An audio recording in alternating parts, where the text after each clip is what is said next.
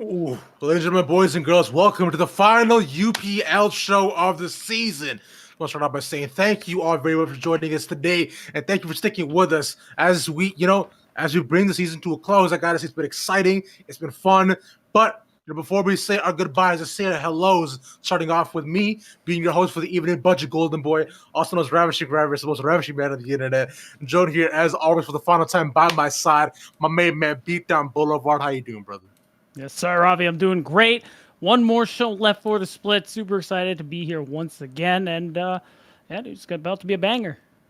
Yeah, and for the final guest season, we have to bring in a banger. So, welcome to the standing gang, none other than Five Head League Legends coach and multi-talented and just like handsome man in general, bro. Mr. TJ Command Attack. How you doing, brother? I'm pretty good. Today was a day I got my grocery delivery, so I'm ready to cook some food after this, and it's gonna be great. Okay. I Let's go. like Yeah. it, sir. And I almost forgot to mention, besides you, of course, being absolutely fantastic coach and great analyst, just and challenger player, also Malphite enthusiast as well was one I think was generally worth mentioning. So, you know what, TJ, Mhm. I'll give you 30 seconds to defend yourself. Why is Malphite just the best champion of the game?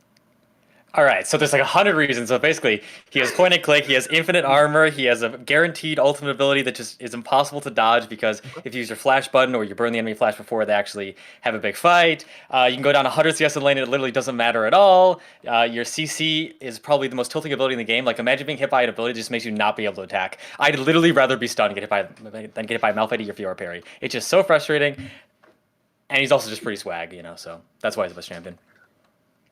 Dude, you see the Okay. way he walks, bro. Yeah. I wish I had swag like that. Bro. Yeah, Out bro, of he the way, walks just the something about how he swings the arms, bro. just like Yeah. man, when his shoulders sway here back and forth, I can feel myself being more entranced by him. Like Yeah. it's I do genuinely feel that. Of course, it's me being as Malphite too. It's like I did solo kill Rebel in the lane when he legalized against me. So this is another reason why Malphite is just such a good champion. But we're not here to talk about one champ specifically. We're here to talk about League of Legends as a whole. And for the final match tonight, it is a third place matchup going up against GMU and Supernova. So one I know we've all been excited for, but one I did not think we would be seeing today here, Peter. Yeah, it's really interesting how Supernova, especially given their success in Proving Grounds, have made it kind of to this point here where they're playing for third place instead of playing for it all. They end up losing out to Revival, who end up losing out to ISU. If y'all were watching last night, of course you were. It was a great match. It was a great show. You were there. And basically now they're on the day here. They are going to play for third place, try to at least make that top 3 showing, and see if they can take GMU out here. And that's the interesting one specifically, because GMU, a team we weren't so sure about going into the playoffs, and even when we saw them, they didn't look so great in the semifinals. Now we're going to see if they can kind of give us a bit of a resurgence as they also fight for that top 3 spot. Yeah, definitely GMU has been a genuine standout that we've seen, especially how far they made it through playoffs too. One team that many teams accounted out very, very early on, but I think through the back of some really strong plays and players beat, which we'll get to in just about a second, I think that's what's really initialized their success. But we saw previously too, they do play a lot of interesting compositions, but we won't get into all the nitty-gritty on the other end, the Supernova, a team we also did not expect to see here, fall under Revival previously in some very close matches, but they did end up beating them Proving Ground. So the one where it counts across the board, of course, unfortunately, still not allowing them to actually qualify Proving Ground as of yet. But we know them to be a fantastic team who can deliver some absolutely great upsets. Now, TJ, in your opinion for tonight, though, for Supernova, with the performance going into today, do you expect them to just take us all home by dinner time? I think that it would be a 3-0. I think there's possibility for a 3-1, but I'm really not confident that it would be a super close series. I think it's going to be pretty one-sided based on kind of just having upgrades in almost every role. Mm-hmm. So talk to me a bit more about the upgrades that you mentioned there for Supernova.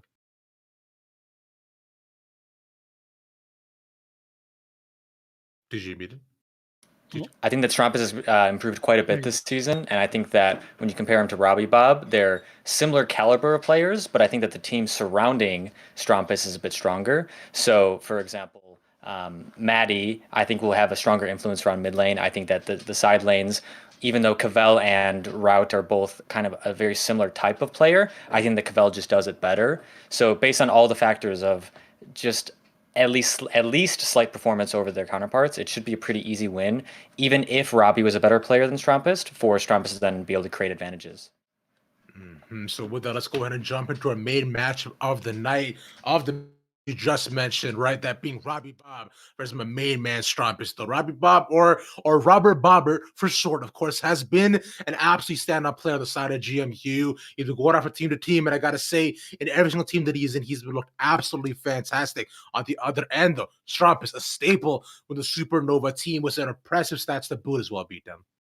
Yeah, the thing with The thing with GMU as well is when we were watching that semifinals matchup against ISU, even in the matchups where things were looking really bad, Robbie Bob was always that shining star on this team, always managed to have that positive KD, a lot of CS, keeping up and still trying to make plays here. And I think the key to success for tonight for GMU is how you draft, how you play. It's all to unlock Robbie Bob. That's going to be their key to success here because I'm kind of with you, TJ, but I lean a little more towards that. I think Robbie Bob is actually better than Strumpus, but the surrounding cast is going to need to be the big thing. I need to see a lot of pieces moving around to support the mid laner of GMU if they're going to be able to take a game tonight. Yeah, it's now we do like to say that a lot of these teams are bigger and better than the sum of their parts, but sometimes things can get a little bit back and forth. I know for sure that Supernova has been a team that has genuinely claimed that across the board, right? Considering how much they play for each other, they're all willing to play weak side to make sure that whatever strong pick they get in their draft comes to fruition. On the other, for GMU, we know a lot of them actually play a lot of it for Robbie Bob as well. And as you continue on into the game, we've seen them play these very poke style compositions, transitioning into the mid and late game is really where they come alive. Picking out the things like the rise, the nidalee, and so on, just the setup for team fights as things go later and later into the game. But now, TJ, looking at it as of right now, because you mentioned that Supernova has grown across the board as a team, are there any specific picks you're looking out for, especially in the current meta, that will kind of benefit either team? Well, I think that the jungle picks are pretty obvious. There's going to be a Nugget, it's going to be a Hecarim, or they're going to be banned. So those two picks are going to be pretty important. The interesting one that I'm looking for in the mid lane is, will there be another Xin Zhao? And if so, does that deny Robbie Bob some picks? So we all know that Robbie Bob likes to play some assassin type characters. He might not based on the meta, but like, will he not pick them in threat of Strumpus just picking Xin Zhao, for example? So situations like that, I think, should be interesting to see tonight. Otherwise, I'm expecting pretty standard, at least for the two mids. I'm assuming that it'll be kind of tank-ish top lanes with random Camille, Renekton thrown in there, and then bot lane I think has the most flexibility on what they're able to do if teams are creative right now.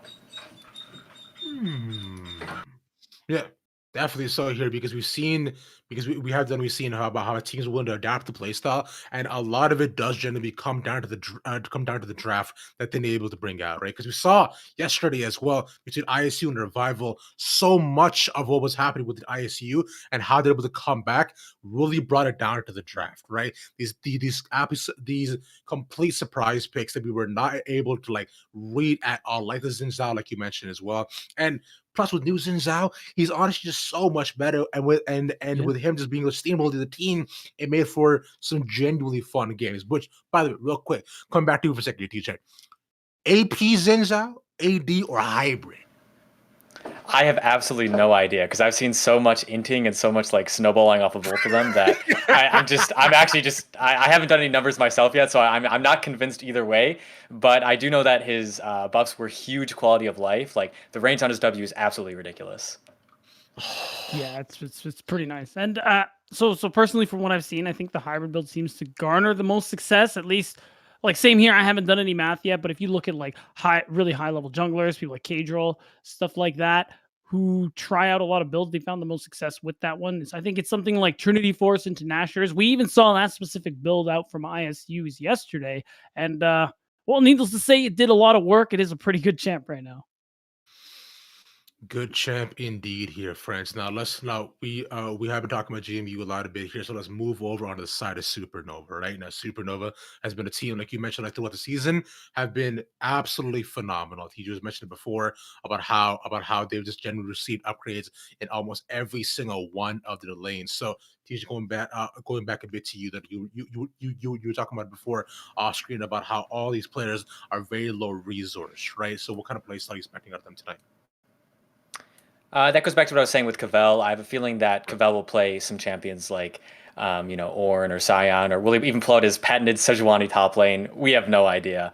But I'm expecting for all of the resources to go into the mid lane and champions that will either garner early priority as bridge picks or as sack picks. So by that I mean like picking Tristana bot lane guarantees that your bot lane can rotate at almost any given point, but obviously requires more resources than something that is a bit more sack like the Seraphine. So I'm expecting either types of those champions because they both fulfill the goal of whoever can get to the mid lane first is more than likely to win the game. Yeah, because that's been one absolutely massive thing because you see them putting a lot of resources in the mid jungle to transition that to the bot side, right? Especially making sure that Array, being one of the main carries, is able to get ahead as well. We know how much he loves things like the Jinx or the Kaisa, and if they're able to actually get rolling early on, that has been one of the key one of the keys to success for Supernova to absolutely steamroll the other team. But what we're looking at as of right now, right, things have been quite a back and forth, and with them losing out in proving grounds too, that it does. I find like there's a lot to teams mental, especially when going in from one league to the next, and especially and being able to have such little time to be transitioned from one kind of opponent to different play styles as well, right? So TJ, in your experience, right, when you are playing with many different types of teams that you have, how do you as a coach work in your team's mental to make sure that they are able to recover from a loss and go in, from go from one phase to the next, and so that way at least your team is on tip-top form. One of the most important thing is just understanding that every game is like a fresh start. So even if the last game sucked or there was a random throw, it doesn't really matter because holding on to it isn't going to help you win the next game to then win the series. Yeah. Beyond that, sometimes from a coach's POV, it involves things like maybe defaulting to a bit more comfort and less like this is the best team comp per se. So it really depends on what types of resources each individual coach wants to put in. But at the end of the day, it is on the players to both execute in the game and hold on to their mentals themselves. It can be pretty hard, but again, you have to have that fresh start on every game. Otherwise, maybe you'll make a tilt decision, and then it makes the next game even more unwinnable. So something we definitely do not want. As I believe we're just getting a update real quick. So for production, the Supernova will have to use a very quick E sub on their bot side as well. We were just talking about about how Array already was one of the main carries for the game, one of the keys to success. Now, whether we're looking at it right now, no beatdown, you've seen Supernova over and over again and again. With Array always being out of the picture, do you still imagine that they still play from mid to bot side? I feel like that's probably still going to be the play there for Supernova. I think the most interesting thing about this is they're actually going to start a game down as a result, most likely due to the time constraint. So that's already off to a good start there for GMU, who will most likely.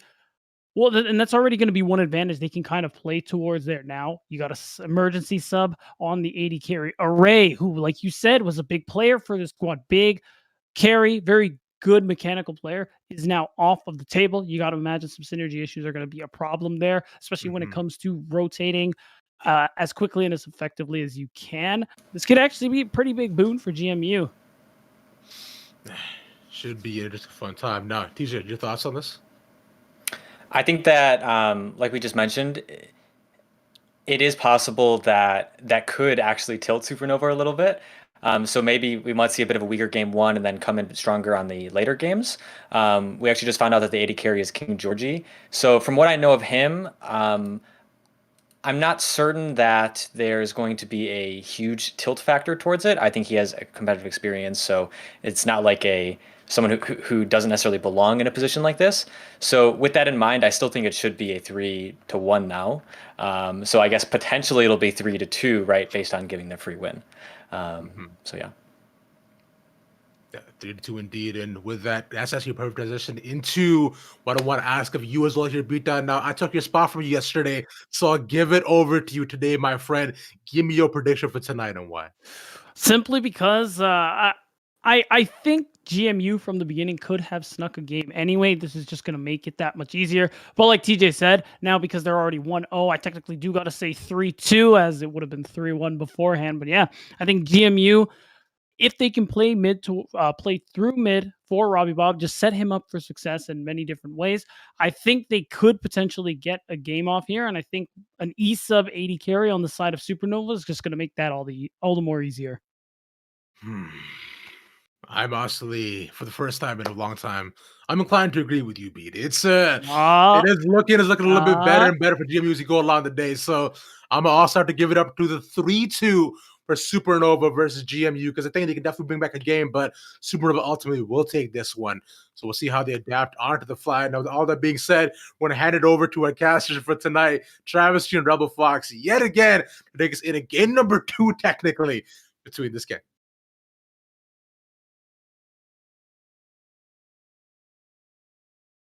Hello, ladies and gentlemen. Welcome over to the UPL. We are getting into what is going to be our third place matchup here in a little bit later on. I am joining me here today. I had to snag him up for a twofer this week. He already came off the finalist. He is hype as can be. It is Rebel Fox. How are you doing, baby? I'm doing great, man. I missed you yesterday on the finals broadcast. It would have been fun to have you there, but Magical, he's just something else. He's a ball of energy, but I'm happy to be here with you on this fantastic third place matchup we have on today. Yeah, Mad Magical puts the mad and also adds a little bit of magic into every broadcast that he's in, so cannot blame you there on that one. But today we have a feast for your eyes. And for your ears, too, if you're listening live, because you got me and Rebel here. Why would you not have a feast for your ears there? But with that being said, going into this game here, we got Supernova GMU. And this is looking like it's going to be a fresh one. I have got my bang here because I am expecting it fully to be a banger. I actually went and got a fancy flavor, a Frost Rose. I've never had it before. So I'm prepared. I'm ready for it. Cheers. I would have had a can ready to clink with you or to crack it like we did the one time, but unfortunately I didn't know that this was going to happen. But yeah, it should be a very interesting little series. It is unfortunate of that, of course, Supernova, who is, I would argue, the favorite coming into this series, to go down a game and to have to run with a substitute. They're still an exceptionally strong team, but this adds another wrinkle of layer now to the remainder of what's going to happen is these teams, they're competing for a prize pool. If fourth place gets nothing, third place gets something. So like there is not just pride on the line, there's also a very substantial cash like prize that's going to be coming out here between these two teams that they're competing for.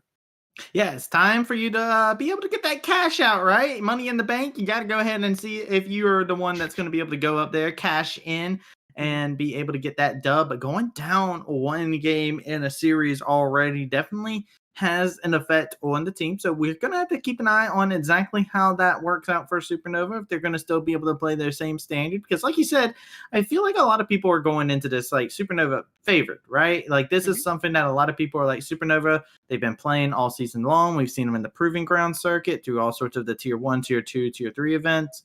They have been a team that's been constantly grinding away. So a lot of people have some high expectations coming up for them, and to be down a game can definitely hurt you. At least to some extent, you can't think that it's going to hurt their morale too heavily because they still have the massive core of their team. It does suck really, really badly that Array is not going to be able to actually end up playing in this one as AEC is off with his internet being gone.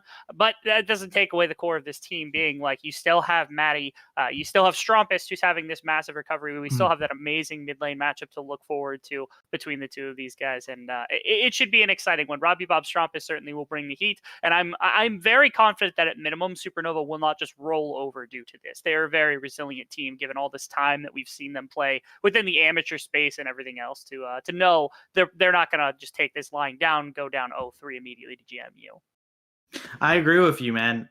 This is something where I'm expecting a clash between these two teams, and I really want to see a hard-fought series here today because, man, oh man, Rebel, we're going to go ahead and touch on this. The action doesn't stop. Right? Like after this, there's no break going into the next UPL season. We're going right back into it. There's no vacation for those who are looking to grind. And we'll be right back to UPL, whole new season next week. So you also want to pick up that dub here today and, be that team that says, all right, we couldn't grab that first place, but we went out with a bang. We grabbed that third place finish for ourselves, and we were able to really show up where it counted and then come back into the net. Hopefully we'll see them again in the next season. I know we haven't seen, I don't believe we've seen which teams have been announced just yet, but hopefully we'll see both of these teams back next season and see them continue for that fight for the top. And so, like, it's also really interesting because these two teams are fighting for a fair amount of pride within their own right. And specifically, like, Supernova is trying to, I guess, qualify that they were arguably one of our best. You think like they lost to Revival and then came out, beat Revival just like a few days later within the Proving Ground circuit, almost qualified for that Proving Grounds themselves. But like that loss to Revival put them out in terms of like, okay, they had beaten ISU, who just sweeps Revival in the finals yesterday. You also think about like Wildcard Developmental was in a group alongside Conviction, and so was Revival, both of which were tied in game score with Conviction, which is the team that GMU beat early on in the playoffs. So like GMU wants to prove that they deserve to be here by beating Supernova, and Supernova wants to do the same thing because it's like, okay, we lost to Revival, but that was one bad series, and we came back and beat them the next day. Like both of these teams certainly have plenty of pride on the line to also fight for as well. Yeah, I feel like that's something that people don't talk about too much too, is, everybody always talks about the prize money, where you want to be at the end. But let me tell you, if there's one thing I know from any League of Legends players out there that are playing out here in the amateur scene, there's a lot of pride there. You don't want to be the person who has found themselves getting slapped or been unproven. They want to be the person that's able to get onto the big stage and make a name for themselves. A lot of these players looking to create careers inside of the esports scene and really are looking to prove themselves. And, if you are going for that, you already got to think you have what it takes. So you got to make sure you're ready to put up and show everybody, yes, I am the next big hotness to come out. That's the case. Also, interestingly, I think earlier on in the split, this GMU roster didn't have Robbie Bob, and then he came in as the substitute mid laner. He's been bouncing around collegiate like all over the place, and it's hysterical because you saw him playing at like I forget what it was. He played for, what was the team? I can't remember. Purdue. He played for Purdue during I forget what the tournament was called, but they ended up going on to the finals or semifinals or something like that with Robbie Bob. He bounced around to a few other teams like within amateur. He's playing for everybody, and he's kicking ass everywhere he's at. So it's a little shocking to see him kind of peer up on this GMU roster in the middle of the splits and just take this team to what is now like a third place matchup up against Supernova. And we've pinpointed that against Strumpus being one of our top points, but specifically Robbie Bob. Like the curiosity now comes to like, does he stay on GMU? Does he continue bouncing around? Does he find like an AM team to like call home for the minute? I think it's really interesting just because of how talented of a player we know he can be. To see him come onto a squad like this out of what seems like nowhere is pretty interesting. To see what effect he has for this team is fantastic. I just love the fact that I can't help it because every now and then on broadcast, your face will start turning green on the camera. And it's just like, the more you're talking about Robbie Bob, the more green your face will get. I was like, do you like this guy? Hold on, Rebel. Do we need to talk about this? It's like a Hulk anger thing. I like to think it's Ravish who's just like populating my webcam, trying to sabotage me somehow because I call him out all the time. And like, that's or you're just going onto OBS and you're just seeing his face, and that's making Rebel angry. Rebel is just like, Rebel smash. So mad. Why is he on my camera right now? But I mean, I love the narrative that we kind of have here where Robbie Bob, I see some people in the chat saying Robbie Bob waiting room, right? You got some people out here that are looking for him. Robbie Bob kind of like that merc for hire at this point in time. He's got that feel, he's the guy who walks into the bar. He's got the overly sized sword in every anime, and he's got that oversized sword, and he sits down, he gets his drink and all this other stuff, and he just goes wherever the highest bidder is, and nobody messes with him because let me tell you, he's got a giant anime sword. Nobody messes with that guy. We saw what happened to the last guy that tried to mess with him. So Robbie Bob looking like a protagonist in his own right that's just kind of going around. And I'm curious, is this a home for him, or is he going to continue to find his talents elsewhere? And I'm continue to be interested in the Strumpus matchup here because we talked about it. Strumpus, so freaking good, having a resurgence inside of his career. And Strumpus is looking so freaking clean in a lot of these mid lane matchups. And right now, the meta feels like it is just favored for him, it feels like. Strumpus and Robbie Bob also have really lovely champion pools when it comes to like, okay, Strumpus has like, he has the ability to play multiple things, but he also has the feat champions that like he's now coined, which is like, number one is Rise, where like he's already a good Rise within just like the solo queue ladder being one of the better ones that we've seen. At one point, he was one of the best Rises I know because I track that all the time because I love Rise as a champion. And then you also have like the Monamune Silas, which like came out of nowhere for a lot of people. And it was something that like got tested a little bit within like the realm of what I was doing, where I was like experimenting with stuff, and the scaling that he gets from that item is insane. And he was the first player that actually saw adapt to that. So like Strumpus is super smart, and he's got all these champions. You think about Robbie Bob, and it's like Zed, and you're like, wow, now I want to see Robbie Bob play Zed. Or it's like Yasuo back when he played with Hayami and you paired that alongside the Gragas. He has all these really cool, really interesting, popular champions that he can go to as well that make this mid lane even more exciting. They could go to the basic stuff and have like a Twisted Fate Rise matchup, or you could see like Zed into Silas or something crazy like that, which would be entertaining as well. Yeah, I love it. The excitement that could possibly come out here with a bunch of these champions coming through would be absolutely fantastic to be able to see. We got GMU on the blue side here, and we are in pick and ban, and no surprise to see Udyr taking off the board immediately. Don't want to mess with that for Maddie. Maddie is he's a little bit he's crazy on Udyr. He's crazy. Yes. That's He's the all best way to put it. crazy. I have a couple of associates who like to refer to Udyr as like a homeless man.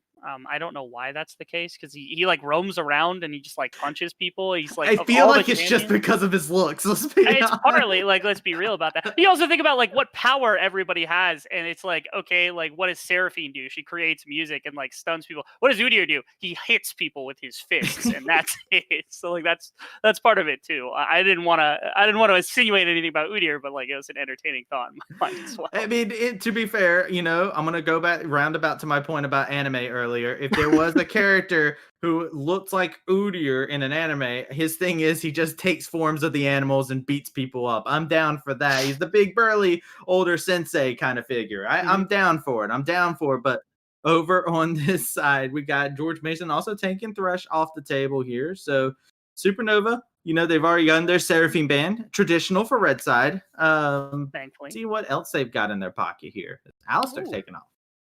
That's interesting because that's kind of indicative of a Rel being snagged, which isn't shocking for Stropus fan, because that's like he and Julian have kind of switched back and forth on the roster of Supernova, and he is like Julian's not the Rel player that's Stropus fan. Stropus fan is a really big Rel player, and seeing the Alistar get banned this early, it's indicative that they want to pick that champion. So now George Mason has to decide: we ban it here, or we pick it first. And it seems as though they're not willing to do that. They don't even ban out the Rise. They go down to Silas as far down in terms of the pool, just making sure that Strumpus doesn't get that power. Silas is actually a champion. I've been telling all my friends, I'm like, this champion's broken, right? Like, this champion, super good, has been getting a lot of love, and he is so good in the solo lane. So if Cavell actually has it in the pool too, it becomes very dangerous. The Tristana ban coming through. So not going to see that now. GMU, what is in their pocket? Do they let the rail through, or what are they going for? If they let Rel through, they're giving away a lot of power, and now there's no Seraphine or Tristana to counter with because they're both flexible and they're both extremely strong. So like Rel is arguably the best champion. Thresh would also have been a good choice, but they banned out the Thresh as well, not wanting to let that one through. So they come to jungle. Feels like the jungle pool is a lot weaker than it was before. So first picking jungle doesn't feel as strong unless you have something you're really good at. So this has to be Amar Int saying, okay, Hecarim has got to win the map for us very early on. It's still probably, I would say, of the Olaf, Udyr, Hecarim combination, Hecarim's probably the best after all of these changes that we've seen so far, at least the easiest to win the early map with. So maybe that's what George Mason's thought is, but they're clearly giving over the Rel here. Yeah, and also interesting takeaway from Maddie as he played it every game last week, I believe. But over on the other side of things, we see Olaf getting locked in. So we've seen Olaf rise up a little bit more in priority yet again inside of the jungle, and I will be going over to Maddie here, it seems. Does Supernova have another pick? We'll see if that rail gets locked in. Easy as can be.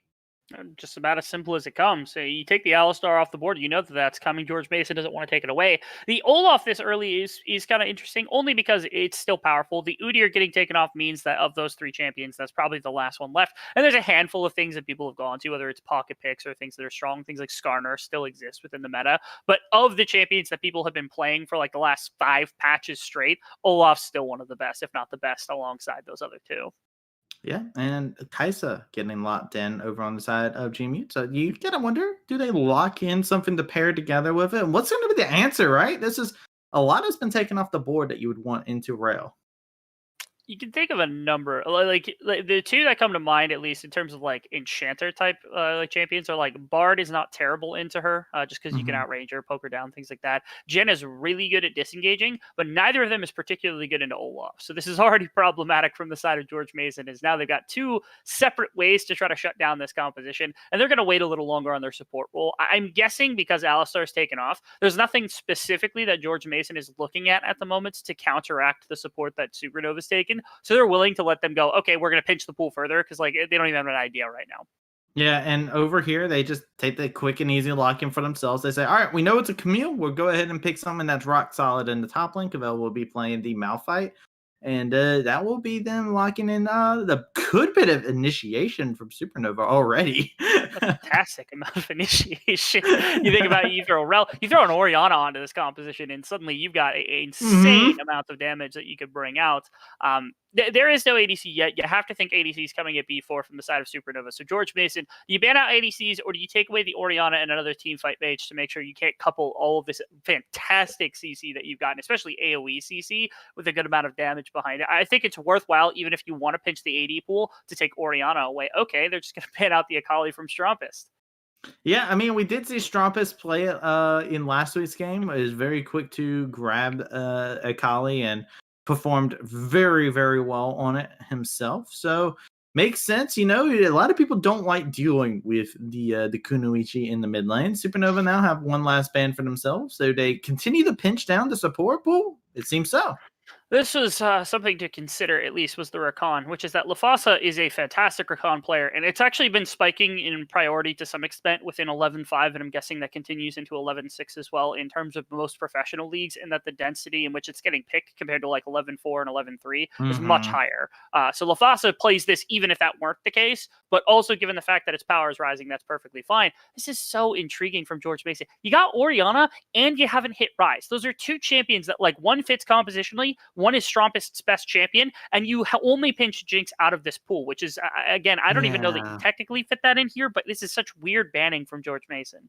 I'm very curious because, I mean, Supernova have a lot of options for themselves, right? Like, there's even the Sivir champion if you want someone that scales. Like, Sivir's been rising up in priority, but Xayah getting locked in for King Georgie makes sense as well. So, I mean, just a little bit weird from George Mason. I'm with you on this one here, Rebel, as a little bit weirded out. We'll have to see what the game plan coming out from GMU. They're gigabraining us. We can't even keep up with it. They have some sort of plan in their back pocket, trying to figure out exactly it is that they want to lock in to go into this. See what the answer is. Karma. I was going to say, like, Xayah Rel, you almost need a support who's going to be able to assist you in terms of, A, poking, but also, more importantly, like, wave management. I thought, like, Morgana comes to mind as a way to try to deny any access onto the Kai'Sa. Karma came to mind just because she tends to be something that people go to. I was even thinking something like Brand could be something to harass with, to at least give some, like, okay, stay away from the bot lane. But instead, they just lean into it. They say, okay, Karma's the basic pick. Karma's something easy. We can poke away at the lane, things of that sort. I also see the Victor getting locked in, but this is just an easy lock-in for Strumpus here. It looks like, oh, nope, he didn't lock that in. So not going to have that locked, just a quick little flicker of the Rise there. Give us a little tease as a Yone gets locked on in. So okay, their team fight is actually, this is a disgusting team fight, actually, coming out from Supernova. We were thinking Orianna. We were thinking Rise.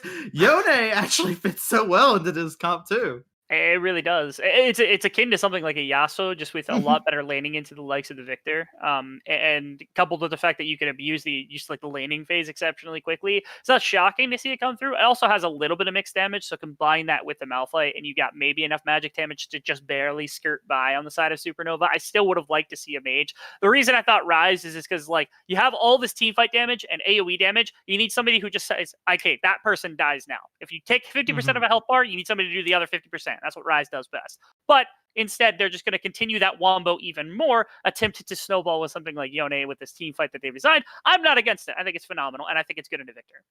Yeah, I'm with you on that one. I think it's a good matchup into the Victor, and it does lead into a very interesting thing about what GMU's plan is going to be going into this game, right? You have the Kaisa Karma inside of the bot lane, you got a Victor in the mid lane, you got Camille in the top lane, which we've all seen as a fair and balanced champion. She hits you for that true damage. Fair and balanced, nothing unfair about that. Doesn't feel bad at all. But Hecarim also getting locked in. So George Mason, we talked a lot about the strengths of Supernova inside their composition, but George Mason do have a couple interesting things for themselves, and it is how quickly they are able to jump onto a target the second they establish who they want to go after. Great amount of dive potential from George Mason, where you've got like Hecarim should have good amount of early control over the map. Olaf can also fight, but it's just much easier to gank with that E coming out from Hecarim. You have also Camille to be able to pressure lanes and such. You don't typically want to be clustering as 5, but if you have to do that, your idea is to keep Robbie Bob alive because he might actually have the damage to pressure through an entire team. You think about what the Death Laser can do, the Chaos Storm can do, and that it's probably not going to just one tap Maddie or Cadell, but if you hit Strumpist on his way in, King Georgie on his way in, and there's no defense for those two, maybe that's enough damage for Robbie Bob and Enrique to try to work their way through the remainder of the fight. So effectively what you've got is like these two diving meat shields that like if Rout and Amar enter ahead, they can challenge onto King Georgie or Strumpist. But if they're not ahead, all they do is act as this buffer zone where this Victor and this Kaiser are going to be able to walk up or try to find something in the back line, play back to front instead of a standard fight because you're never winning a standard fight in this comp. Not at all. It's something that's going to be interesting. I want to see if George Mason have a plan to, start things off and, get the priority going for themselves. I feel like they do have to be a bit proactive with their composition, and their mid game spike is something to be feared, right? Like when you get the itemization for their mid game, it can actually be pretty terrifying, especially if they find themselves with a little bit of an early lead. So I want to see, exactly what they have. I want to see exactly what their plan is for this early to mid game because I think GMU, they have some advantages that they can definitely pull with this composition, and it's up to them to make Supernova pay and say, hey, Supernova, you got what you wanted, but you know what? We're still going to run you down. I think playing side lanes is also a really big factor what GMU might be able to do properly. I know right now specifically because we can see him on camera that TJ Command Attack is like drooling over the fact that there's a Malphite in this game because he loves that champion so dearly that like he can't control himself when he sees it on screen. But both Camille and Victor should be fine into that, even into the late game when you're talking about like how much pushing pressure they should have, and especially if Camille gets spiked ahead early, Malphite still does struggle within that laning phase. So that's maybe a possibility. Is like if you're pulling this map completely apart for the side of Supernova for GMU, maybe that's how you play. So they just never get to combine their resources together for that 5-on-5 fight that they've really designed for themselves. It's like you get this composition and you're like, all right, we got the Megazord, right? We got this composition, but what happens if the Megazord's arms never come in, right? Like it can't punch no more. It's just a stick. It's a walking robotic stick. And it's not able to fight the same way before. So, hey, maybe that's the idea, right? You say, all right, you got the Megazord, but, we're not going to let you have your arms, your legs, different pieces that you may need. You're going to hobble over on one leg. I like that. I like to see if GMU is going to be able to possibly do that. It takes a lot of coordination and communication to make that happen. Takes a really good amount of map control too, because not only do you have to like gank for your lanes, but you also have to make sure that there's no punishment that could come through from the jungle or from the mid lane roaming or anything like that. So that's a really big fear, especially when you're looking at Victor as your potential target. It's like, okay, you can move against Victor early on in the game before that mythic is done, before that AP starts to come through. So if you don't have map control and this Hecarim isn't just kind of running the jungle over top of the Olaf to begin things, there's some trouble that could come through because Olaf can punish, Yone can punish, things of that sort. And that's the way that you separate this map, is just controlling shallow vision to start, then looking for objectives, making sure to find picks before you go in for Dragon or Baron or anything of that sort. And that's potentially the possibility that we've got here for GMU. And that's so difficult to play. Like you said, that level of execution, really, really high for them on this one. Yeah, I feel like Supernova definitely have a little bit of ease of execution, and they also have comfort, right? Like Supernova's comfort is great here because like we talked about it earlier on, they set themselves in the ban phase to be able to grab Rail, which is Strumpus fans, which by the way is still one of my favorite names to hear to come out from Strumpus fan from Supernova. It's just Strumpus fan being on the team, but it is definitely something that is a big thing to take note of. He's been phenomenal on the rail, and getting that to make sure that they have that that team fighting prowess. I think Supernova has themselves in a lot of comfort and a lot of things that they probably wanted going into this draft. I agree. It feels like Supernova got everything that they wanted, and they designed a composition that's at least easy enough to execute on, which is the most important thing in my mind. Is just that like they have comfort, they're able to play what they drafted for the laning phase and for the team fight. They've crafted a very simple team fight where it's just okay, combine all your team fighting tools, gather around objectives. There's no like difficulty, or they're wearing their their team and their composition on their sleeve. It's very clear what they're going to try to do, and they're also going to let these players kind of express themselves with freedom within the laning phase, where it's like, okay, Malphite, not fantastic into Camille. It's a great Stonewall lane where like Camille doesn't actually get to do anything for the most part, but winning that lane, using a teleport at the right time, proper wave management, that's the way that Cavell can affect the map. Same with Yone was like, okay, into a Victor, you don't necessarily just like win that laning phase, but you can find solo kills. You can fight to get out of the laning phase. You can get broken out and attack these side lanes. There's so many possibilities in that regard that it gives this freedom to a composition that's really not that complex in general, because it's how do they attack early to find anything. Yeah, and ladies and gentlemen, after a little bit of an issue with some technical difficulties, we are in here. We are getting into the game. GMU versus Supernova. A reminder that GMU do have a one-game advantage due to an E-sub situation where King Georgie's had to come in to help out Supernova. So this series, you see the scoreboard, it is correct in that fact of the matter. One thing to note really quickly, just for everybody to see, we talked about how Hecarim needs to try to run the jungle very quickly in the game. Typically, you see phase rush. That's really common. Conqueror is also common when you're looking for extended trading and things of that sort. Amar Int has gone for not only Conqueror, but also Ignite, which is something that you use when you really want to oppress against the opposing jungler. I've seen that on Graves. I've seen that on Lee Sin. I've seen that on Hecarim specifically. And that in this game, that's what it's for, is you're going to try to put pressure onto Maddie, win this shallow vision, and play this solo lane style and keep this map as separate as you can. Yeah, this is something we saw before, the phase rush full tank Hecarim coming out too. So I'm wondering if we're going to see that more aggressive build coming out from Amar here inside the jungle playing this Hecarim. We also have the Conqueror onto the Camille, looking to try and lay out as much damage as possible onto the Malphite over there inside the top side. So a lot of these members from GMU definitely want to play aggressive, it seems like, with their champions.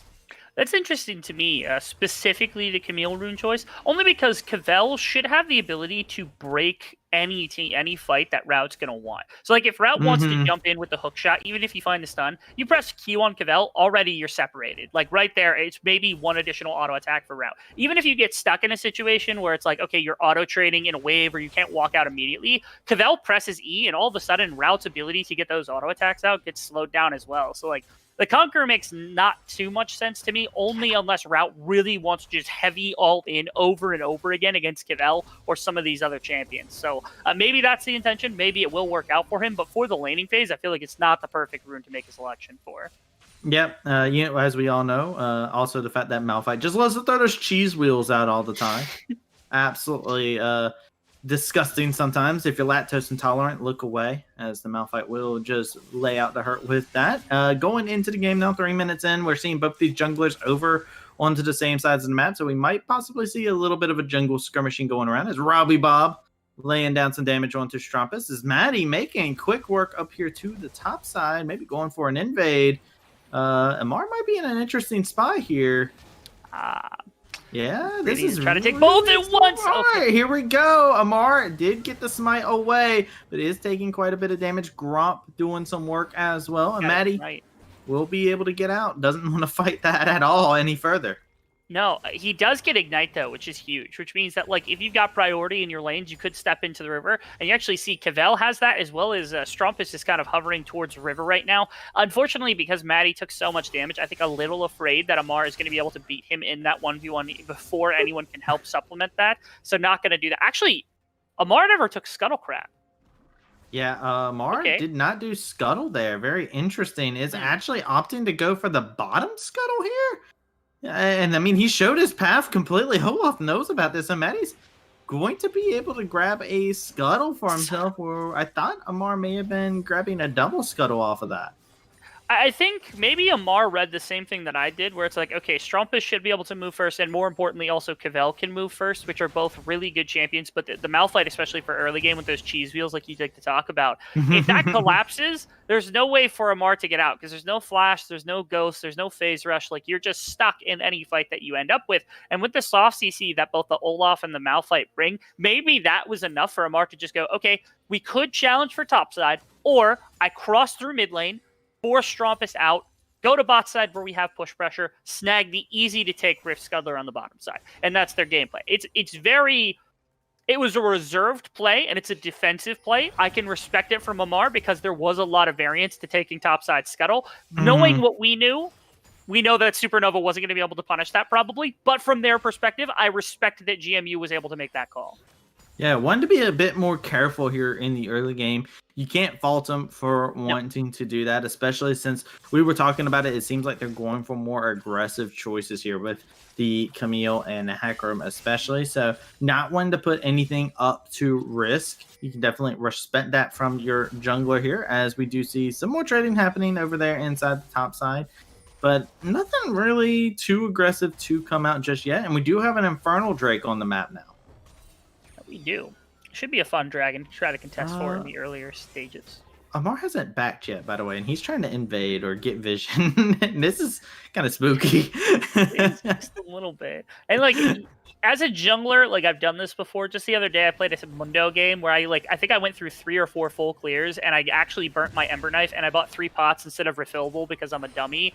And so I burnt all 3 pots and my Ember Knife, so I had 0 items in my inventory at like 8 minutes into the game. And I was just like, I looked at it and I was like, something's wrong about this. And I'm like, oh, it's because I never backed. Because this is maybe what he was going for in the first place. Yeah, looking for this round over here to the top side. Cavell does have the flash, but isn't going to burn it. And that's first blood going over to the Camille. Nice, stable, and easy coming out from GMU over on the top side. Interesting. I'm trying to think about how this would have gone if you were looking for like camp to camp ratio. It might have actually just been that they knew that Maddie was heading towards bot side, and so it was like a response for Amar to go for bottom camps, head back up the top side, and then gank immediately into Cavell. I expected that to happen at some point. The timing was a little weird, but everything got a little weird with that Scuttle Crab swap. So good on Amar to be able to find a nice gank timing into Cavell where that flash wasn't used for Cavell, yes, but a minimum he finds something, and he's back on this as well. Let's go back. Hey, look. Hey, look at me. My name is Hecarim. I'm going to be looking to come in at the speed of sound, blow the unstoppable force coming out from Cavell. Just the repeat gank immediately. Amar still has not bat and is looking to apply some pressure, but is looking to possibly get caught out here. Is caught between 3 members. How about a gank for yourself here, buddy? Has to use the unstoppable onslaught coming in. The damage is there. Strumpus finds a kill, and the Hecarim finally goes back to the fountain. Gorgeously played right there by Strumpus. He was able to keep out of vision. He burns like the ultimate out of his E to make sure to get some bonus damage. The flash auto attack at the very end with the ignite is just enough to take down Amar. And this is the punishment that you were looking for. This is why you didn't go for topside Scuttle just a second ago. And now it's been punished here on the second you go around by Supernova. Big fan of what just happened right there. Strumpus fan. He is the biggest fan of Strumpus. That's why you see him in this mid lane. He's just hovering, making sure to break out this Yone, who's having some trouble into the Victor, as would be expected. Yeah, just cheering him on, right? Yeah, the comms are probably just something like Strumpus fan. You can hear some rustling, which you would assume to be the pom-poms cheering him on. Like, yeah, you last hit that minion. You get it. Yeah, go Strumpus, go. Is what I imagine the comms to be like. But it is just going to be Strumpus getting zoned away from the wave, as he does have quite a big party that has joined him in the mid lane. 4 members of GMU were hovering there. It just like your cheerleading reminded me, you would know this of anybody. Do you remember like the OG Pokemon when Gary had the cheerleaders? And yes! That's what you just reminded me of really heavily for Strumpus. That's what confirmed. Strumpus is the Gary Oak of League of Legends. Oh, but hey, look, that's definitely the biggest compliment I think we could have given Strumpus right there. He's gonna show off his badges. He's like, "Yo, what's up, babe? I got 10 of them, but there's only 8. I got 10." But Cavell back over here to the top side, just the noodle fight. Nothing really crazy happening up there. So everything kind of stable. Everything has quieted down. Won't probably see some action until one of these junglers get around to one of these areas again. Perhaps now. Do I cursed it? I might have cursed it. Beautiful use, Cavell. Says hook shot away from me. Why don't you? Hextech ultimatum will come out, but those fists are hard as a rock. Cavell finds the kill in the top side.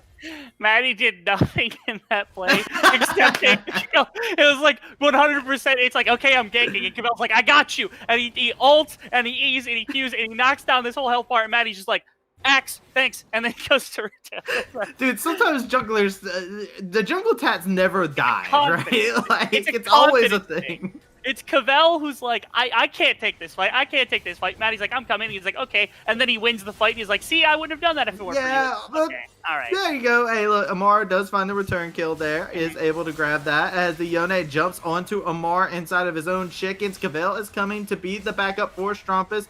They're looking to rearrange the positioning a little bit. The gravity field has been laid out. That's going to be the stun, and Cavell is in a little bit too deep. Is going to be taking a couple sweeps of the legs, and those lasers are going to be able to do just almost enough damage. Cavell will be able to survive thanks to some intervention from Strumpus, and that is just going to be these teams. When one kill happens, they immediately answer back from the other team by grabbing a kill immediately afterwards. They do. Maddie, in that case, he threw the Tomahawk, was able to secure the kill on top side, and then walks immediately to Rift Herald, which is relatively blank. Oh, And Strumpus. Oh, He's wait, able there's to dash reinforcements. away, but now Robbie Bob is in a world of hurt. The Rattlerock's going to be able to keep him safe from the gravity field. Now it's Strumpus fan over here to jump in, say, how dare you come in here and gank my Strumpus. Route is over here trying to lay out as much damage as possible. Strumpus fan is just going to be able to barely survive as it's going to be the blast cone that comes out. The Fasa trying to get out of here a little bit faster, but he is going to find a lot of damage coming his way. Cut off by King Georgie. He is going to be found himself dead to the Gromp, and that is going to be a kill going over to Maddie. Both teams are trying to constantly make these groupings happen, and I think specifically on GMU's side, they're really looking to try to punish in some of these like grouped up or use the numbers advantage to get something, but it's not working for them super well. You saw this play in the mid lane, which it started with like an overextension to find Strumpus. Strumpus fan just goes, Strumpus, he's our man. If he can't do it, no one can, and comes up and helps with the support. And Maddie's here as well with the axes to just run down the Fossa, who's got no exit right now. Like at best, you can maybe try to squeeze out that bottom side, but you're running directly into Olaf, so this is just an execution to come out. Yeah, I also love the fact that Strumpus fan lives on like 1 HP there, by the way, and then Strumpus comes in and he's able to live. It's just the script is writing itself at this point, right? Like it's just him coming in and Strumpus has noticed Strumpus fan. It's a great. I feel like we're writing a fanfic. The further we go down this, please do not curse me with this knowledge. Guys. Do not curse me. Do not burden me with this sin. As there is a topside problem that's about to happen for Route. Yeah, it's a problem for Route. He's going to use the Hextech ultimatum to be able to try and find a way out of this, but it's still going to be a killing spree. Maddie 4-1-1 on the Olaf here today. Well, the answer cross map from GMU is going to be this Ocean Drake. I guess you could say that top lane was routed. Got him. Trade of Dragon also gets pulled off the board as Ocean Drake gets taken. Top side, finally, Maddie gets to come back to this Rift Herald that he got punished at just a little bit ago. Yes, they're getting some really deep vision into this blue side, but so far, nothing has come out into aggression in terms of against King Georgie or Strumpus fan. It's been exclusively reaction from GMU, as now it looks like Strumpus, he's going to E in the other direction, finding some foresight here. What an ult! Yeah, Strumpus just has some fancy footwork there. Not going to be caught out of position by Omar. And Maddie able to grab Rift Herald while this is all happening. And this Hecarim not going to be able to catch on to anybody here. So that's just going to be Supernova just getting a lot of things going their way still. Just really continuing to kind of, even though GMU trying to snatch the pace away, Supernova always has an answer, it feels like. We got a replay, it looks like, of everything that happened. Oh, no, we're back. They wanted to show us that play again. They were like, remember this time. Here we go. dope. Okay. So we're getting a look at what happened with Strumpus, where he E's out, and then he's going to be able to the wall, and then he knocks up, I think, gorgeously Amar Int, only to ult out on the opposite direction. It was about as perfect as a chain that you could possibly get. So impressive stuff from Strumpus. We talked about, like, he's had an amazing split, and, like, he's been, like, arguably one of the better mid laners. It's really unfortunate Supernova didn't go to Proving Grounds, because we've seen him at the, like academy amateur level before. And he had his stint, I think it was on FlyQuest and a handful of other academy teams as well. It would have been cool to see how this version of Strumpus, one that looks so revitalized compared to what we'd seen in the past, especially in amateur, like would look like against current academy mid laners, and what that difference is now that he's had some time for growth. I 100% agree with you. We have over inside the academy scene to begin with, there's a lot of Oceanic talent that has came over and is inside of the academy scene. We have a lot of those mid laners coming in. You also have some NA talent that's hungry to try and get into the LCS, and one of the hardest roles to be able to get in, as it usually has so many imports inside the mid lane role. But you see here, Supernova trying to create some plays on the bot side here. Maddie has that Herald and is looking for where he's going to be able to make a play. Will be spotted out by that ward. It's a dive that is at play. Magnet Pool coming in, grabs onto 2. The Ragnarok is there. Strumpus cuts off their retreat. And that is going to be them looking for the full wipe. Amar is just trying to fight this out underneath the tower. Maddie's going to be able to find that last kill. Georgie going to have to reset the aggro by using the Feather Storm. And they will be able to come out clean, only having to lose Strumpus fan for that.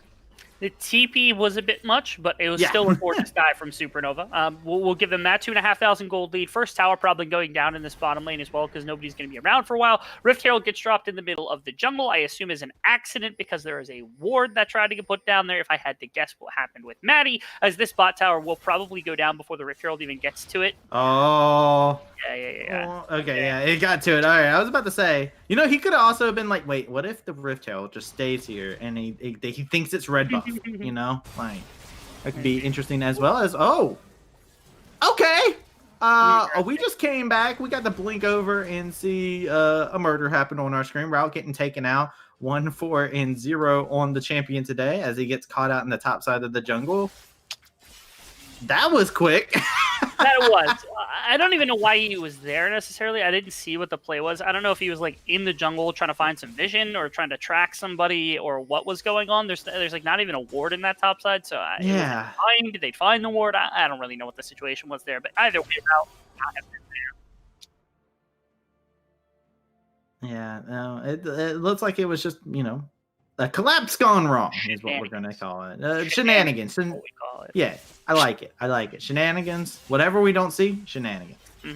But Strumpus looking to lay the aggression on the Robbie Bob again. 2-0-4, by the way, has that shield bow and is looking very, very strong in this champion. While the Victor does have the hourglass. Ooh. There is damage. So much pressure put into Strumpus this series, and the fact that he is not bent to even an ounce of it has been incredible. Like a number of Yones, especially worse Yones, would have probably died at least 2-3 times at this point, and Strumpus is just so good that he hasn't been able to give anything back to the side of GMU despite all the pressure they've been putting on him. Big props to him in that regard. We need to be careful here, Rebel. Yeah. We're stepping on Strumpus fans. Yeah, that's I was about to say. Yeah. We need to be careful about that. We're gonna get a DM with a little letter. Cease and desist. Strumpus fan going to come after us at this point in time. But you know, he's been playing so well inside of it. But somebody else that I feel like needs some recognition here, Maddie. Performing so well on the Olaf. A lot of these things that have been going so well for the side of Supernova have been led by Maddie here, and 6-1-3 on the Olaf is looking phenomenal and has been such an instrumental part of what has made this team work. Yeah, gotta be honest. Not 100% kill participation means he's basically garbage. Sorry, Maddie. I can't give him for the game. He's been amazing. One kill. He's garbage now. He's garbage. He's been amazing all game. There's nothing you can say. The one knock on him was that Rift Herald take where he got caught out by Amar Int, and like that was about it. It was just because your wave state wasn't there. The TP was available for route and everything else. Is now on the top side. There's actually a number of members here from the side of GMU. Yeah, they're collapsing onto a Malphite. Very interesting. The onslaught of shadows will be enough to get the fear and get a kill onto this Kaisa, very much so needed. And now Supernova looking like they're trying to answer up here into the top side. GMU don't want that smoke. They're going to back it up.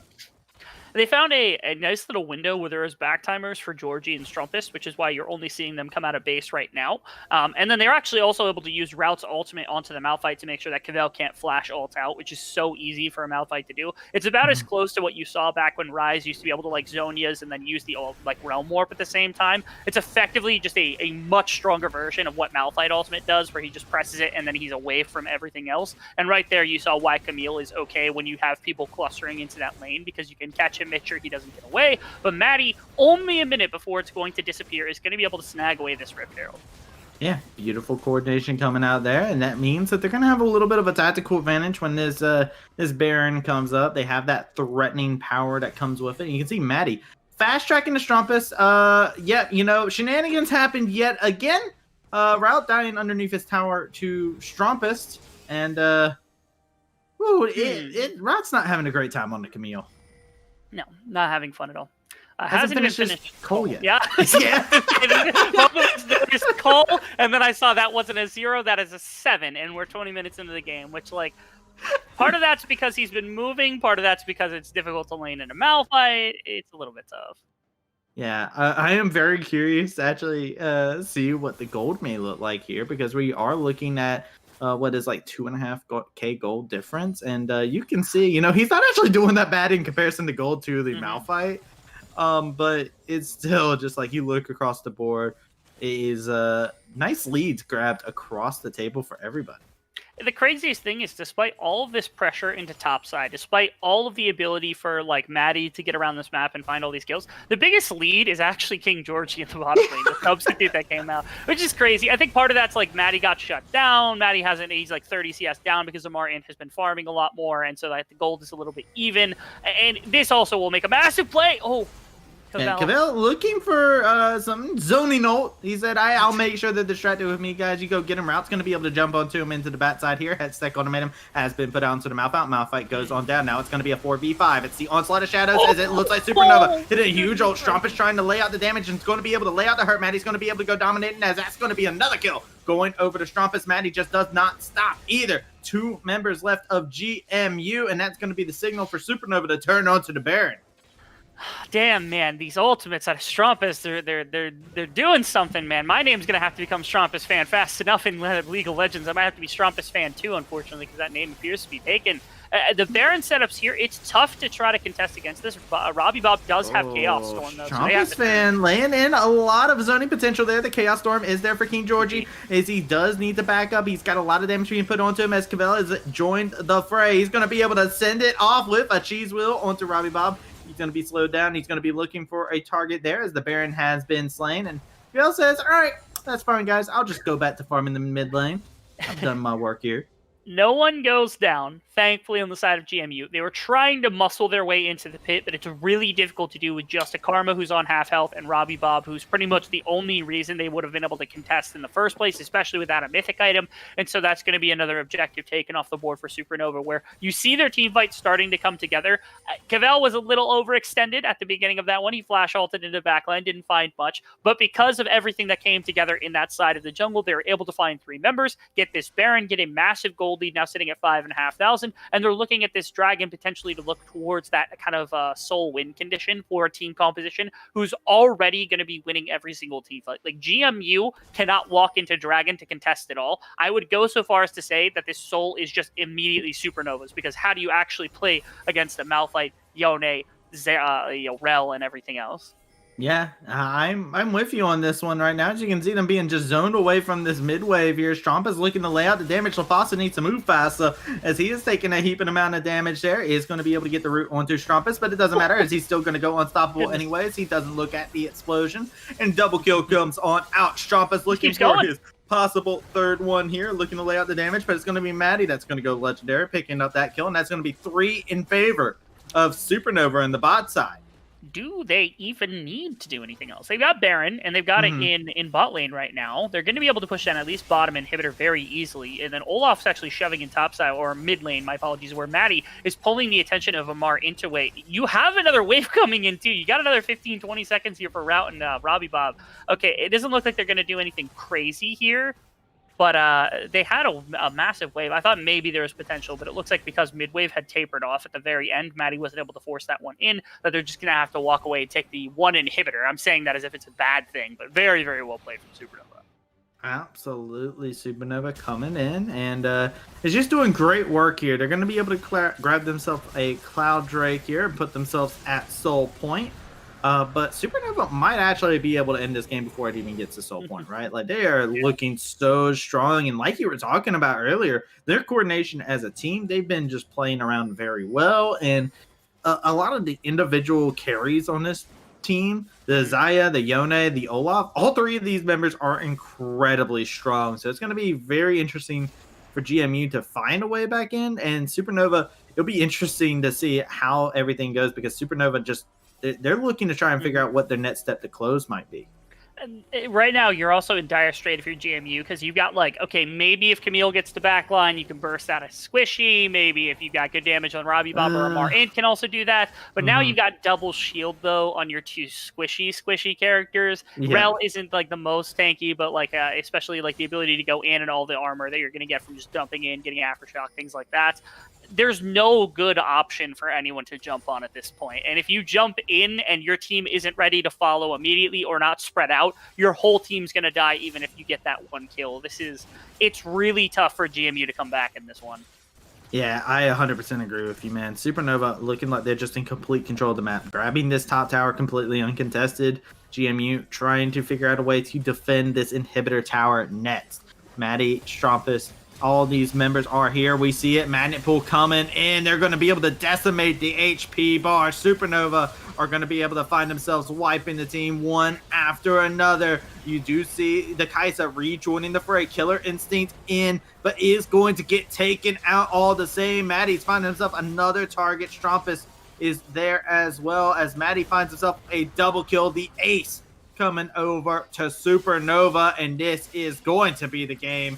Game number 2 here, technically, I guess, would go over to Supernova. And now we have a series that is going to be 1-1. In very convincing fashion. Just that Supernova, they ran the map for the most part. Don't even bother looking at Maddie's scoreline, man. 12-1-4. He was insane in this game. Yeah. That's just, it's so indicative of how aggressively he played, how much he was involved within these fights. They designed the perfect 5-on-5. They never really got a perfect 5-on-5, but that's because I think GMU knew don't take a perfect 5-on-5, and yet even with that knowledge, they still weren't able to find anything that stuck to themselves. This was a combination of like perfect drafting and perfect coordination with just really good individual team play. And that kind of dynamic is what makes Supernova so dangerous, is when their players can make these kind of individual outplays, and then their team comes together in the way that we saw on very rare occasion in that one. Yeah, I personally, I just think you look over at the side of what you saw. I'm very curious for GMU, right? Because, they do have that one game cushion to be able to work with. So this could have been their game to kind of fill out everything. I want to see them fire back with a draft that I agree with a little bit more. Because I do think that we talked about Supernova getting everything they wanted here. And me personally, now after that one game, you kind of got to feel out what Supernova's going for. Take that moment to figure out what draft works the best for you, and also against what Supernova's looking to grab. Because Supernova, they just said, hey, look, we're gonna pick something that gets us an early momentum, and then we're just gonna team fight you. So I'm gonna be excited to see exactly what they do. But hey, Rebel, it's not our job to analyze everything. We gotta go hands off. But that's a job for our beautiful and brilliant desk. And there. We are going to take ourselves a short break. When we come back, ladies and gentlemen, we are going to go straight over to the desk where they'll be able to break down everything and get us ready for a game. I guess I'm going to call it game number 2, but technically it's game number 3. So game 2.5 is what we're going to go with here. That's how we're going for it. We're using Kingdom Hearts terminology here. We'll see you guys in a bit.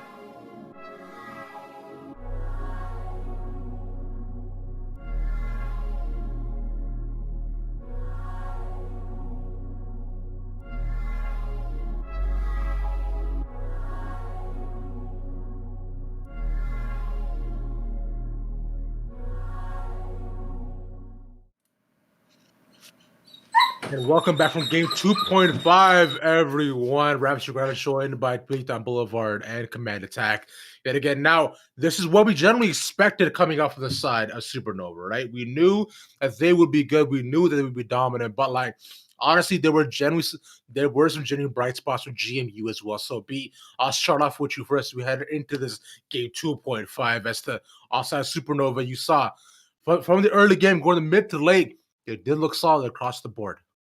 Yeah, if we want to start talking about Supernova, I think things really started off for them really well, partially kind of in the draft because Hecarim is still a really good champion right now. But the thing is, what you want to look towards getting rid of specifically is that Olaf pick. So Maddie, definitely very experienced on the champion, plays him a lot, and into a champ like Hecarim. It does mean that Hecarim can't do a whole lot in the early stages of the game, and Maddie did make good use of that early advantages there, and the fact that they had a couple of pushing lanes as well, especially Cavell on the top side.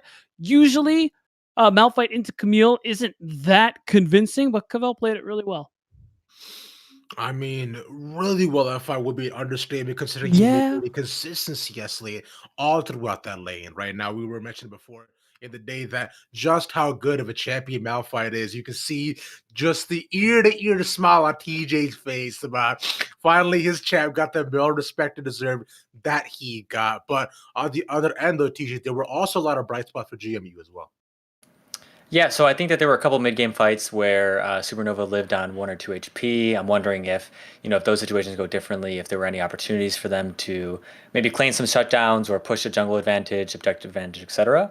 I think most notably was that Enrique was even in CS the entire game. Robbie Bob as well. And obviously there were some duels in the mid lane that occurred, but I think that the big weakness of GMU there was the top lane differential, despite spending the early ganks there. Like you just said, the Malphite was still up CS despite Hecarim repeat ganking it for a whole 1 minute time period. So like I said, props to Enrique for keeping up in CS despite his jungler playing topside for that window. And Rao's going to need to pick it up a little bit if he's going to want the same jungle attention. See, that's the thing, though. I think just from what we've seen going into game 2, I think GMU should kind of switch it up and play a little more towards bot side. I think this game kind of did show us that Enrique is definitely quite capable. For the fact that they got repeat dived and he was able to, like you said, keep up in CS, keep up in terms of power is quite impressive. And I think a little shift in that playstyle might do GMU some good. Maybe give Route a more tankier weak side option instead of something like the Camille. Could have maybe a Malphite in his hands. Of course, Maokai Scion, a bunch of different options we could see for him. And I'd actually like that. I'd actually like that change a lot going into game 2.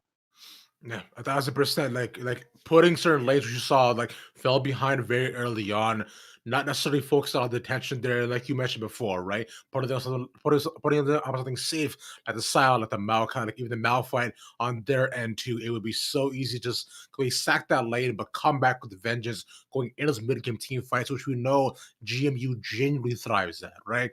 This is where I find, like you mentioned before, TJ, in some of those fights, they were quite close, and so if they focus a lot more into simply just maintaining themselves being even in lane is where I can find that they might be able to thrive. As you got a smile on your face. You wanted to say something about that. What's up, bro? Say what's up? No, what's up? nothing, man. I'm just I ain't got nothing too specific to say. Like I'm really just thinking about how. That's what I thought. Yeah.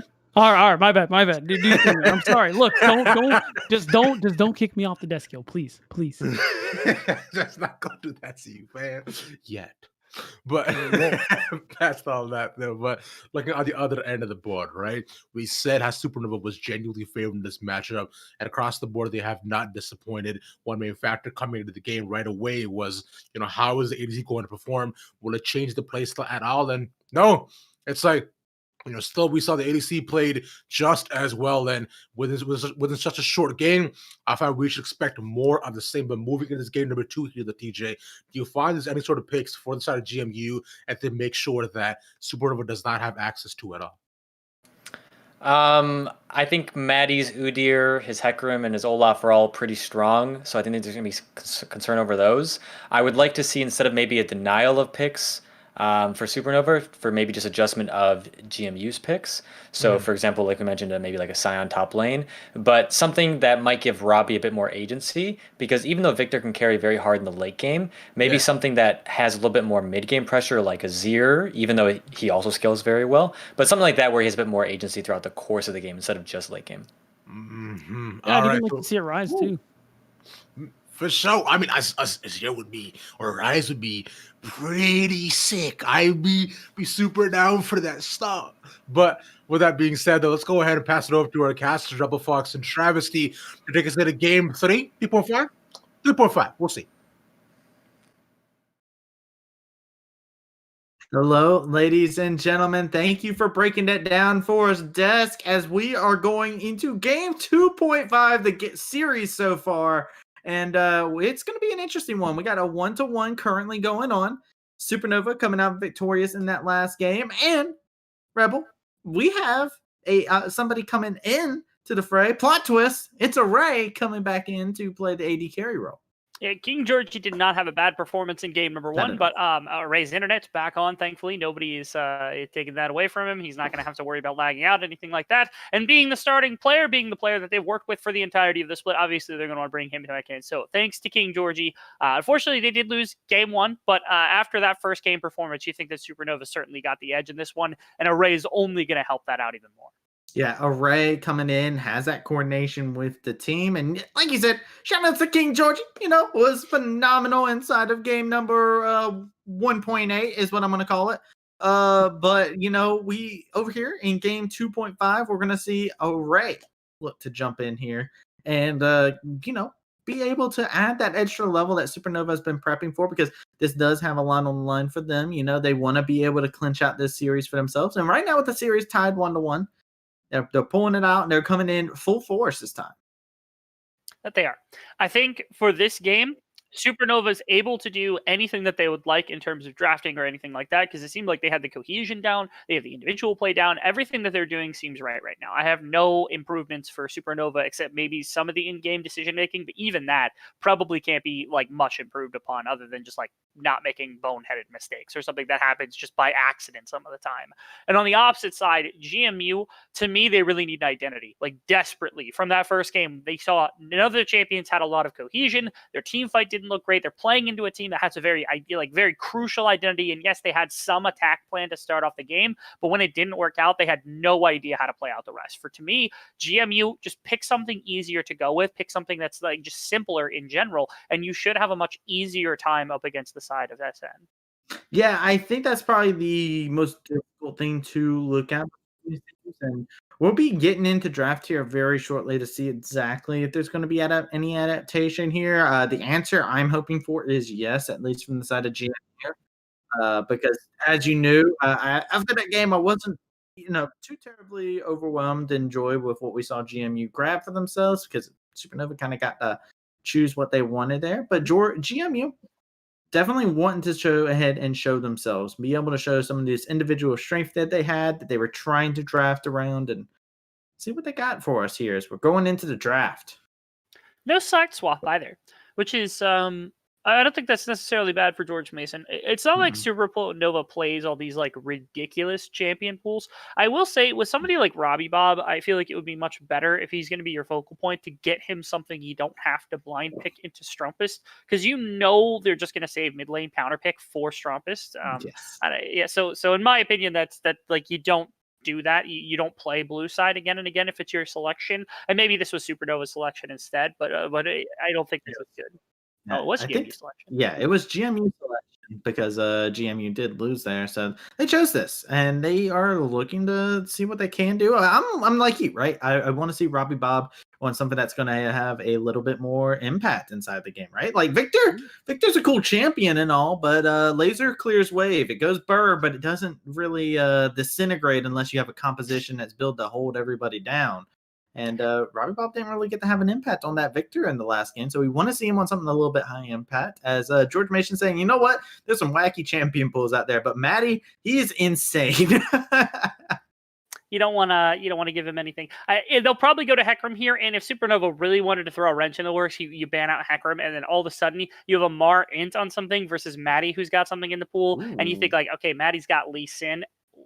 Yeah. Oh, yeah. What if you 3-person ban here? You take away the Lilia nets, right? And then Lilia? you're like, all right, what do you got? And then you're like, wait a second, what do we have? We go crazy. You do need Tristana off the board if you're going to go for something like that. So it's like, Mhm. okay, what is remaining now that these three are off the board? Like you said, I think Lily is up there. I think that Lee Sin for Maddie is something that could rise in priority. Graves still exists. It's not a great champion, but it still does exist, even though it's not particularly high priority. You've got a number of different options to go to. You go for something like AP. I know Karthus got like very mild nerfs, but he was still playable for the most part. Not something I love to see, but still something that's workable. Kindred exists within the meta somewhere. I think usually as a counter to Olaf, but like something's got to come out here since these are like the three main junglers we've seen for so long. Huh. Oh, They said no more to the Victor here. So, I mean, Victor does have its own issues to deal with, of course. So, Mhm. Strump is just saying, hey, let's see what else Robbie Bob wants to play into him. Because remember, Robbie Bob is more than likely going to be forced into a situation where he has to pick blind into Strumpus. And some of the champions that Robbie Bob has, like, you don't want to pick a Zed blind, right? You don't want to pick all this stuff blind. But a Tristana, we'll take that. that's perfectly fine. Which is why I was curious about the Victor ban, because it's like Victor's a champion that like I feel like any team on blue side on B4, B5 and that mid laner can just be like Victor, and it's not what you want for Robbie Bob, who's like arguably the best player on your roster, and if not arguably, just like factually the best player on your roster at the moment. And now you've also given Lilia, who's the next highest priority jungler. Never mind, I didn't say anything. It was AP Xinjiao the entire time.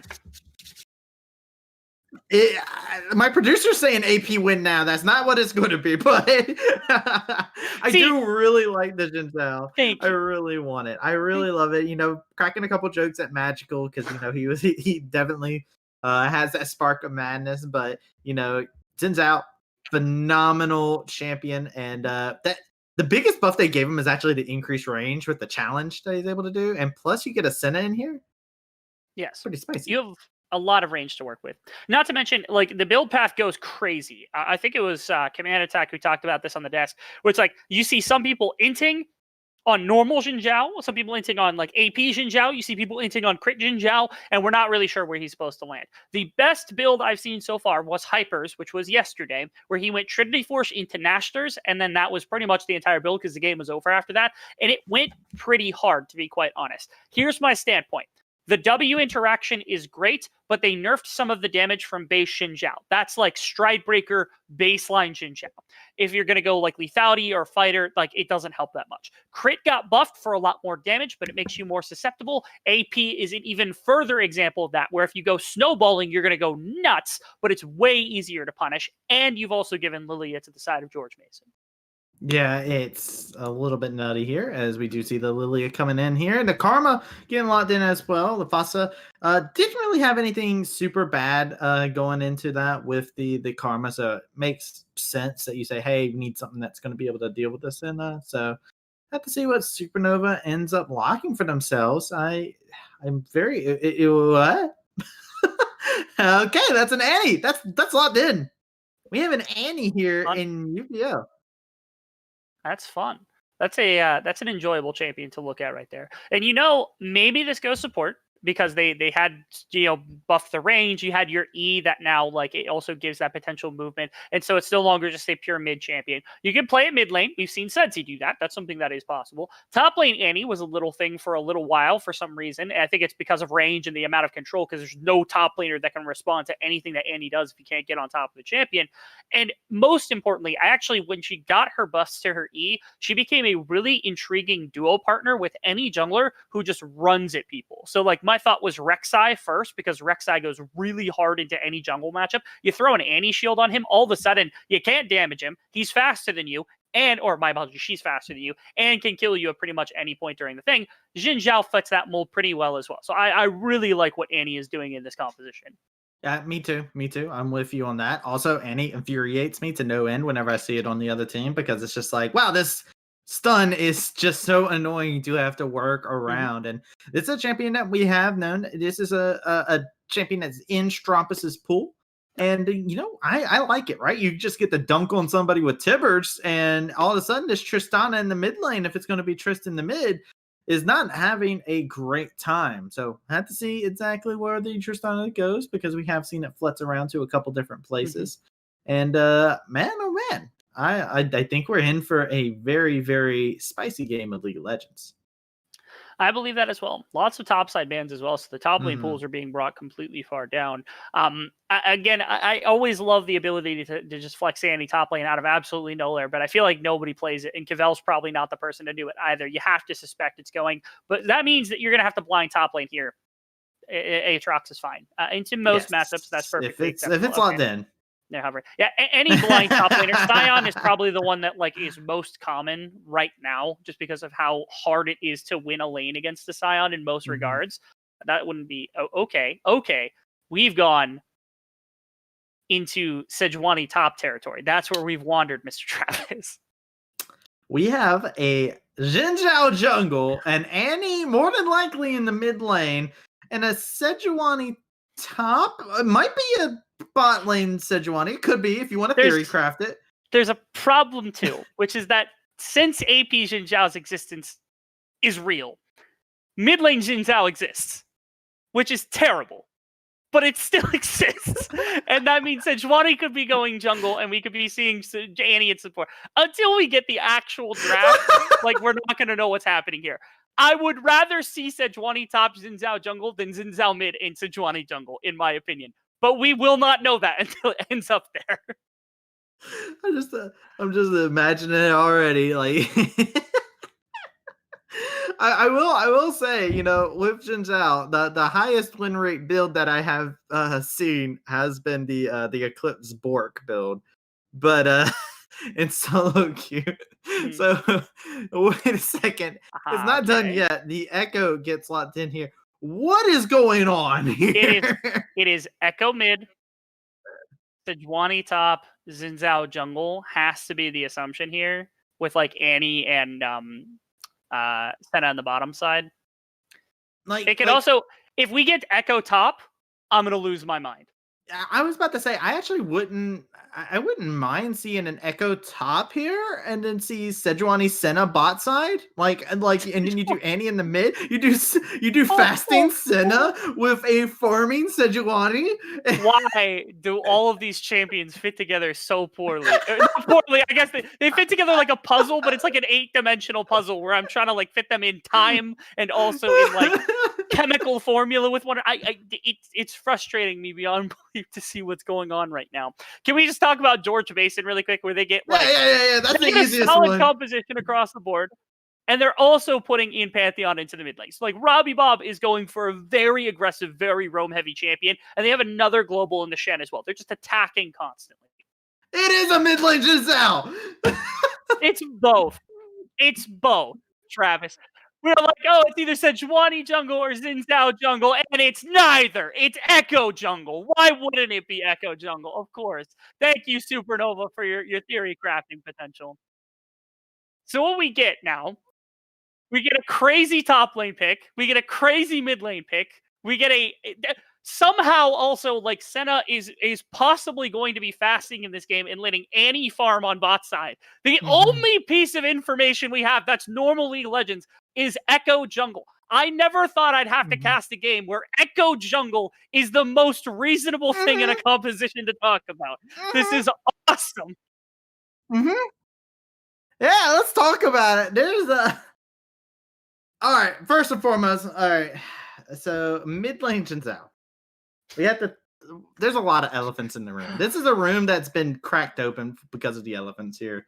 I was gonna say, how funny would it be if GMU was just like, hey, we can also spice things up, and they turn around and send Shen into the jungle, and they do the top lane Lilia from back when Lilia came into the play, but not gonna see that here. No River Shen, unfortunately. But man, oh man, what kind of spice do we have? They said, all right, we got Array in here. Let's go crazy now. This is the most fun game that we're going to have probably, where this is a crazy draft, but we get to think about all of the things that this team can do. Again, coming back to George Mason, just because Supernova's composition is so far into left field, we're just going to be putting all this attention into what they're doing. They still have a really powerful bot side, but they put so much into making sure their map can move into bot, which I think is a step up from what we saw last game. This isn't Robbie Bob on Victor trying to scale, top side trying to dive, bot lane not really having an identity or a place in the comp. This is Tristana's our carry, Pantheon plays through mid, fights, wins, plays to bot. This is Shen, waits for an ult position, goes to bot. This is Lilia, controls jungle, goes to bot. That's all they have to do is just try to get this Tristana going, and especially into a team where you've got like 3 melees, like this should be an okay opportunity. I don't know how the Senna Annie lane works into Tristana. I actually think that Annie's probably a fantastic pick into Tristana because it's much harder to buffer the W. This lane is literally get one tapped in the bot side. I do want to also take note. I just went ahead and looked up what the most common build path for Agents Out Mid is. Yeah. So the highest pick rate actually in terms of Zins Out Mid, it's showing me is still the Eclipse build with Bork actually. Okay. And it's also the one that seems like it has one of the highest win rates. However, there's about 2% of players actually go Essence Reaver, Immortal Shieldbow, and Hourglass. And then another 2% go Eclipse into Nashers into Hourglass.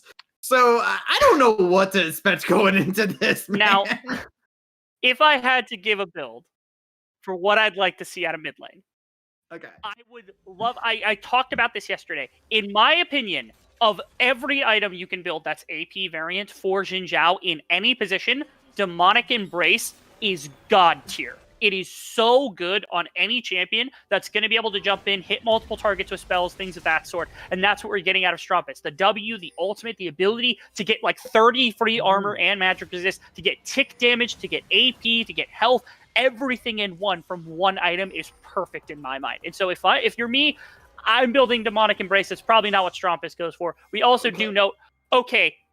Hold on. We need to talk about a couple things. We have way too many things to talk about. Okay, hold on. I'm going to run through a quick list of the things I'm seeing with Supernova. I know we're talking a lot about Supernova here, but ladies and gentlemen, I think if you look at the screen, you understand why we have to. First and foremost, we have to talk about the fact that this is going to be a phase rush in Zhao, so it's not going to be the Hail of Blades that we see predominantly inside the solo queue. Also, into the bot side, we do not have a support item. There's no support item whatsoever, and this is a Grass of the Undying Senna, which is making me think this might be the raid boss Senna build that people have been going with the Frost Gauntlet. Don't get what anyone is doing on this team. How is it that Array steps back in and this team just plunges into insanity with what they're trying to do in this? This is crazy. I don't understand no support item. We've seen this before where we saw, I think it was a top lane Pantheon build a support item, and we were like, okay, this is either just a massive blunder or like, this is the greatest tactic we've ever seen, and it was nothing because it was just a blunder. And I don't know if this is a blunder because they're not sure who's actually going to be farming. It's also possible you're just going for really early flat stats before you build a support item so that Array and Strumpus can fight if there's any engagement to come through. If you notice, Strumpus is the one that's farming. There's nothing from Array, but you're not collecting all that gold from a support item because I think you just want to be able to fight. Look at this, man. He's already on level 2.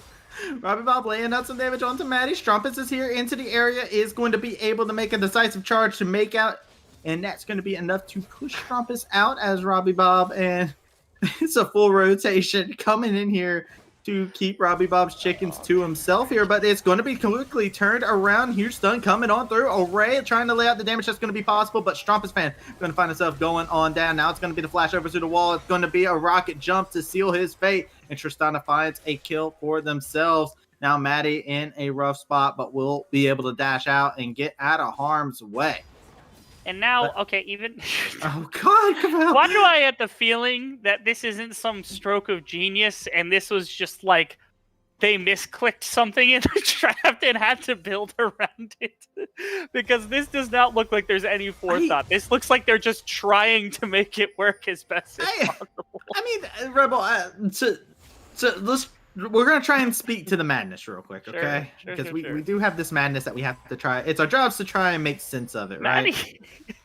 Maybe not right yet He's because there's more living in madness this happening. jungle. Cavell and Route are fighting over here. Maddie's coming to join into the fray. They got Robbie Bob over here into the side. They do not have an escape. It is completely cut out. Maddie's going to be caught out in a bad situation. Cavell is going to be taken down. Maddie's going to fail his flash and go straight up against the wall. Let's go bowling cousin. Amar not going to be able to hit anybody on that one. And Maddie will get out alive. What is happening is still the question that's on my mind. Like, Maddie has not left the other jungle either. I think he's taken his buffs and his wolves, and he took 2 camps or tried to take them from Martin. Like, I am just baffled. Even worse, like, somehow Robbie Bob, he's had to respond to 2 roams, so he's down, like 2 full waves to Strumpus, too, in the mid lane. Like, this is a game of just complete and utter nonsense that we're witnessing right now. It does come out GMU favorite to begin with. Once a support item is built bot lane, there's some gold generation, I think, that will end up coming up. I think Sejuani top has some validity as a legitimate pick, but for the first, I'd say 10 minutes, we're going to be in for a very wild ride with what this comp is trying to do. Maddie just got route up the top side. While this is all happening, while we're all trying to make sense of everything, solo kill happens. I actually, you know what? I'm gonna give you an interesting question here. What if a support item's never built? I think that's the most baffling thing in the world. If any champion could do that, it would be Senna. Almost certainly. Wards. Just because, like, you lose his own words. Yeah, but you don't really need... I guess you don't need wards in this competition. Okay, Strumpist. This man built Chain Fast to start the laning phase. I mean, okay, he's against the Pantheon. I'm just being completely blown. Seeker's Arm Guard got nerfed, all right? Times the desperate. Got nerfed. That's the discussion here. This is taking me back to Bramblevest, like, Corky days with, like, you had, it was Westor versus, I forget, I think it was Fofo at the time who was playing Lucian, and it was just such a disgusting lane. You had to buy armor so early on Corky because it was unplayable. That's what this is taking me back to, where, like, Jin Zhao has to buy, like, Chain Vest just to live this laning phase. The beautiful thing is, eventually we might see a Jin Zhao insect, right? After the buffs that he reset. That would be cool. Yeah. Yeah, because the range and the challenge, he can actually dash to things even That is why farther. It's really Rocket clunky to do, by the way. I've why- tried to do it. It's really clunky. That's why Rocket Belt is now the best item on Sin South, because you can Rocket Belt for an insect into the middle of the team. I have finally theory crafted the perfect Xin Zhao mid build. You Rocket W, Belt. you E in, you get behind them, you flash, you ult. And it's like, wait a second, but you Rocket Belt instead. All right. Oh, okay. jeez. The chaos is Sickle. settled. There's a GMU sickle. does on a have ray. a lead. And there is a sickle. Yeah, there's a support item. It took one back. I got the idea. Again, if you try to fight on bot side and you have double Dorans, you have the advantage. This makes more sense. You finally got a support item. Oh. Now they're going to kill him. GMU is looking to try and do something there. Beautiful route that came out there, though. So now we got 4 people. It's a party down here inside of the bot side. Amar does not have ultimate, so no wilting lullaby to be available. And Harold has not spawned, so this should be a Drake play, it seems like. But Ooh, TP. TP's coming back. I actually think that's kind of sloppy from Route, because it's like, okay, what is this Iguana going to do to your top lane tower in the meantime? You could just, like... Huh? Iguana? You've never heard anyone say, like, Iguana, but, like, Sejuani, so it's like Siguana? No, I've never heard that before. This is my first time ever hearing It's a skin this. where she rides a giant, like, salamander or an iguana of some sort. I always wanted it. I'd be down for that. It'd be cool. That's what I call her, though. But, you know, somebody who's not down for that. Strumpus finds himself a kill with some help from Maddie there. So Mid-Sin Zhao busted. Ninja sound busted. They didn't get Dragon! Nobody got Dragon. I was about to say, Dragon was never grabbed there, by the way. What are you doing? Yeah. They literally committed 5 to bot side for an entire play, and they didn't even go for Dragon. They didn't know where Maddie was, I guess, but, like, you're playing against a Xin Zhao mid and a Cavell on this Sejuani top who has no teleport. Just walk to Dragon pit and take it away. Oh, man. We are in for what is a very chaotic game here is what I'm thinking, man. We are in for a treat here. Shout outs to GMU and Supernova for that. As Cavell finds a solo kill underneath the tower onto the Shen in the top lane. Like how? Like what? Hey, Like, listen, man. Not- Through the glacial prison, threw away the key as well. He was locked up. Not only is it like it just makes no sense because like usually you're gonna like do that around the auto attack that does percentage health damage as the Sejuani, but you can just block that as Shen. It's like how did you even get that auto attack to do percentage health damage? So maybe have that happen. Stop. Yeah, I'm gonna lose my mind, dude. I'm gonna lose my mind. Rebels going crazy. This might be Amar? Essence Reaver at least, so there is Yes. that to talk about, which I think is the proper. I think you were right in that like Essence Reaver and Shield Bow seems the most like positive, aggressive, and crit based build that you can go for on any champion in the mid lane if you're going to go for Xin Zhao mid. So I can appreciate that at least. I think Eclipse is also a cool idea, but crit scaling as it pertains to like Xin Zhao got really heavily buffed, and I don't think enough people are utilizing that tactic, which is why I think Shield Bow is so good. So are you saying that more people should be playing mid lane Jin Zhao is what I'm hearing? I think more people should be playing crit Xin Zhao, but in the jungle where he was intended to play.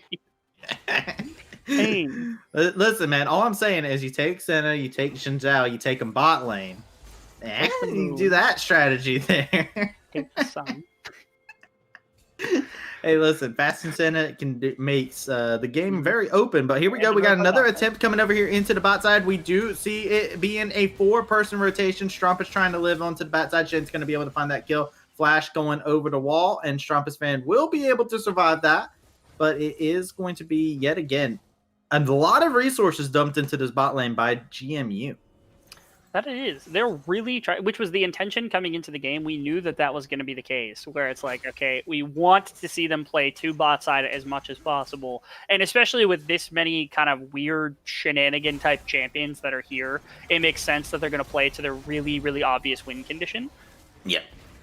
It makes perfect sense, as we do see the tether coming out onto Maddie. Maddie was trying to lay out a little bit of damage down here, as they do need to be careful, as Maddie could just rewind time and get himself into a different position if so chooses. Ray is going to be here joining the fray, and it's just going to be them backing him up as Amar was there in the wings to make sure that they were all safe. By the way, I think the Sejuani is building it's building a little bit more damage heavy. Everfrost.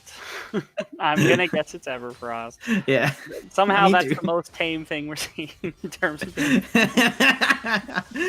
Well, talking about tame, looks like they're looking to tame Robbie Bob, trying to lay out the damage onto him, but that wilting Lullabot's going to be able to lay out a lot there, as Amar's going to be able to find the kill onto Strumpus. They're going to be able to trade 1-for-1 so far, but Cavell's going to be able to find a kill onto Amar as well. The Fasa is here inside the mid lane, but is going to have to be forced to back up as he is threatened by a possible dive, and we'll just have to respect that.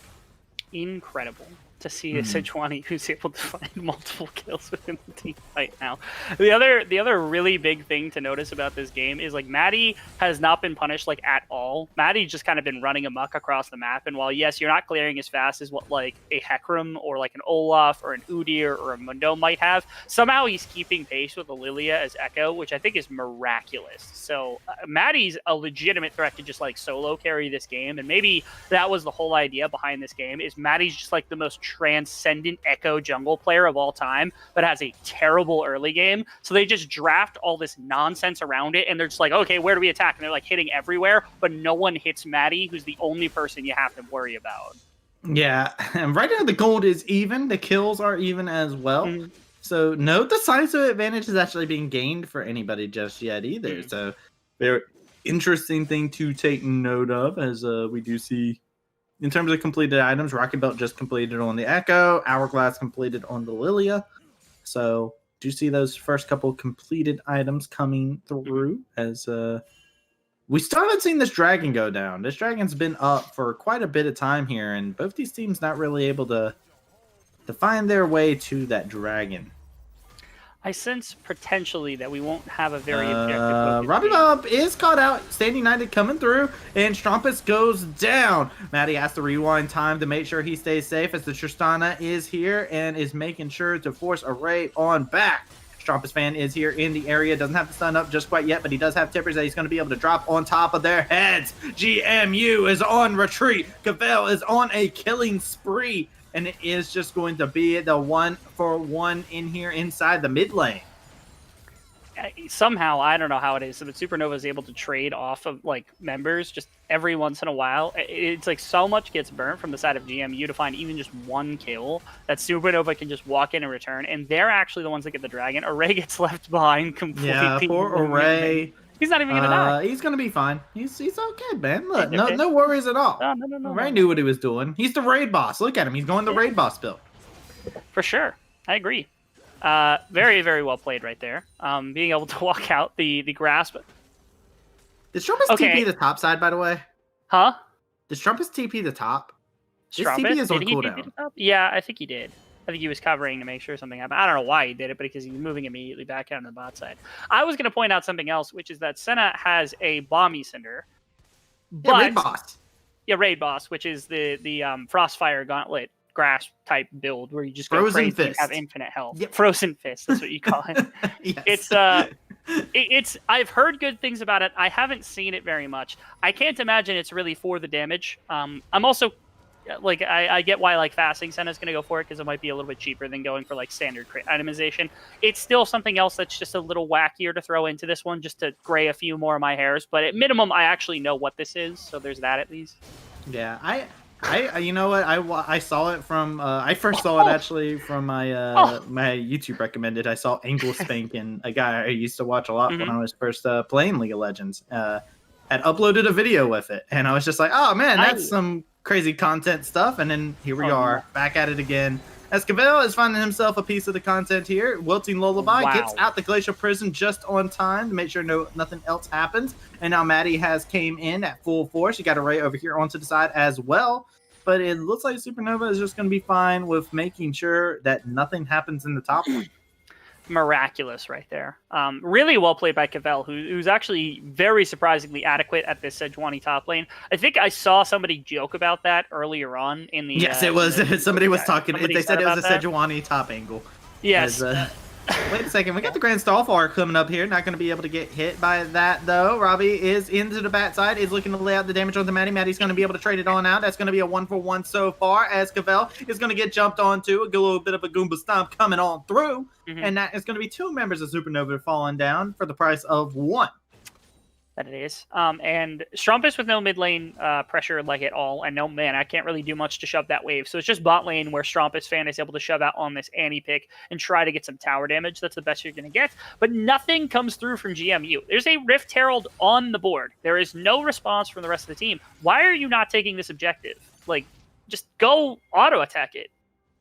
Yeah, it's very interesting. We went from the last game with a lot of clean macro decisions coming out here, and all of a sudden we are seeing these objectives, staying on the field for quite a long period of time. This is a very much so different look from both of these teams. Both of these teams really just saying, all right, these neutral objectives, nothing that we're worried about. We're here for blood. That we are. It's the meme. I took that personally. Both of these teams are taking it personally. And despite the fact that we're playing these weird compositions, designing around just taking fights again and again and again, we have less than a kill per minute. I've seen games with very standard, very reasonable scaling compositions go way crazier than this in the early games. So, somehow these two have also taken these very exciting, very fight-heavy compositions or styles, and they've still been able to slow it down to a way, at least in my sanity, where I can break it down and you can cast it. Because otherwise we would just be playing nonstop, just craziness across the map. Yeah, well, we're still seeing the craziness as we go back down here to the bot side. The double buff route, Shen, a Glacial Prison coming out. Route showing his presence. You got the Tristana jumping over the wall, picks up the kill, and is on a killing spree. But GMU doing a fantastic job setting that themselves up, killing that Sejuani. And it almost upsets me at this point to see that the decision for Shen was, rather than going for the Riftmaker, which I've seen on Shen a number of times as a meme top lane mythic item, instead goes for the Frostfire and goes for standard, which It's a bit of sanity in a world of insanity here. It is top lane traded as well. I believe it was also Rick Herald that got taken off the board by Matty, where, again, he continues to run the table in this jungle matchup. And the gold is very even between these two, despite a tower advantage from Supernova. It's still about a 600, 700 gold lead in favor of GMU. This game is remarkably close for 20 minutes.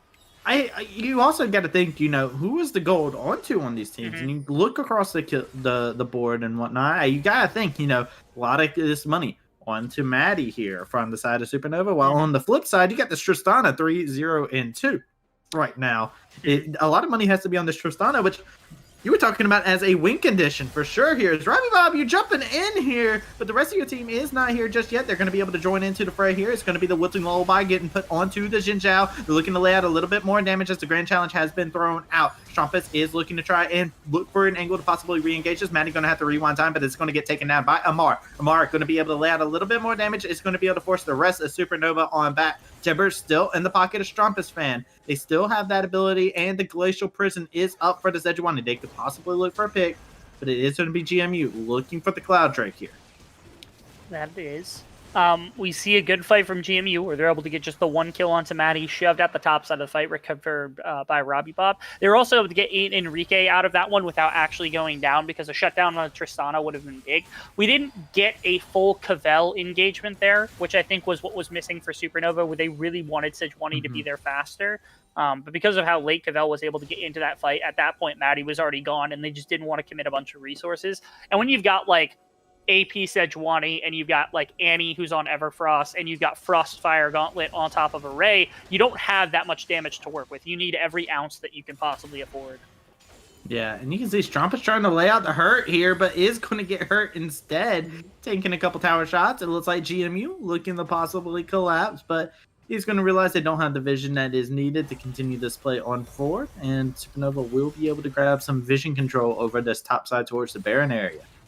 That they will. Snagging some warding, snagging the Scuttle Crab. Again, I think Supernova's best attempts at playing this map as adequately as they can. I don't know that they intended to be down in gold, or they intended to be this far into the game and still have a chance at winning. And so it feels like maybe their game plan is starting to go on the fly. But the biggest problem that they run into, again, is still just the fact that Tristana, the win con for GMU, is so ahead. Finding someone who can kill this Tristana is already going to be an issue, especially since she's already pretty well accelerated onto almost 2 items, probably with the gold necessarily to go onto 2 items. There is a ton of CC on this team, though. You think you have 2 Everfrost, you have an Annie, you have a Ray with a W, you have Strumpus in general with the ultimate and a couple of different abilities, you have the stun from Maddie. Like, there's so many ways to lock down somebody in these games. Oh, but, they're looking to use the CC that they know how to use the best from the side of GMU, the gray screen here, seeing that they can simulate that for the side of Supernova, but Supernova realized, we may have overstepped a little bit, so back up immediately. But that does mean that the Sejuani is split pushing in the bot side. I do want to point your attention to the fact that this Sejuani is going to be building Hourglass as the second item, it seems like. So this is going to be a AP Sejuani. Oh, yes. This is, I think, the best attempt at a front line that could come out from this team, where it's like Cavell is going to be this massive CC bot, have a good amount of damage in the AP, but more specifically can front line a little bit longer with the likes of like Zonias and stuff. They also dropped a Rift Herald mid. Oh, yep, that's what AP Sejuani does. The health bar just disappeared. Hey, listen, what would AP Sejuani do if she was play top lane? She'd probably kill somebody mid or 2. That's what AP Sejuani would do. As now it's going to be the Baron take, and Supernova are in complete control over this. It's almost gone here. Strumpus man just trying to zone away. Does not have Tibbers. It's going to go down. Supernova able to grab that. The Grand Starfall comes into the middle of everybody. It's Route in the midst of everything as Robbie Bob is trying to stay alive for as long as possible. The Wilting Lullaby only going to be able to connect on the 1. The HP bars are so incredibly low from the side of Supernova. Looking to try and lay out a little bit more damage. Rat's going to be able to go into a killing spree. Lay out the damage onto the bad side. Watt's going to be able to grab another kill for himself. LaFosse is going to be running away. Now it's going to be Array and Strumpus looking to fight this one out. They're trying to duke it out with this ninja over here inside the pit, looking to duke it on out. Has the support of LaFosse. LaFosse is going to be continuing to give him the shields. The taunts are going to be able to come on out. Rout's going to be able to find himself another kill, and see it. Nova is looking like they're going to find themselves in the charge situation. Beautiful way to be able to charge over, get over to the red buff, but it's just not enough. A double kill, and Baron is gone, baby. It was a start of a fight that came out from the side of Supernova into a Baron that they're able to get. They do end up losing the fight afterwards. Again, the damage just is not there when you don't have every possible tool available, which is so tough to deal with. Even when this Tristana isn't really involved, they still have more than enough on the side of GMU to compete. You still are at a gold disadvantage. Somehow Supernova flipped this game back into their advantage in terms of gold, even though you lose that fight and you lose all of your Baron buffs. So this game continues. Why do I get the sense that this is going to end up being like an 80-minute game or something, and it's going to come down to like one massive fight? Let's get 80 no. minutes. The dream, baby. But yeah, Supernova has been laying out some hurt. A negative Baron Peril play, I would say, there for getting the ace right after the Baron. They are going to have the control over the dragon here. That they will. So yeah, a lot of things still remain inside their favor. Okay, we're switching back to Rage Blade on Array for damage. And why are we going back to tank on Strongest Fan with the Negatron cloak? Listen, man. Are we in, what is that website that like randomizes everything? Ultimate Bravery? Ultimate Bravery. This feels like an Ultimate Bravery game right now. Supernova, you know, they got a strategy. Look, this composition, that will give the standard call. It worked in scrimps. As we do see the Grand Starfall coming out, Robbie Bob is in the middle of 3 members of Supernova. It's going to get chunked down immensely. Amar trying to lay out the damage. Stand United going to be enough to keep Robbie Bob alive, but Amar is going to have to go golden, keep himself alive. Strumpet's over here inside of the bat side. Array's going to be able to find that kill. It's a 1-for-1 so far, but Strumpet has not been touched. He hasn't actually joined into this fight just yet at all. Looking for the possible ankle. Strumpet's fan is going to go down, while it's going to be Supernova that can do nothing but just watch. GMU are running them down, and Array is going to be the next person taken out as that's a triple kill. Going over to Robbie Bob, and GMU are looking in control of these fights. But they are. There's no damage on the side of Supernova. Who would have guessed? Somehow they're still finding these objectives during the course of all these fights, but you don't have anyone that's doing anything. Just because like AP Sejuani, it does some funny burst damage when you hit like an ultimate and a passive proc and all this damage combined. And Maddie's got actual A build to play with. But like everybody else is in such a weird place where like you're not quite on shield bow here if you're on Strumpus. Array is half tank, half damage. Strumpus wasn't even in that fight. No, he wasn't. Yeah.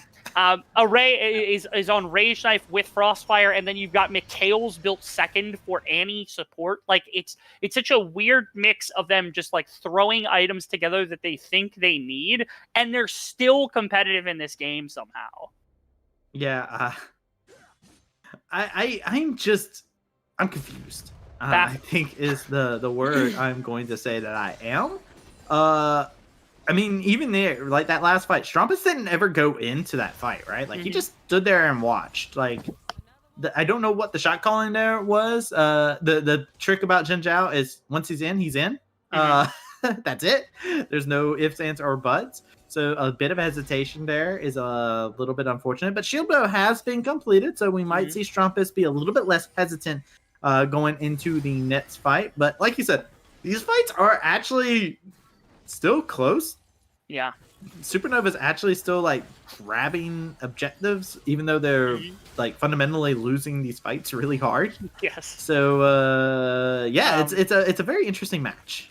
We are coming to a point where like Route is going to be almost unkillable.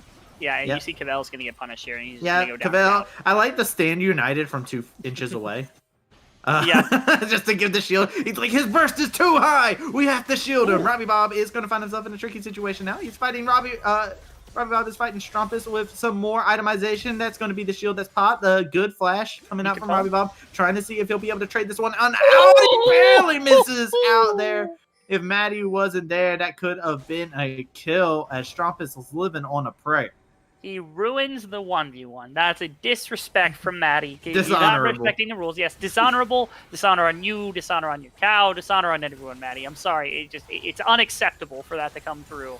But either way, I mean, the fight was really close between the combination of Robbie Bob and Strumpus, as their itemization is like, there's a lot of damage on both sides, and they both have that big lifeline shield to be able to work with. But somehow, despite everything else, Robbie Bob still has the damage to run through the Jin Zhao. I think on one more item, completed, that's when Strumpus can really start to just dominate the one-on-one matchup against him. And Matty is still playing this babysitter for the rest of this composition, where it's like, oh, I want to play Sejuani mid-top, and he's like, it's like, oh, we're going to play Senna, fasting Senna bot lane with Frostfire, and we're also going to play Annie with Mikhail's second item. It's like, all right, I'll play the basic. Strumpus, we saw that. Strumpus missed out on that. It was just like an inch away. I do want to bring up a quick bat. When I was talking about the builds that we see on Xin Zhao in the mid lane, some of the favored builds. Hourglass third item was one of them. I'll be curious to see if it will be an Hourglass or if it will be a GA. But that is something that I looked at, and a lot of Xin Zhaos have been going for AP variant item to go into as their third item when they're played in the mid lane. So we'll be curious to see what Strumpus will build next inside of this Xin Zhao in the mid lane. As, we got another Drake coming up here. Now we do. We do have another Drake coming up very, very shortly. As we're only on Drake number 3. Bottom tower got sieged up on by Sejuani, who's still somehow able to sit in this lane across from Route and not just like die immediately. So now you got 5 members here. They're getting mid pressure. Baron and Dragon are getting up at the same time. They're actually just gonna like immediately front. I'm surprised they didn't just rush down this mid tower. They might do it now. Yeah, there it is. Okay. The Sejuani is building a Void Staff. I saw that and has a grievous wound. Has grievous wounds. Here's the theory I'm going with. Uh-huh. I don't know what Cavel's doing. I'm not going to bother. So that's what we're doing. But we are going to bother with this team fight here. Strumpus getting jumped onto immediately. The Grand Challenge comes on out, but he's going to have to go golden to make sure he's going to be able to stay on alive. Over in the backside, Amar is getting jumped onto. Has to go golden on his own. It's going to be able to flash over the wall. Cavel's still looking for the kill. Is going to be able to secure it for his team. It's going to be the rest of GMU looking for somebody off onto the side as Strumpus and Strumpus fan having to limp away from this fight, as it looks like we're going to see GMU turn their attention over here to this Ocean Drake. We are seeing the recalls come back from Supernova. It looks like they are not going to bother trying to contest this one. Nicely played by GMU right there. They were able to get Matty, as he's really the only person that's truly threatening to anyone on the side of GMU at the moment in any real context. They're able to find him with a number of just kind of like point and click stuns, which prevents him from ulting and getting out of that situation. Cavel got that. Cavel got it. Walks out. Oh my god, if I got that tunt there, that was that could have been something special. But the Karma wasn't able to get there in time, speed him up, or anything like that. So man, oh man, there's just chaos happening all across the board here. GA was completed by Xin Zhao, so didn't go for an AP item on the third item there. So he is sticking with something a little bit more true, going with a stable build, I would say. More stable than what we've seen in other potentials, or what we could have ended up with here. It feels, if Supernova wants to make this work, it feels like they have to pay really, really heavy pick style. Where, like, if you find a bubble with Echo, that's a win. If you find an ultimate from Cavel, that's a win. And anything like that, and like being able to get pickoffs one by one and one piece by one piece. But they've been kind of baited into these massive like 5-on-5 team fights, which just don't work when you don't have the ability to focus down targets fast enough, since no one's got damage yet. Now, when you do get into the damage and you start getting like maybe third item now onto Array outside of the Frostfire, there could be potential. Lullaby onto Array gets popped. Tristana's able to find that kill. Route has joined the fray. Cavel's onto the backside of this fight. Is going to be able to lay out the damage. That's going to be LaFasa getting taken down immediately, as the Echo's going to be able to find the kill onto the Lilia. We got the Tristana over here trying to lay out the damage. It gets bursted down by Cavel, and with that, there's no damage source coming through, as it's just the Tristana, but the Tristana gets taken out, and that is an ace and a triple for Matty for Supernova. And Supernova just go ahead and grab themselves another Baron. They just took a 4,000 gold T2 from all the shutdowns that just came through. It was a combination of using just like pick-off tools to start off the fight, frontlining with Strumpus and using that Guardian, or the Gargoyle, or not Gargoyle Snowflake, the Guardian Angel, to be able to stay there. And then also Matty just being able to do anything he wanted. And the biggest thing is Enrique never got to walk into that fight because Cavel kept him away. And from that, massive advantage generated now by Supernova. The damage is starting to come in. And now all of a sudden this composition is working, Travis. It's coming together. I mean, working is subjective. Right? Yes, it's not losing, Travis. It's not losing. Well, it's been a very interesting tale here. GMU, I feel like misplayed super hard because they just ignored the Sejuani in the back, and Sejuani got the smack around Tristana. We actually saw an obscene amount of damage coming out there. Obscene. I mean, it started off with a pick onto a Ray. That looked super good. And then they're just like, all right, we go and fight the rest of them. And it's like, there's an AP Sejuani in the back, guys. We should probably pay attention to this. It's what it is. If GMU burns resources ahead of a fight that comes out, they just lose. Like, if they pick Array, that does nothing. Like, what does Array do in a fight other than get one good ultimate off and then throw some heals into his team? Maybe get a couple of, like, good auto chunks out of somebody. Not much. If you burn 1 or 2 ultimates onto Array, all of a sudden, this other fight that's going to come at you is suddenly losing because of that. So, like, they just need to hold their cards and then wait for the 5-on-5. And just doing that alone is enough for GMU probably to stay alive in this game and eventually just win out because their composition does something. I just got to say, man, you know, having an AP Sejuani in your game is one thing for sure. It's definitely not boring, as you would say there. Hey, you can't do this to me. I'm already on. We're in the 34th minute of this game, and I've been sitting there. I've been behaving, okay? That's fair. That's fair. My 3 brain cells are too focused on everything else that's happening to be able to manage your puns properly. Oh man, and you know They what? Right now GMU, they look like they're in a bit of a disarray here. Supernova's just pushing down here. They're just grabbing onto these towers. They forced 2 people for this Sejuani. The Sejuani doesn't have TP. No. They're keeping Robbie Bob down there, which is actually one of the stronger members of this team. Like, they could still make things happen. Cavell, no, please. Cavell wants red buff. Cavell gets what Cavell wants, dang it. He asked for AP Sejuani. He gets it. He wanted the red buff. Unfortunately, won't be able to get that. He'll probably report his teammates after that. You guys are supposed to keep him busy for a little bit longer. 5th dragon spawns at 35 minutes into the game. We still have a minimum 5 minutes after this dragon to get a soul point, and it's possible you trade up. Wait a second. Trumpus just dumpsters Amar in the mid lane here, and the action doesn't stop here. Strumpus is online, got the double kill for himself, is looking to make it into a trip as he takes out Route. Now it's Robbie Bob getting slowed on down. The raid boss is here leading the way as Array is looking to lay out the damage. Robbie Bob's going to have to flash away. Gets taken down to a huge amount of damage. Tibbers has been jumped into the tower here. Just wanting to go ahead and grab that. Not going to be able to get that 100-0 off the Glacial Prison. They're just going to lose here. Supernova is going to win here. They got the minions. They do not have the Baron buff anymore, but they have the numbers. They have the advantage. You see Maddie over into the backside going to be able to take out LaFasa, and that's going to be an ace in favor of Supernova. You have Lilia coming up in 5 seconds, but it's not enough. 5 members of Supernova bear their fangs down, and they're on match point now. It only took 3 full completed items for everyone on Supernova to finally eke out a lead. This speaks so heavily, I think, more to GMU, and they just this is why we consider them to be not the favorites in this series. Supernova goes crazy with the draft. They build a bunch of nonsense, and still they can run the map the way that they want to because they know how to run the map. And I'm sorry, GMU. It's not your fault. Supernova is such a good team. Getting played and toyed around like that was kind of ridiculous, but goodness gracious, that was some fun. I will have to say, too, like, if you're playing in a game of League of Legends, that's not a composition that you plan for. I feel like that is Not definitely nobody goes into it. All right, we need to set up a scrim. Well, we go into here. We need to get the Xinjiao. We need to get all this stuff going. We need to prep for an AP Sejuani in the top lane. We need to prep. I watched this ankle spanking video here, and he was doing raid boss Senna, where it was just so much HP. You know, we got to be prepared, and it's just like. No, nobody's prepared for any of that.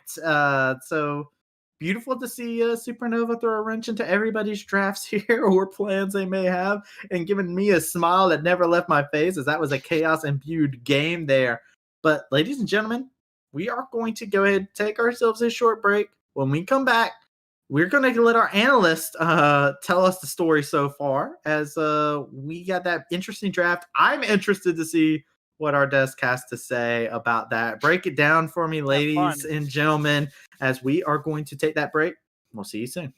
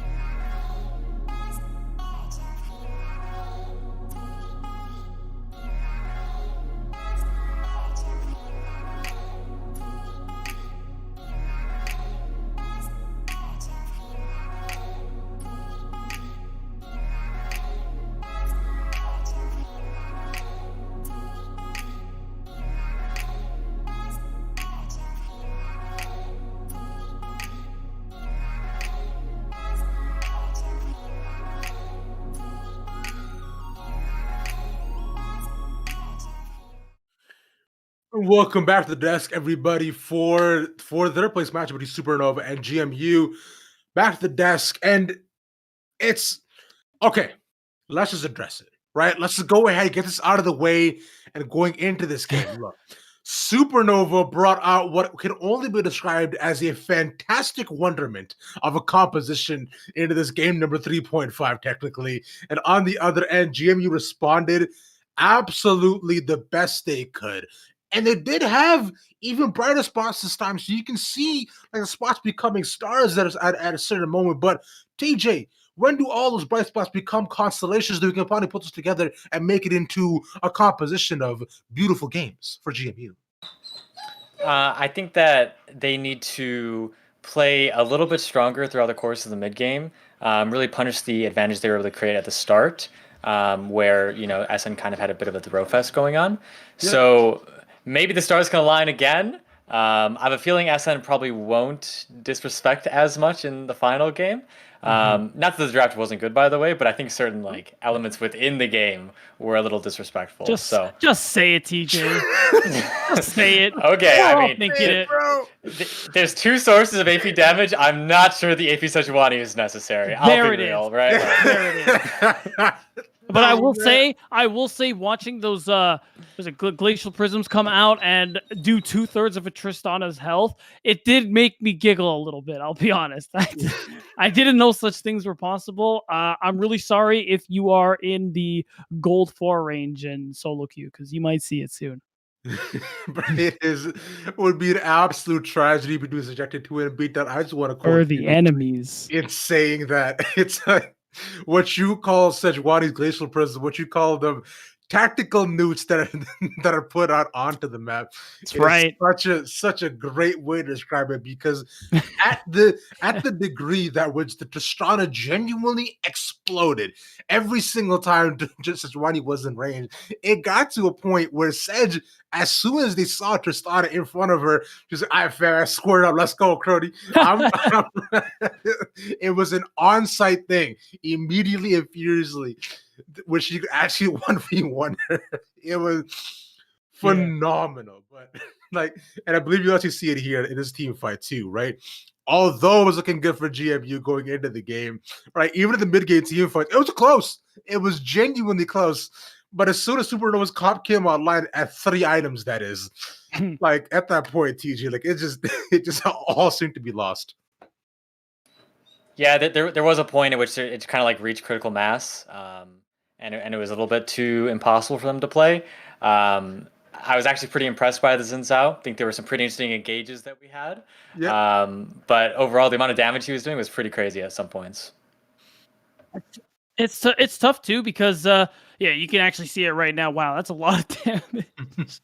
But what I wanted to say too was the GMU had some really good leads built up for themselves, like we were talking about too, but they just kind of allowed Supernova to kind of catch up, reach those late game spikes that they were kind of expecting, especially when you go this particular build with the Seta on Array, which we hadn't actually talked about yet, which really is reminiscent of that 2020 go Grasp, go Frozen Mallet. In this case, it's Frostfire Gauntlet.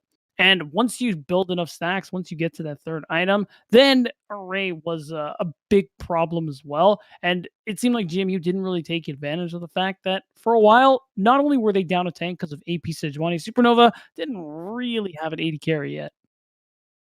No. But I mean, like you mentioned, Mid Zhao came through. So Mid Zhao win now. Mid Zhao win now, yes, sir.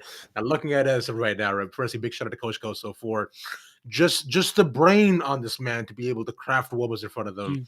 Is genuinely impressive. Massive, absolutely 5-headed. I don't know if I could have ever thought about it. And I know on the other end, TG also demanded his respect for predicting like half two things. Two things. It was more than 2 things. Let's be real. No, I will give you 2.5, because although it wasn't a prediction, you did mention that Senna Annie exists. So I'll give you 2.5, and that's my final offer. Fine, I'll take 2.5 out of 50. Out of 5. That is 50%. So that's a pass. Fair enough. True, you're right. And a pass is all we need. And right now, all Supernova to do is just pass us through this game, because right now they're looking so dominant. So let's go on to this game number 4, technically, between Supernova and GMU. Rebel Fox, the travesty. Take it away, gentlemen.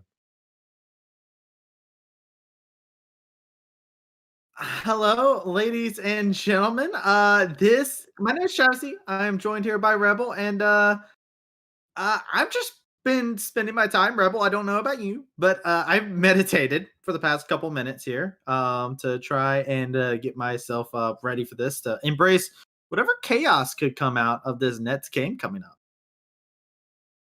I had to crack open a cold one. I'm sorry. It just needed to happen. I don't think I could have gotten through another one of those games. Not the cold one I was expecting. Hey, me neither, but I don't have any of the other kinds. So I told broadcast, I was like, hey, listen, guys, I could go to the ABC store. You know, there's one close by to me. I can go pick up a bottle and we can break into the Nets game in style. But it might help me figure out exactly what Supernova is going for their Nets composition. Because let me tell you, I don't know what to expect. Yeah, I think the point was brought up on the desk about how it probably doesn't become that disrespectful again, because that game was way too close for comfort. Supernova should 3-0 this series to relative plummet. You notice that just by them having won that game, which shouldn't have happened in 100 years. But obviously they've given up one game already, and then of course you have that game. So in my opinion, Supernova could just win a 25-minute game by playing standard and then just going back to what they were doing in the last two games, which is just dominating in terms of macro, making better decisions, things like that. Yeah, so we'll see exactly what the draft is. I'm excited to lose my mind again. Yes. It's been a while since I've gotten to delve into that part of insanity. Usually it used to be me trying to talk magical out of his blitzcrank mid lanes, and so I'm going back into this, and it's been just insanity so far. So I'm ready to see what the next step is going to be from the squad, and also I want to see what GMU has to answer back, right? Because you said, like, I think GMU has shown like a lot of bright spots for themselves, especially in that last game. Even though the draft was pretty chaotic, they still held their own into what could have quite the cheese surprise factor that would favor Supernova. They were actually clapping them individually, especially in the early mid. They played their composition properly. The problem is I feel like they were really, really afraid of this game continuing to be just skirmish after skirmish, or they weren't willing to go to skirmish after skirmish, even though they were winning. So it was like, you take 3 or 4 kills on your Tristana, but then you don't push that to like 8-9 kills. You don't go for Dragon. You don't go for Tower. That was epitomized by that bot lane teleport we saw at the beginning of the game, where Shen came bot and they did nothing with it. They just immediately left. It was an ultimate to bot lane, then teleported back top lane, which you do not do. You don't do that. That's a strange thing to do if you're the Shen to be able to have that. So I will say, again, GMU needs to clean up their decision making and kind of where they're playing on the map. But at minimum, that composition and the way they played looked a lot better in that game. Honestly, I 100% agree with you there. I want to see GMU just show better decision making, right? That draft in that game looked a lot better. Very stable draft. Looked like it did everything that they really wanted to do, but a lot of decision making kind of questionable is the word to use here. Now, GMU, they're still on the blue side. They still want this blue side here. So they absolutely have a plan for how they want to play this matchup, and they don't want to give Supernova first pick. They don't, which I think is partly due to Maddie. And then combined with like Strumpus fan, you can pick Rel first. It doesn't give too much away about your composition because it fits with a lot of different things. You could pick even like ADC first if you really want to be crazy, just because there are still ADCs that are capable of being taken pretty early on without giving too much away. So maybe George Basin is protecting that. But again, especially after that last draft, you have to think something is off in that regard, because you really desperately need to prevent these weird counter picks from coming through from Supernova. Even if they don't go crazy, there's still those weird one-off picks that they definitely have now that we've seen. I wouldn't even call them counter picks, to be honest with you. After what we just saw, we do see a Leona ban taken out there as Supernova saying, all right, you know what, LaFasa, we don't want you to be on engage. You've played Karma pretty well.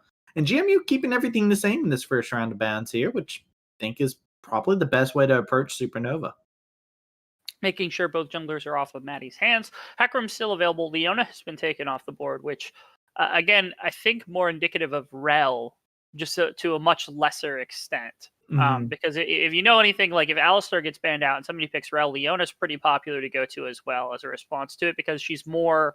Like, you can go to something like Morgana or Janna, but it does a lot different things than what a Leona does. And Leona fits a lot more with, like, what people have been playing for a while. And it's also still really strong. So, like, that might be just like a low-key shot at Lafasa to make sure that you can grab the Rel and you don't have that counter. Alistar would still be available, but maybe they're reading that he can't play or they can't play the Alistar, and that might be a problem. Yeah, absolutely. Now, Jimmy, they do have the first pick. See what exactly they will decide to lock in for themselves. I think the Tristana makes perfect sense. There wasn't a problem with the Tristana in the last game, and still keep that flexibility open for yourself. You know, it was a problem in the last game, was the health bar when Sejuani was around because it got blown up again and again. So there's that fear. Maddie also on Echo was doing the same thing. Like the Tristana was just getting annihilated in fight after fight. Like even after the early game when like you're down 3 kills, it was still just like Sejuani hitting you with an ult for hour of your health bar and everybody else coming through.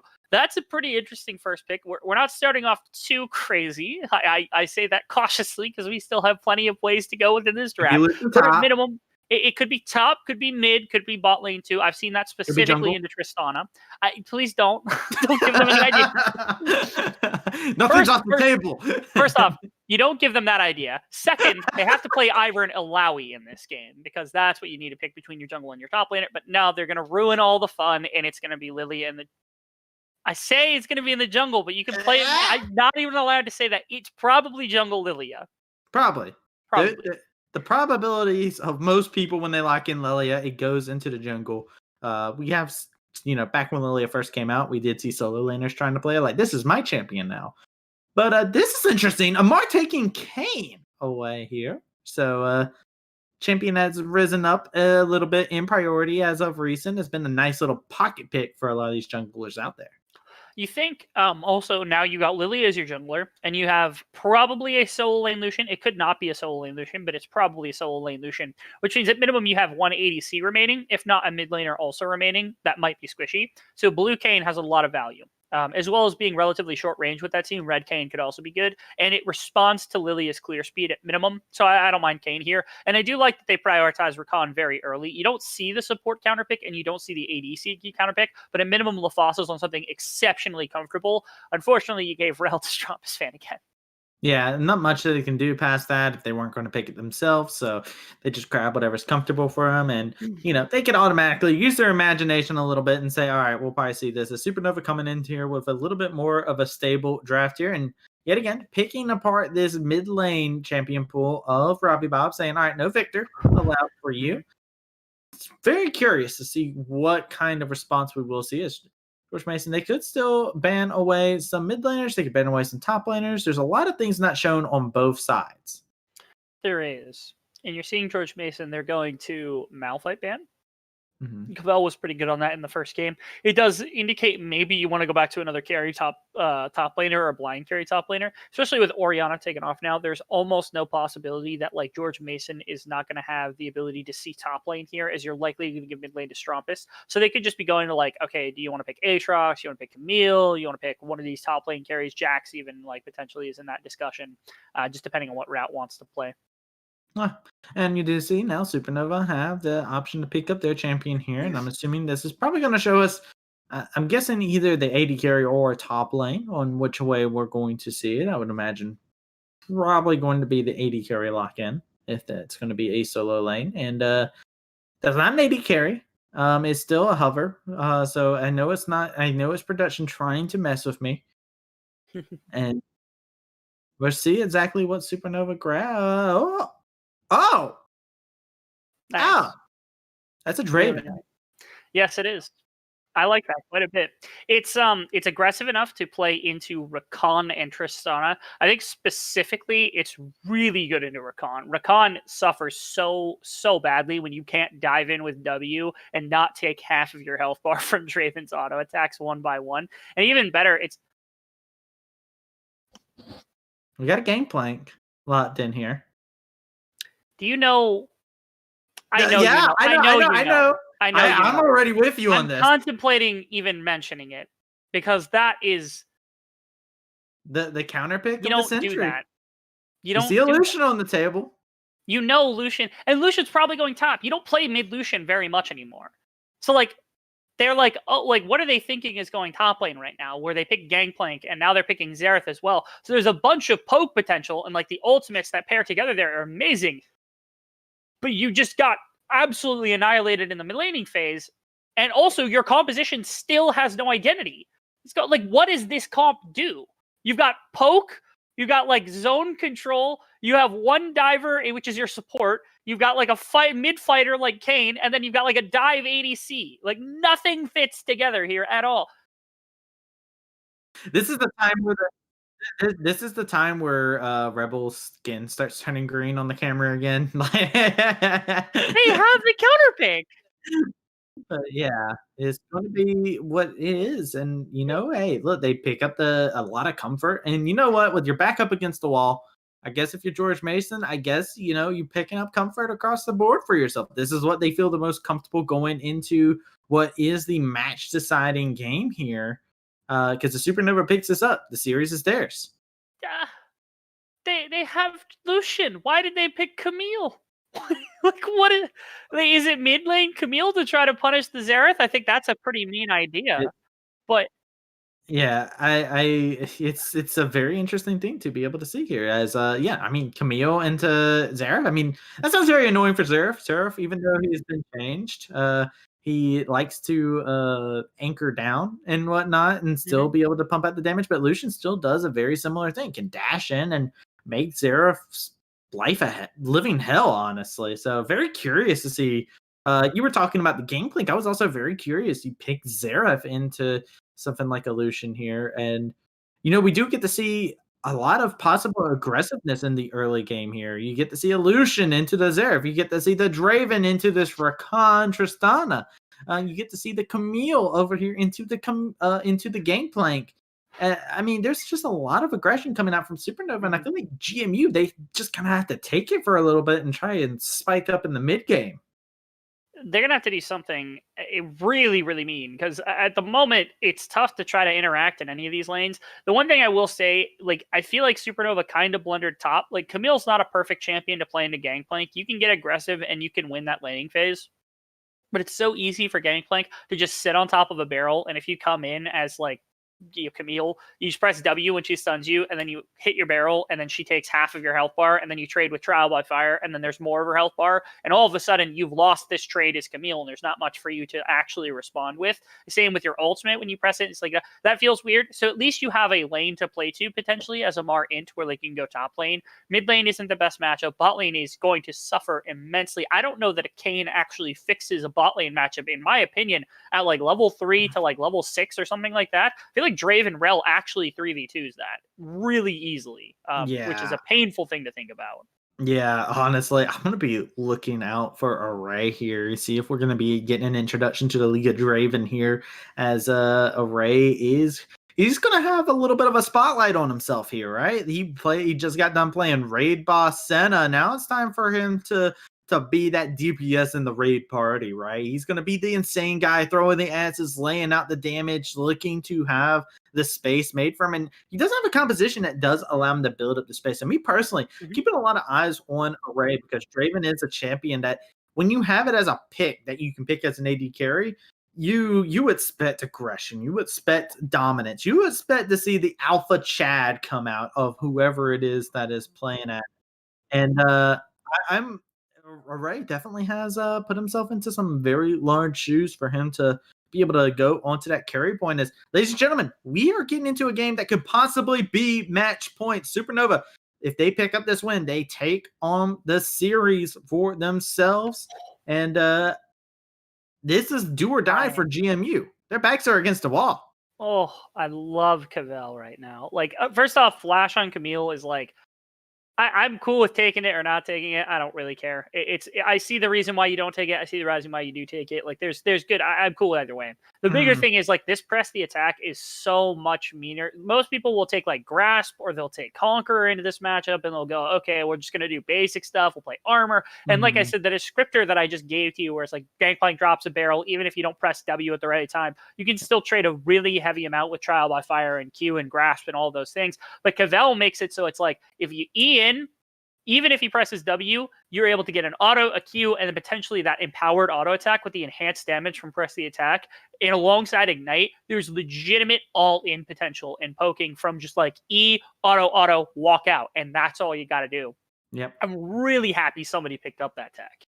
I am very interested too to see Maddie playing the Predator Lilia. This is something that started, I believe, as a Korean solo queue trend, which, as a lot of times, you see stuff like this happen where people in Korean solo queue, you see them like pick up a champion that everybody's playing. They're like, but what about this keystone, right? And they kind of limit test it.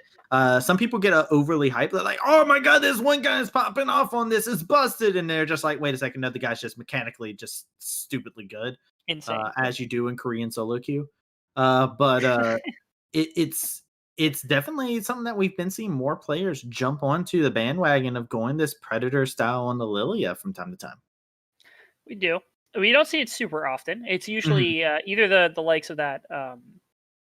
I apologize. I can't even think. Phase Rush or Dark Harvest. And the benefits of this, like you said, it's a really stylistic choice here for Maddie, which is interesting because, like you said, when you have such specialized build paths that come out of like Eastern region specifically, we think of like Korean and like Korean build videos where people are like, oh, you got to try this. This is crazy. And like, what does this do comparative to the other ones? It feels like Maddie's more of a burst fighter now, where you're like walking into a fight and then you're just like hitting somebody really hard very quickly, as opposed to what like Phase Rush would bring, where you can consistently walk in and out of the fight with the additional movement speed, stack up your passive a bunch, and things of that sort. So Maddie wants to get involved in these lanes very quickly and hit very rapidly with all the punches that you can throw. And you see, Cavell trying to trade with Route is going to be successful at doing such. As the Ignite comes through, is going to force Route to flash away. Amar's over here into the top lane, is looking to see if he'll be able to make an impact. Is going to be able to go through the wall, zoom on in, spin the win, baby, and that is first blood going over to Route.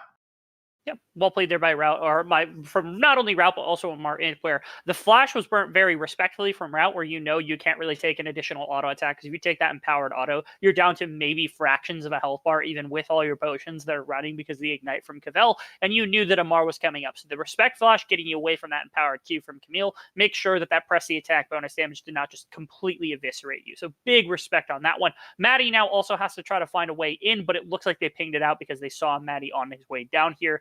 Good little catch by LaFasa. Yeah, LaFasa going to be able to lay out some damage onto him. They tried to see if they get the kill, but the flash out from Maddie is going to be clean enough. And that's going to be them forcing Maddie to go ahead and make a recall that they weren't planning to do just quite yet. And it's going to be good for them to be able to grab.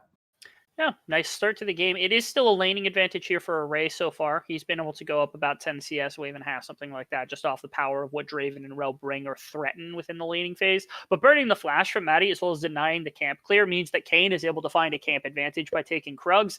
Could also potentially have walked down and looked for the Raptor camp that's going to come through, but it looks like Maddie would have caught him there anyway, so just a regank on the top side. Yeah, they're just going to regank him here, lay out the damage. It's going to be easy enough. The Dark Harvest being farmed by Amar here. He's grabbing some just some nice damage here. And I do want to say, I feel like this is definitely a Blue Cane angle kind of game too. Like I know he's ganking the one melee person out of this team over and over again, but Blue Cane actually does not sound bad at all into like this squishy composition.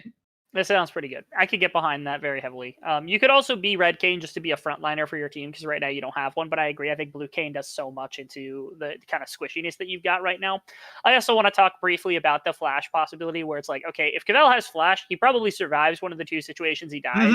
But he still dies in the other one. So like that's the thought process here, is like Ignite allows you to all in more times during the laning phase, even though you're not as safe as like what you would have been giving one less kill over. But in the grand scheme of things, that one extra kill probably doesn't change too much about what happens. The only thing is Gangplank picks one up, does get Sheen, which means that now this lane is very difficult for Cavell to try to play into, especially when you take trades like that, you lose a tower shot and a Q auto attack with the Sheen proc.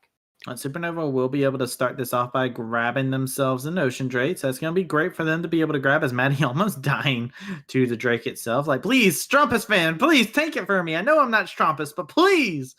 Strumpus, though, doing really well for himself, sitting up on that CS. I feel like we were, kind of expecting that Lucian and the Xerath. Lucian being a little bit Lucian favored there. So I wonder if Strumpus wants to go for more of a scaly type build with this Lucian, where like you could go into like Monamune still. It's not as powerful as it once was, but like with a relatively free laning phase into a Xerath, you are gonna like punish him a little bit, or at least drop him in farm, and it might give you an opportunity to be a lot more lethal into the likes of like Kane or something in this earlier game. I've also thought, like when the first season came out, I really thought that lethality Lucian might actually peek its head in because Eclipse was just so powerful at the time. It never did, but this would be a game where like maybe that's the case because again, if you've got Tristana and you've got Xerath and you've got Kayn. None of them are building armor really quickly in this one, so it's possible that you could just like rip through people. I also am curious if at all, we talked about how Lucian's a good matchup into like Gangplank, and it's good into Xerath as well. Camille is less good into Gangplank than Lucian is. I wonder if at any point they're planning on swapping these two just to try to get Strumpus into a lane where he can bully down route, and then Robbie Bob at some point he's going to fall far enough behind where even the Camille is not going to have too much of an effect in this laning phase, and then you're just playing equal mid lane with a powerful top lane as Strumpus fan just jumps out. Yeah, he just jumps out. It's not going to be a big deal. This Draven is building up the lethality. I do also want to bring our attention over. We were talking about the items a bit there. Wait a second. Array is looking to run them down, looking to stop them from getting a recall here. Look at the damage. It's so immense, and it's the spotlight, baby, that Array wants. He was looking to cash in. Can I get a look at Draven stacks here? I need to see what this man's got because Array looked like he was ready to cash in right there, and could have had a good payout. He's got 156 adoration, and it's just going on up. He even wanted like the flash was there. Oh, Strumpus just solo killed there. Strumpus is able to lay out the damage while this is all happening. Cavell is going to be able to pick up a kill over into the top side as well. So Cavell grabbing a solo kill, Strumpus grabbing a solo kill, but Strumpus in a world of trouble. No flash, no ignite. Oh, and he's got the Rakan Kayn duo there. And Amar says, hey, thank you for the kill. Thank you for everything.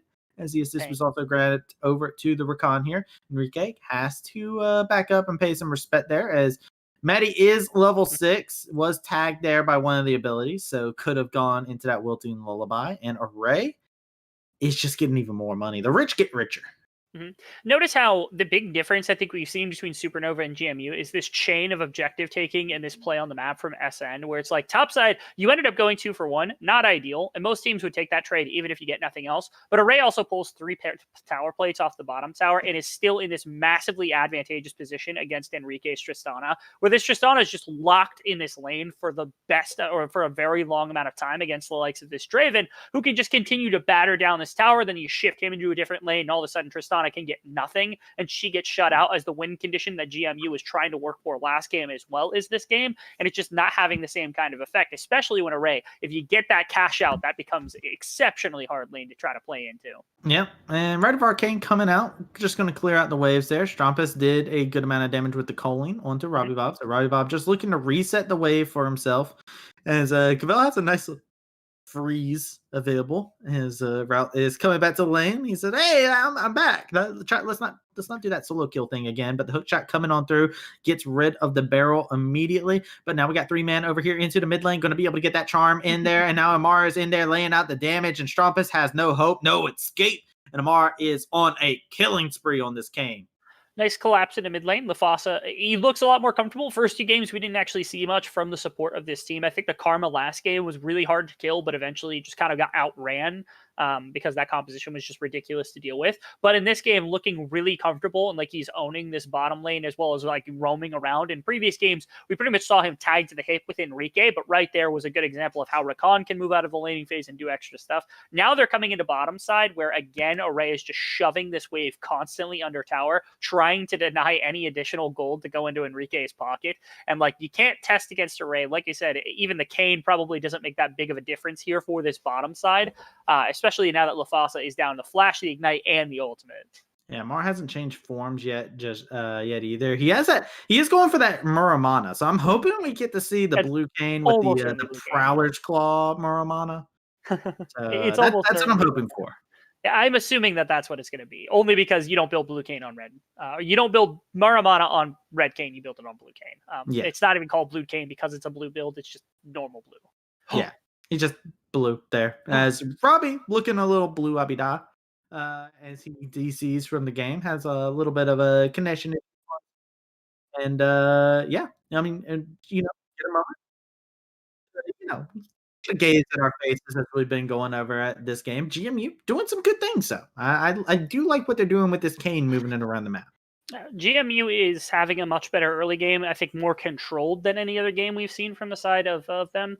Their first 2 games were not fantastic. I think we got a bunch of people that came in at the end, so we'll just describe what's happened in the series. Where Game 1, Supernova had an E-sub, and so they cost them Game 1. That's why GMU has a game here. Game 2 was with that E-sub, and it was a win for Supernova in pretty convincing fashion. Game 3 was perhaps the most hectic game we've ever seen, with Array back into the Supernova lineup. We had the most ridiculous composition of, I think it was Sejuani, Echo Jungle, Jin Zhao mid lane, and then we had Fasting Senna, who went Frostfire Gauntlet, and then Annie support, who was farming the entire time. And somehow, after like 48 jillion minutes, we ended up with them outscaling and winning the game. Rebel, you're missing the biggest things there too, man. That was an AP Sejuani, man. So if we're gonna give the context clues, we gotta give them the whole story there. This was a full AP Sejuani in the top side. We had a Annie who was farming, but also had a Mikhail's. And we get back into the game and we get a tragic zoom in on Cavell, who is taken out solo, it looks like, over into the top lane. As soon as the pause ends, Route says, all right, it's back on, and just takes him out. Could you give to me just a Xerath counter pick? Like anything? Like a Xerath counter pick? A Xerath counter pick. Could you think of one off the top of your head? Lucian. Other than Lucian. Aurelia is another one. Yeah, like there's like just about every. Actually, let me make this easy for you. Every AD champion you can play mid lane, I think, can be plausible for a counter matchup into the Xerath, especially since we've seen the nerf into the Seeker's Arm card that's came out recently. So yeah, I would choose just about any AD-able mid laner. What I'm saying here is that, like, I'm still curious why this Lucian is mid lane, because, like, it's done okay. It's certainly done fine in just trying to slow down what Robbie Bob's doing on this Xerath. But this top lane matchup has very clearly gone heavily in favor of gameplay. We might not have time to talk about that. Array is still one to catch in. Maddie's going to be able to pick up the kill there, as Array is just like, guys, please, I need one kill. I have 289 adoration stacks. He's gonna get first tower too. They spent let me get it. Let me have it. No, he doesn't get it. He's down so bad right now. He's down so bad. He's like, come on, Enrique, please, let's talk about it. He just wants to talk. Get some coffee. Come on. Oh, they are so hard denying this Tristana this game. Like, topside going perfectly fine, where you've got like Gangplank and you've got Kane who are farming and they're playing these plays phenomenally. But Array will still one-shot a lot of these people. Amar's getting stuck inside the headset on him. Is going to be able to buy a little bit of time. Going to have that seedling come through. Amar trying to lay out a little bit of damage to keep himself alive for a little bit longer. Route's going to be there to keep them safe and sound. But Robbie Bob misses everything on Cavell, and Cavell will be able to make a clean escape. Now it's going to be Strumpus that's going to be able to catch out Robbie Bob. Robbie Bob's going to take a lot of damage from this as he dashes on in, but there's surprise, a Rakan as the charm comes through, and Robbie Bob finds a kill onto Strumpus. And another play that kind of gets blown up on both sides, and it's Lafasa who makes another roam. He died on bot side, sure, but again, affecting the map is something we have not seen from this support through any of these games whatsoever. This is the first time we're seeing him come out of this laning phase and start to affect the rest of the map. You're not winning bot side anytime soon. This Tristana is down 40 CS right now. Throw the Rakan body anywhere else, and you're able to find stuff. And right there, saves the life of his mid laner and gets a trade kill for the Xerath into the likes of the Lucian. Yeah. Beautiful play coming out from Lafasa there. I feel like he's been an underrated member of GMU, I feel like, inside of the series so far. Has actually had a pretty good time on the Karma pick in the past 2 games. And now on the Rakan, showing exactly why they wanted him on this champion. Lafasa is doing phenomenal for himself and being in the right place in the right time. That's twice now that he's really made Strumpus' life a living hell. That it is. Not having fun. And these 2 solo lanes, again, for the side of Supernova, I still think that they blundered for that top side matchup, but they could have put Lucian up there, counterpick for the Xerath, or even just counterpick something even better into the Gangplank instead of going for the likes of Camille. But instead, they opt for this matchup with the Camille into the Gangplank and the Lucian into the Xerath. And while, again, originally the Lucian was doing fine, we're still in a place where these solo lanes for the side of GMU are the win condition, as Enrique. They're here to take this Rift Herald. It's really not going very fast. And they're just now starting it. You see Amar trying to jump onto Maddie, trying to lay out the damage. He's inside of him. He's golden, but he's going to pop out as second he gets out of that hourglass. And yeah, this is just going to be now they turn around. They have the jungler here, so they're going to be able to grab this Rift Herald. But a lot of interesting movement to actually come out there as they just, because it was so slow, Cavell got a huge push in the bot side. I did. Was able to force Route to respond to that, but they can't do anything with that timing here. Array is still, I think, the primary focus for the side of Supernova, just because the rest of their lanes are not going immaculately, as now might be in some trouble. Cullen not going to be able to connect. Kept shooting the guns, even though he's hitting the wall. He was drawing his name on there as best as he could. The S was a little crooked. I just trying to think of like him like turning his guns, but he doesn't turn his guns at all, so he's just firing at the same spot over and over again. It doesn't spell his name. He's like rats. That easy shot down there. Beautiful roam from Camille. Was sitting in the bot side for quite a bit there and finds the catch out that is needed. And yet again, another head stack ultimatum, this time resulting in a death for MR. That's a huge shutdown that came through for Strumpus right there. That might be enough to at least keep him involved in this laning phase as you're waiting for probably Gale Force to come out. Array's on his own top side, but there's 0 wards in the river, so he cannot walk up. Unfortunately, will deny another wave over to the side of Enrique, as it is actually Duskblade for Array. And I don't think that's the most popular. I'm pretty sure Shield Bow or Kraken Slayer are the most popular items for the side of the Draven. So instead, it's just the lethality, where like if you kill somebody and you go invisible, you have the ability to carry the fight from that point on. It's a lot more like assassin oriented, which I think is really interesting because you can one tap like Tristana or Kane or Gangplank during the course of a fight, and being able to reposition freely without being seen by anybody or being punished by barrels, punished by Xerath ultimate or any of the skill shots that come through. I think that's a really big aspect. So maybe that's why Array is going for this really aggressive lethality based Draven build right now. I do have to say, I just went ahead and I was curious because I wanted to look it up. Fun fact, it's usually Essence Reaver first, and then it's usually a Duskblade, actually. So, all right, just honestly rushing it. So that's what people recently are actually finding their success with it. So, I mean, it makes sense. We've seen the Duskblade Sivir come into fruition here. So Draven just taking the same principle idea and using it there. By the way, he has about 400 stacks of Adoration right now. So he is, like you said earlier, down bad. He's down for something. Bad. He's down real bad right now. Mana Pool coming on in. The culling being used. They're going to be able to use those whirling blades, but it's not going to be able to spell out any death just yet. It's going to be Amar being able to pick up the kill. Lucian's going to be able to pick up the kill onto the Kane here, as we do see the Tristana's over there onto the side. The double kill goes over to the Lucian. Strumpus is going to find himself ticking on down, but Array is still on the hunt, looking for another kill. But Enrique in the backside looking for something. Buster shot going to be used. Is going to be able to put Array into a very tricky spot, as it's going to be the laser shooting on through. Robin Bob laying out the damage in Array. All that adoration is for nothing, baby. That's a shut down the ace, and that is going to be GMU finding himself the ace there. Strumpus, hold your ass ski, my man. You just wasted like 800 gold from poor Ray's pockets. You just took it. Please, sir, may I have some kills? And Strumpus just denies him that. I don't even care the way that this fight goes for the side of Supernova. If they get one kill onto Array, the rest of the fight could be lost, and they probably make the gold go even. But in this case, not only do they not get that for Array, they lose half the stacks, they lose the fight, and they lose a dragon towards this dragon stacking condition. Yeah. As this game suddenly becomes so much more serious now because your top side is just getting kicked around on the side of Supernova. I was about to say, didn't they change it here recently where it's actually like it's not even half of Adoration? It's even more than half now, right? I can't remember, but I remember there was a change a couple patches ago. And I think, he's at 105 stacks of Adoration right now, by the way. So he lost over a third of what he worked so hard for. Strumpus is going to find him getting shut down. Mark being able to pick up that kill. It's the blue Kane coming in, laying out the damage. And, oh, man. Supernova does grab a tower for themselves, at least, inside the mid lane. But, whew. Yes, this is something, if I must say so myself. Array is really, he's still very high at gold. If you look at the gold value, he's probably still ahead of just about anybody else on the map right now, given all the turrets that you've taken off of him. These were like regards.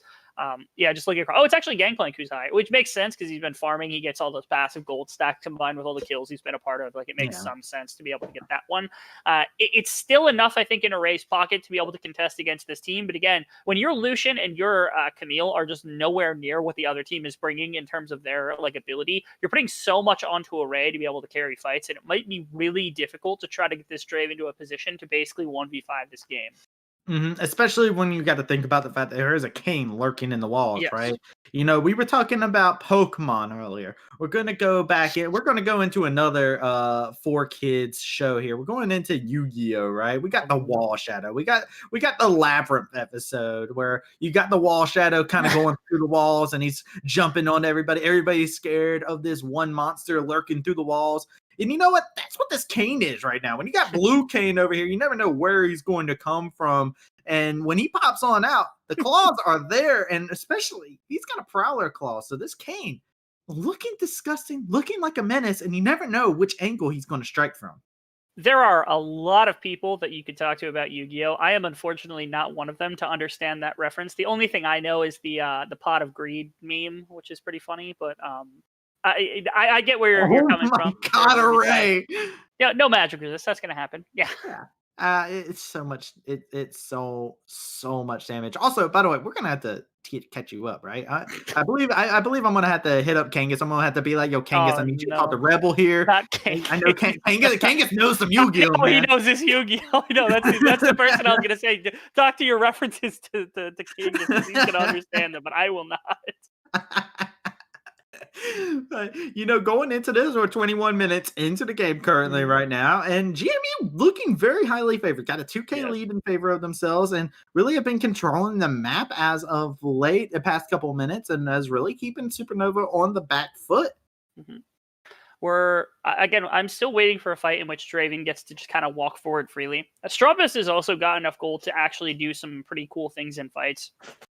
More importantly, I think that last fight that we saw around the dragon, Strumpus fan had a great engage, but it was way too far away from all of his carries, and it didn't allow them to actually put out damage. So just bring everyone cluster closer together because, yeah, you've got AoE damage you have to worry about, but you really need to be able to follow up on Strumpus fans' engage. That comes down to vision control, I think, which they do lose quite a bit of because they are down so much gold right now to GMU. So it does become much harder to try to get that to come through. So you might have to get creative with Strumpus fan and what your engage path is to allow Array and Strumpus and even Cavell to try to access some of the damage that you open for. You can even see right now, GMU just trying to kind of move around, keep this Draven locked down. We got double AD carry fighting over farm in the mid lane. All right, it's like, you took my adoration, Strumpist. I take your mid lane farm. He's trying to get it back. He's at 200. He's not quite at the same level as where he was at earlier, but is going to be able to grab that as Enrique does get tagged. Not going to be the wilting lullaby to come as a response, though.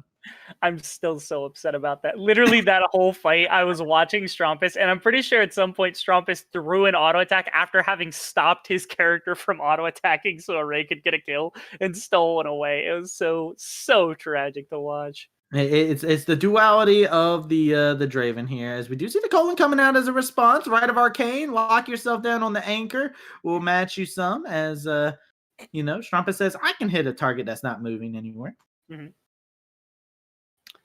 I'm just waiting. This fight around this dragon is going to make a big difference. I think. Cavell looking for something, but got a little bit too greedy. Headstack ultimatum will come out, but the only person left with an ultimatum is the Camille. Now, it could possibly be a 4v5. We do see them fighting for it. The Wilted's going to come through. Strumpus finds the kill with the La Pasa there. And that is 2 kills immediately grabbed by Supernova, and they're making their way over to the Baron. Give him 1 kill. 1 kill, please. Poor Array is just playing the stacking champion. They might be content trading this away. Again, I was going to say, if the fight goes the way of GMU and they get the dragon, I think the game actually just swings so far in their favor, it doesn't come back. If Supernova snags Baron, this is their way of getting their gold value back into a place in the game where you feel comfortable. Xerath is going to make this very difficult to try to deal with right now. And they are still trading dragons, so this still could be a massive problem. Yeah, Wilton Lullaby coming through onto route, but he's going to be able to get an orange and be fine. Maddie's still going forward, trying to lay out some damage. And they're not going to be able to find anything past that. Cavell going to be trying to lay out a little bit of damage, is going to be able to dissuade them, but they don't grab the Baron, and Dragon is secured by GMU. Yeah, it was a bluff called by Supernova, where I feel like they wanted to almost get a fight. That's a Lilia dead. That actually might be Baron also. Oh my god, and it was right off the edge of that ward, by the way. It was one ward that they didn't know it was there, and the Right of Arcane coming through. Robbie Bob doing a fantastic job for himself. And there's no TP on this Camille either. Had to use that at the butt end of that a little bit of a Trumpus has skirmish here. We see the head ultimate, tech ultimatum coming in. There we go. There's Okay. gonna be a little bit of damage coming on through. They're going to be able to go on, get a kill onto that for themselves. There's going to be able to secure it. Strumpus over here onto the side. Array says, please, I just want one kill, but is not going to be able to find it. Has to make a swift receipt or lose all his adoration. And GMU grab Baron, and they just grabbed 4 kills. GMU for the first time in the series are playing objectives exceptionally well, like exceptionally well. In that game right there, they call the bluff of the dragon and they know, okay, you can't full take Baron. We're going to poke our head into the pit just to make sure you know we're here. But more importantly, we're going to take dragon at the same time. They sustain too much damage on the side of Supernova. You find the pick onto Maddie because he went too far in on the Lilia trying to get a kill just to try to close out the game and try to come to Baron or something along those lines, get the swing back into your favor. From that, Robbie Bob finds this pick off, and that now generates what is it's the largest gold lead by far GMU has had in any of these games, with 6,000 currently sitting in their favor. And also, again, 2 dragons too. If Supernova has one of these infernal dragons, at minimum, you could say if they can just cap 1 more for themselves and get the infernal soul, maybe we have a game at that point. But because they were actually even in dragons, this has become so much harder for Supernova to contest in, as now their composition is starting to get outscaled, starting to get poked way too heavily by Xerath. Routes start to become a massive issue, dropping that ultimate, becoming a very large pick potential. This is, I think, actually going to swing back to the side of GMU. Yeah, GMU right now, they have this composition going in their favor, and the Rider of the Arcane Array is like, please, my adoration, don't touch it. Don't take it away from me. It's gone, baby. Array is taken out, and now it's going to be the Cavale trying to see if he'll be able to lay out the damage, but the Buster Shot's going to be able to slingshot him back into his own base here. It is just going to be the siege onto this inhibitor tower. You got Strumpus still splitting away on the top lane, and this is going to be an inhibitor in the mid side, and this could be another inhibitor down here in the bot lane. Strumpus is not backing. Strumpus, you got to help out your team here. They're taking too much damage, too much poke. Cavale taken down to past half HP, and this is going to be yet another inhibitor as there is no Lucian. The back is coming back so delayed. They're getting off so much damage onto this Nexus tower. They're going to lose a Nexus tower for this, as the Lucian just completed his back. His side of GMU, they are looking, they're going to have to back up now, but they took down 2 Nexus towers here. This actually might be a little overly respectful from the side of GMU. I know it's a lot safer to do this, but you definitely Camille looking to go in. It's going to be Array finally getting the cash out, but there's no stacks that he got the cash off of, basically. No. He only had a couple stacks there off the cash in, so he finally finds a kill, but over 600 adoration stacks have been wasted by him dying twice now. So this is his first cash in, and it was actually, I think it was actually below 100 adoration when he cashed in. So not the most gold. As Trump is trying to go in on route, route is strong right now. You don't want to do that. You see, if we had seen that at the beginning of the game, Lucian wins that. But because Route is level 16 with 3 completed items and an immortal shield bow, Strumpus doesn't have even a single thing to step on right there. I really don't think that these solo lanes went the way that they wanted them to at any extent. You wasted those picks or those potential counter picks to come through. Robbie Bob went completely unpunished in the mid lane, has just been stacking this Magi's and is now just this massive just threat to poke down anybody. I still think they could have honestly gone for a killing blow right there. They could have just gone for Nexus and tried to fight it out, because they had more than enough damage and the health bars weren't super low. Fear and respect for Supernova keep them alive just a little bit longer, but slowly the noose is beginning to tighten. This is kind of a tough play here, as they're even teleporting into top lane now to continue this siege onto top inhibitor, since the other 2 have been taken down already. Yeah, they remember that Supernova is a team that has been able to find some good fights against them here. As Array is going to find himself going down. No more adoration for you, buddy. Strumpus fan is going to be Nets. That's a double kill going over to the Kane. And this is looking like the game in favor of GMU, as Robbie Bob's going to be able to get a nice little burst. Good catch to come on out. And that is going to be the Nexus exploding, as Supernova did go ahead. I believe that was a surrender there, as they realized that Nexus was about to explode. There was no minions hitting away. And GMU, they just brought this to a 5-game series in what was a very commanding fashion. They really capitalized on Supernova's weaknesses. They did a very good job. I think it was Supernova played to Draven really heavily, and they were able to put a lot of resources into Draven. They couldn't spike it fast enough. It didn't do enough damage. One kill might have turned this entire game on its head around that third Drake that came out for that first Infernal Drake that went to the side of GMU. Because that didn't happen, because that gold wasn't there, they're able to turn this team fight around off the back of this powerful top side. Supernova had that command in the other two games where you're just winning solo lanes or winning jungle matchups. But in this one, again, I think they fumbled really heavily from even the draft. The communication, or my apologies, the execution of those picks was not there properly in order to actually counteract the top lane presence that was going to be there from the side of GMU. And eventually Tristana was able to just kind of sit there and tank all of the abuse because it just didn't matter. Eventually the top side came to a rescue.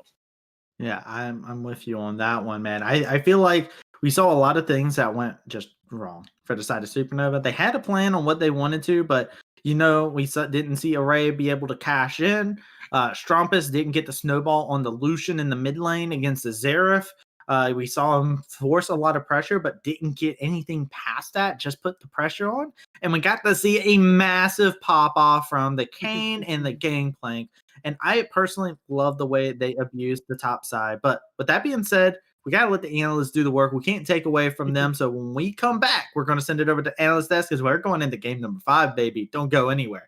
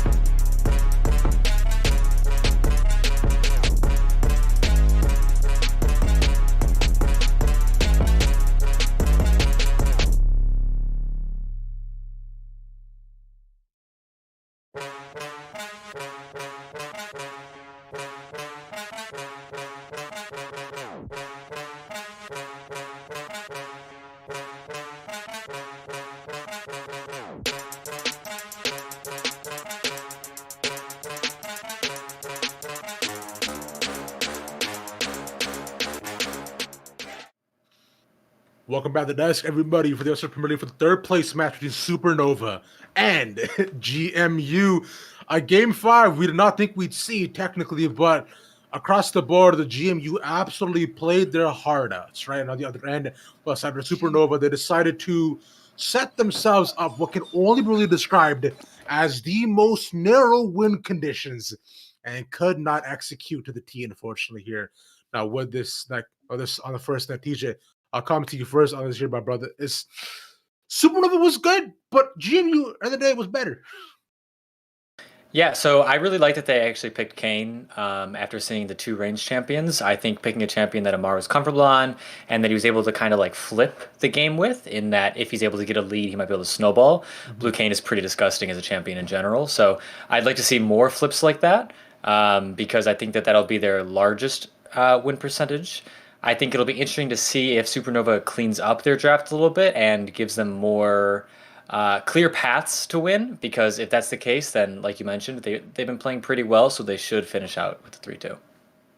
And it's nice too because not only did Amar get himself a really good comfort pick on that Kane, we actually saw some pretty good performances out of Route on the top side as well. I think by 15-20 minutes in, he's 4-1 on a gangplank, no less. So there was a lot of scaling as well on the side of GMU, and it got to a point where once they grabbed the whole of that lead, they were never going to let go.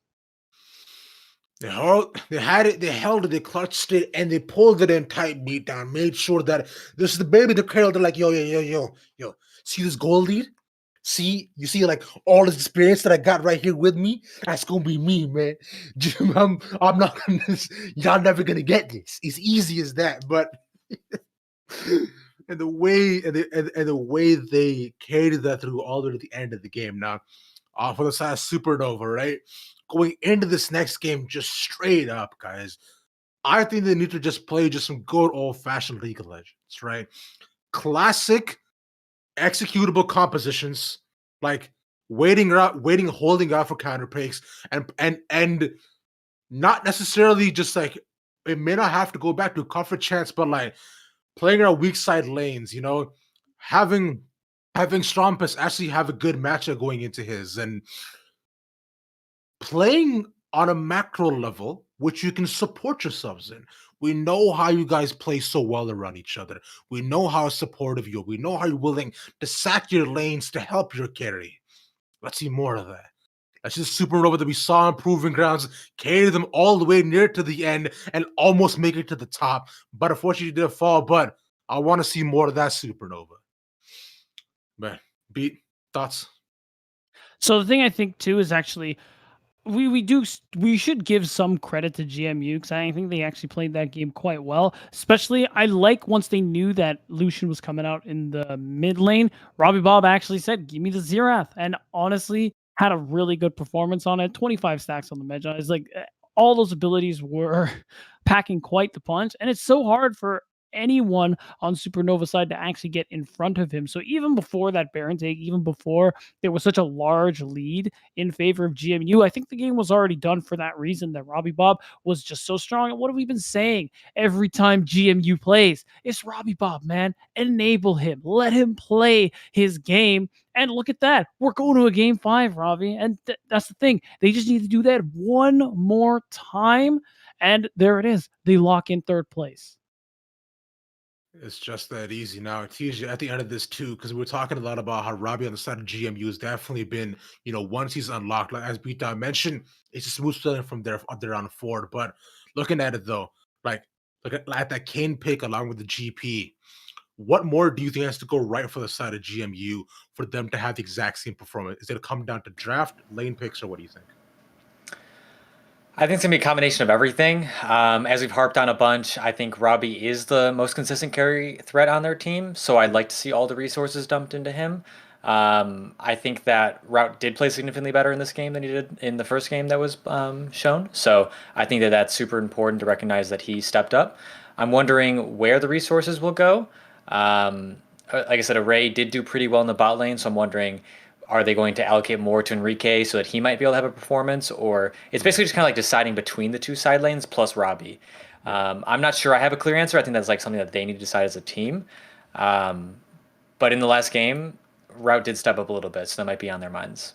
Definitely so. But with that, our predictions are safe beat as well. So with all that being said, we're going to head it over to back to our casters for the final game of the night to see which of these teams can bring it out and get that sweet, sweet prize, somebody, Supernova or GMU. Well, what I'm going to find out, Rebel Fox or Travesty. Let's see it. Thank you yet again, Des, for just always being so phenomenal. All breaking down the action, making sure we're good to go. And ladies and gentlemen, we are in game number 5 of this best of 5. One team is going to be able to walk away the winner here. And man, this is a way to end of UPL this season, man. Rebel, I don't know about you, but we've had spice and everything nice inside this series. And these two teams have been butting heads for sure. We've had some craziness, certainly. This has got to be the most disappointing best of 5 I've ever been a part of, to be quite honest. Disappointing, I'm excited. We've had one really good game from one side, one really good game from the other side, one just like crackpot game of nonsense, and then a game that got skipped. Like, I feel like I've been cheated out of 2 full games of League of Legends here, and we're in a best of 5. Trust me, I'm still hyped beyond belief for the 5 game. To think that GMU could come out with a win in this one is just miraculous to me, given the fact that they needed a substitute in game 1. You have to think finally, Supernova could maybe take this one seriously. Maybe they're going to not make those mistakes like they've made the last 2 games.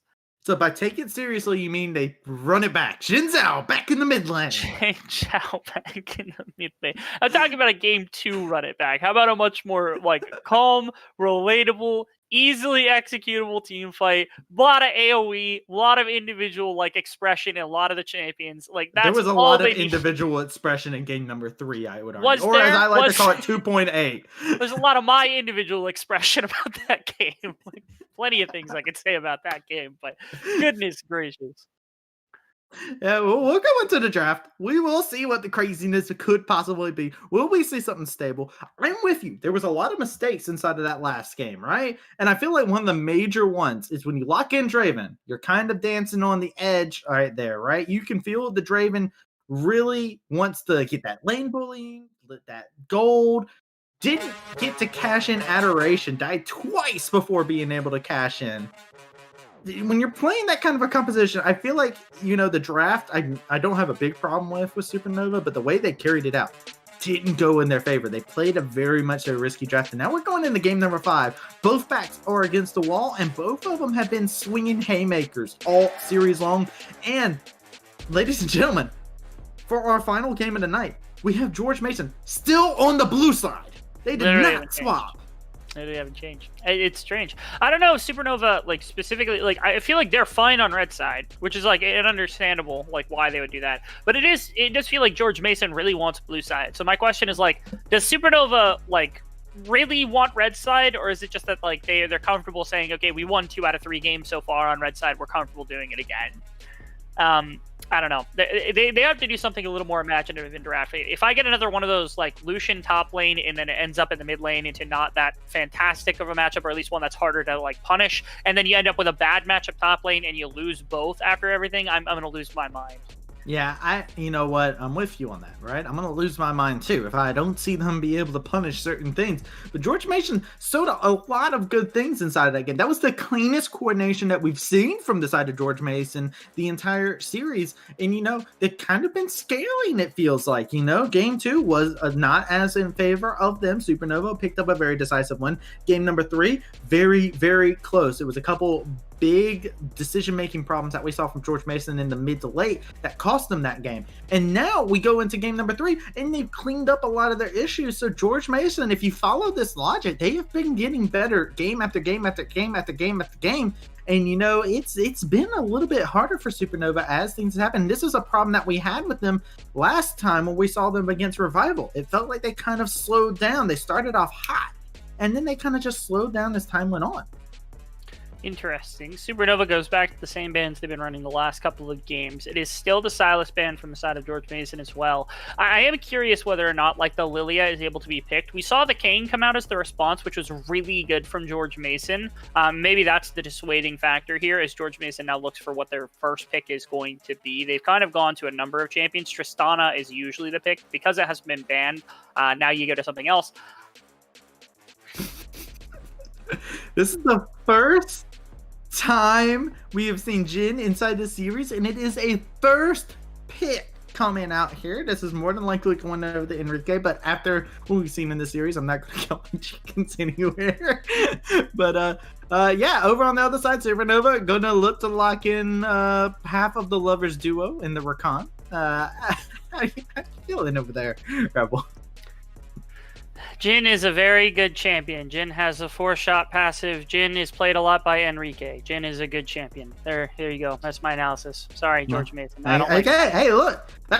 Listen, that's the only way we could top that is we can get Syndra. All right? Like, if we get a Syndra, that's even better for you, right? But I'm going to turn into a bias caster real quick if they pick Syndra after this.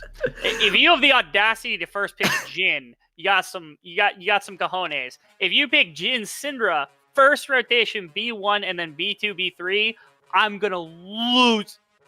Okay, this is a hover. This is Hyper just messing with us. I do love the fact that they do lock in Volibear. Volibear top lane and jungle have been phenomenal. So I do really love the Volibear. So really big fan. And then Leona Jhin works phenomenally together as well. And also, Straubus fan takes a little bit of a shot at Lefsa because the Rakan was really good from Lefsa, and we know Lefsa plays that very heavily. In fact, actually, if you look at Enrique, I think he plays Jhin about as much as Lefsa plays Rakan, and they're two favorite champions. So this time, Straubus fan not wanting to give that one away. You know Rel's not coming back at you because they haven't played Rel the whole series. Leona is good into a Rakan who plays aggressively, but into a defensive Rakan, I think it's actually a pretty decent pick as long as you're not caught out with like a long-range ultimate or something. Route also coming back to the Gangplank as or just waiting for the that could be it. We did see a Cho'Gath hover there. It is locked in, so we did have a Cho'Gath there. I personally really like it. I think Cho'Gath is insanely good.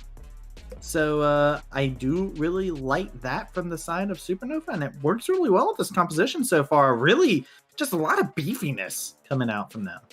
Yeah, pretty good into Gangplank for one thing. Second thing is like it's not a particularly aggressive champion, but it's one that can fill a bit more of damage, a lot of control around neutral objectives. It fits a profile of a team fighter. It's a lot of things that Cavell I think really likes in a champion or plays for in a champion. When you don't really think of like Lucian for like Cavell, which is why you didn't see it last game. Even Camille starts to get like a little more questionable. But things like this Cho'Gath come to my mind a lot more when I think about what Cavell's style is like as opposed to his opposition. So Gangplank, it's not going to be super punishing against the Gangplank. It's still really good, I think, during the laning phase, and it should be more of a free lane here that's going to come out and make this massive Cho'Gath difficult to deal with for the remainder of George Mason. Also, you can't kill it right now. You have nothing to kill this.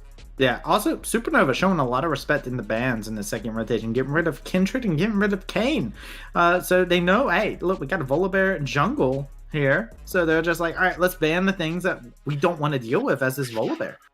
Jindred is the only combination. Since how bad? Thanks, sir. I don't know if that's a shot or what that is. In fact, it's a little strange. Are they just not anticipating that Volibear is going to be going into jungle pick now that you have Cho'Gath? You could still flex it mid lane, I guess, or even support if you want to go for like Senna Cho'Gath. I've heard ramblings of that before as well, but like that feels really, really nervous from the side of George Mason, where they're like, we don't know what to do. Ban Jin's out because they played it before. Yeah, it's a very interesting thing, too, because Strumpus has so many champions that they've played, and Strumpus has this really deep champion ocean, but you do see the Callista getting locked in for Array here, so objectives uncontestable. Supernova has Cho'Gath, they have the Smite from their Volibear jungle, and now they have the Callista Ren, so good luck contesting any objectives. It'd be very, very difficult to try to actually fight into this type of thing when it comes to these neutral objectives. Now we can see what Amar is going to go for. Graves, again, this is like if they pick Syndra here too, like this is just the island of misfit toys in my mind for drafting. It just feels so weird because it's like Jhin isn't great, Graves isn't great, Syndra isn't great. All of them are champions you can play, but none of them really accomplish, I think, the goal that other champions do in the current meta. And you really need something to try to cut through all this like thick fat that you've got on the side of Supernova, where you got like 2 champions, almost a 3rd champion now potentially to come through. That's a little better. I like this. I think Malzahar is actually low-key broken right now, actually. Fun fact, I played him bot lane the other day instead of playing a regular AD carry. And I went like 8-2 and like 7. So if I can do that, anybody should be able to. But I've seen a couple people actually starting to play it in solo up in the top lane as well. So very interesting to see. But, Strumpus said, hey, let's run it back. Yone back into the field. And this is a champion that works out really well into Malzahar. So I've seen that matchup before. I feel like this is one mage that actually has some counterplay into the likes of this Yone, only because like if your ultimate comes out when he's in E, he gets teleported back anyway, so that's a waste of your ultimate. But in a true like blue engagement that a Yone is going to have to go in with, you shouldn't probably die if he just uses E's to like soft commit, mostly due to like your passive shield should be up. So there's no knock-up, there's no ultimate that bring you out of that passive state. You're going to have to burn one with your shield, but then there's nothing for Yone to follow up with. So like I feel like this is maybe one mage you don't do this into, although again, I'm not super well versed specifically in Malzahar versus Yone in that regard. I agree with you. I think Malzahar is an amazing champion right now. Yeah, and I'm, it's one of those things. Yeah, Yone could be that champion that could have a little bit of difficulty into it, right? And it is something that if you're taking the individual aspect out of it, it is something that you do see usually go Malzahar favor because Malzahar can hold somebody down, right? It's the fact that you don't have the spell shield and stuff like that. I'm going to be curious to see if we're going to see the Volibear and what kind of presence Maddie will have on this champion here, because personally, if I see a Volibear jungle after he's just gotten some nice little buffs and whatnot, I want to see this jungler playing aggressive. I want to see Maddie setting up some dives, because you have dive potential in every single one of your lanes. There's literally no excuse not to go for a dive once you hit 6. And I personally am going to keep my eyes on Maddie and see what he does once he hits 6. I think shutting down route on this Gangplank is a fantastic way to go. In that, it's really simple when the tower is down to try to just force CC onto Gangplank when you've got like auto attack stun, you get slow from E coming out of just Volibear alone, then you've got knock up, silence, and then your ultimate also on the likes of the Cho'Gath to be able to execute him with as well. Not to mention, if you get to late game and you're trying to figure out who's going to cut through all of this massive tank, Graves can do some, sure. If you go Gale Force, you're in some really dire straits because that's not going to cut through. It's mostly going to be Gangplank barrels doing chunks of damage out of the big health bars before anything else, and Malzahar pressing ultimate. If Malzahar presses ultimate on your front line, you get Yone in the back line, and that fight immediately gets favored towards the side of Supernova, which I think is the intention. So Gangplank or Graves dramatically needs to get ahead in this game to be able to cut through the Volibear and the likes of the Cho'Gath, and so shutting that lane down with those 2 champions accelerates those 2 champions and gets rid of the one threat that they might have. The one thing I am scared, though, you were talking about like some of the threats there. Malzahar, traditional build path, right? Leandri's into Sword Boots, into please don't go cooldown boots onto Malzahar, by the way. Just go to Sword Boots. Pin plus all the burning that you do, please. I see it too often. But also going to the Demonic Embrace inside of that second item. That's a lot of burn damage. That's a lot of shredding that comes out there. So I'm going to also be very curious on what kind of game we're going to see from Robbie Bob, because on the Xerath, he was very, very quiet in the early to mid game. And then it was like, as we hit that mid game, he's like, oh, I got items. The Righted Arcane does so much damage. So positioning and a lot of things is going to be something that we're going to keep our eyes on Robbie Bob. And it's funny, Rebel, you were talking about before we got into the game. Oh, man, the Zed, let's go. We're getting to game number 5. Malzahar. I mean, Malzahar is picked almost as often as Zed nowadays, just because it doesn't get picked very much. I think you're right. When you think about like what the valuation of Malzahar is within these compositions, and you're like, okay, if you go for the burn damage, you're able to get through tanks. So, if you're going penetration, it's not going to be too hard to try to burn through a lot of the front line. So I think I agree with you in that Moonstaff is the only way to play Malzahar. Stop it. You stop this. You actually E, just stop this. I don't want this. Reset, no. And your Moonstaff just no, continues Rebel, to you go. No. Sorry, I had to do it. I need Hyper's power where I can just be like, here's the server mute. Boop. He's cut off my OBS. Really, do the Ravish thing where he turns me green for a little bit of time just to make sure that I learn. Just take him off air. We got to hit him off. But yeah, it's on those things. By the way, Rebel, you have any other things that you would like to say about Moonstone Malzahar? Yeah, that's what I thought. Okay, but anyway. We're going into the game here as we're going into it, and GMU versus Supernova is we're in game number 5 here, Rebel, and it's going to be nice. And by the way, Supernova is not starting with a 500 gold lead. It's just a glitch onto the leaderboard. It will fix itself, ladies and gentlemen. Please don't think that Supernova is starting this with some sort of biased lead. We did not give them an extra 500 gold. I'm just taking a look around the block, seeing if there's anything interesting. Doesn't look like it. I've always been curious about what the true and blue Malzahar Keystone has ever been. I think that Airy is really good for tick damage champions just because it's so easy to get it back. Comet makes some sense. I have a question for you. I know really specifically that cutting through these tanks might be the job of the Malzahar as opposed to like the Jin or the likes of the Gangplank or the Graves. Is it possible if these two tanks don't get off to a raring start that you go for Ludens because of the dot damage? Just completely it's off cooldown probably every single time you cast a spell with Malzahar as long as you reset your E. I would hate to see it, honestly, because here's the thing: these games haven't been short. So eventually, the thing about tanks is their itemization isn't like the most expensive in the world. So eventually, the tanks will start to scale by buying the items that they need. So it's like whenever you see the discussion of like. J4, when J4 gets behind, you're like, all right, you don't build offensive anymore, you build tank because it's cheaper itemization to actually go for, and you have more usefulness for the team. So I think you still go Leandri's no matter which way you cut it, just because eventually they will become tanky, and Cho'Gath will always get HP as the game goes on. You can't negate that because of his ult. So I do think Leandri's is the way, and like you were talking about, I mean, you see Airy, Comet, and Phase Rush. All the blue keystones are the normal ones that you see from Malzahar. So you'd be like me and run Omnistone. You could be like you. It would not be the greatest idea on that one. It's not great, but it's fun. But lethal tempo doesn't work very well in Malzahar. They got their fun out of their system in game number 3, Rebel. LaFossa just flashed and ignited. There's fight. That's a fight. That's a first blood. That is easy collapse coming in. Strumpus fan has to flash away. And that's what you want to see. This is exactly what you want to see from this bot lane. They first pick the Jin. You get the first blood with it. Yeah, quick aggression into this bottom lane, making sure to stop the Kalista, who's this much earlier game ADC than you're going to... Okay. Strumpus, like, Strumpus, you do not hold this wave. They're trying to push this wave back out, and they're going to be able to. They're going to be able to collapse it underneath the tower. It looks like they're going to deny at least a little bit of this farm.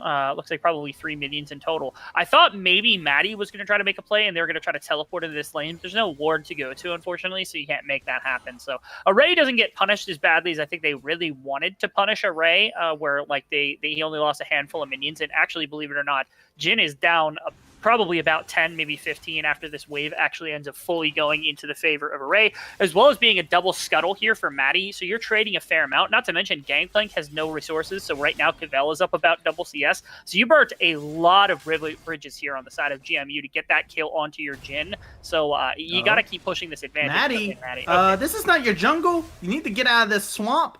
Robbie Bob is going to be his target here, but Enrique is here, and Maddie's about to be in for a rude awakening. Does not have the flash because he goes right into the wall, and that is going to be Maddie getting taken down by 4 members of GMU, and wow, what a rotation there. More like what is Maddie doing? Like he's in the jungle, extended really far, and like he's able to flash away. And if he just runs out, he escapes. And instead, he turns to fight Robbie Bob and can't get anything. Now Strumpus is going underneath the tower. He does get this kill. He's gonna get respawned. He gets the kill. It gets traded back. I don't know if that's exactly worth. Enrique says this is his lane now. He doesn't want to deal with the Callista, which is fair. But sooner or later, you got to go back down here to the Array. That you do. A couple of very early kills picked up on the side of GMU, which is helpful. But you are losing in CS in pretty much every single position right now, which is problematic to track. Just because if you can't keep up with these kills, maybe there starts to be a problem where, like, okay, your consistent gold is not going to rise. This is just a burst of advantage you got at the beginning of the game. I doubt that that's the case, but again, being down 2 waves in top and in ADC, as well as like a wave and a half in the mid lane, is not really good to see at only 5 minutes when you've pulled 3 kills off the board. Maddie is still even up an entire camp over top of Amar. TP up to the top lane. Just Nothing to else to catch happen. Yeah. It also speaks volumes to Cavell being able to play this Cho'Gath pick. You said it yourself. It's a champion he seems much more comfortable with. And it's also a good matchup into routes here on this Gangplank. So doing a great job. And only has those steel-plated boots.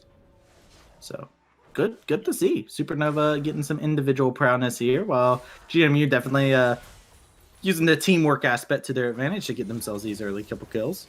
As Lafasa needs to be taking this damage a little serious. Those spears will hurt if he takes too many lodged into his body.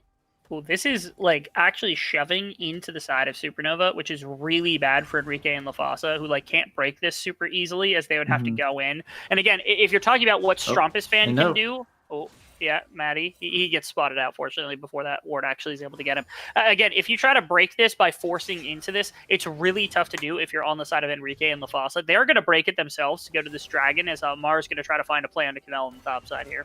Yeah, they're looking for it. That's the barrage coming through. Flash still available. Will be able to live it.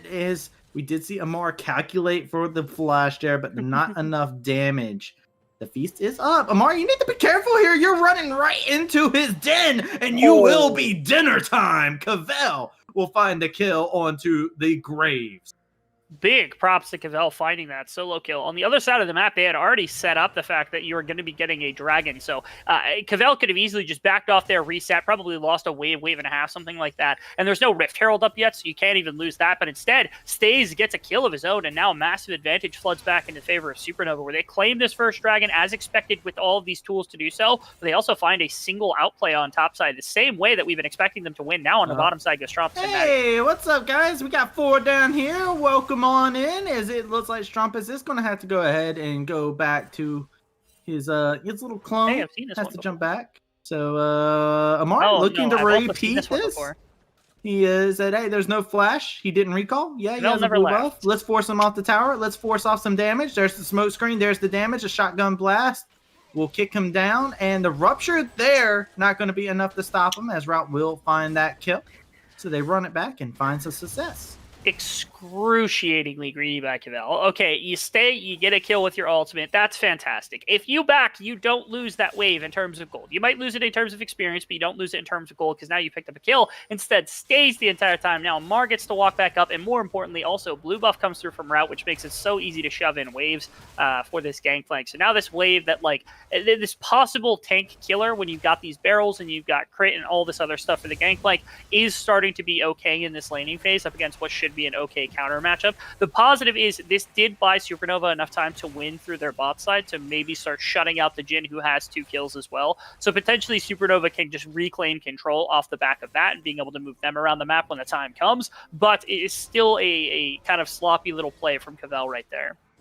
And you can even see Supernova just trying to manipulate the minion wave to be exactly what they want, and just like you said, beautiful play coming out from the bottom side of Supernova. It's almost a 1K differential going between the two teams, but nothing to really be too considerably worried about just yet. As I will also be curious to see exactly what build path we're going to see coming out from this Graves, as we've seen quite a few different. Ori has that noon quiver, so tells me we're probably going to see a Gale Force. I wouldn't expect it to be the Kraken Slayer, but it's hard to tell in this series. I like the possibility of Shield Bow only because there's multiple members you can try to dive him in backline. There's like the threat of like Cho'Gath knockup, the threat of like Volibear getting into backline, Yone diving onto him, Rakan getting thrown into backline. So because there's so much dive potential, the other thing is like Shield Bow I think is really helpful for surviving in the midst of a team fight, as opposed to anything else. Maddie gets spotted out here, which is kind of tragic because both sides don't know where anything is. Maddie, the ward actually expired, but I think they spotted him at the last second with one of the minions that had come up, so they know that this is here, and it's just a hover from Graves. Here comes Strumpus, who was likely pinged out by Malzahar. Yeah, they pinged it out. He's sawn on the ward, but they're looking to defend against this. The TP's coming on through. They do get the two-person charm here. They're looking to lay out the damage. Beautiful flash to come out from Amar, but now they've got the Malzahar trying to hold him down. He's going to go ahead and use his Quicksilver. He's paid his tats, and now it's curtain call for Strumpus fan, taking a huge amount of damage. Maddie will take that fourth and final shot to make sure Strumpus will be safe and sound. But a lot of ultimates use, a lot of stuff happening there, but nobody ultimately goes down. 3 flashes from the side of Supernova trying to force this play underneath the tower. They've done this the last 2 games, or last game it was for the Draven. This time it's for the Kalista, trying to play around Array as fast as possible. But it's just not working out. It is still a CS lead, and they're still getting plate gold, which is really nice for the Kalista to be able to spike into the mid game effectively. But again, a nice little defensive play from GMU, where right now the Jhin on 2 kills isn't anywhere near where the Kalista is going to be at. But again, in the later stages, that the crit damage will start to hurt the squishy members of this team on the side of Supernova. And your Gangplank is still perfectly fine on top side. I think you need to put more resources into shutting down Gangplank than you do into trying to push your Kalista into a lead for anything other than Dragon. Right now, you've got 1. This redeploy probably gets you a good setup for the second, maybe trade it for Rift Herald or something along those lines. But come 3rd, 4th Dragon, there really does start to be an issue from the side of Supernova trying to find where they can attack on this map.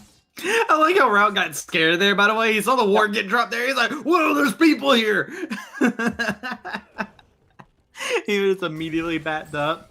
Some fear tactics coming out from Cavell. Just the little things. That it is. But, yeah, the game going. GMU getting a nice little push over here onto the top side. Route's going to find himself another tower plate. Trumpus fan does need to be a bit careful here, as he will disengage and get out of harm's way. As Maddie's over here calling down some lightning. I feel as though this game is either just going to be a dragon taken, or a big fight's going to come out. Oh, they're really just backing off. That's kind of lame.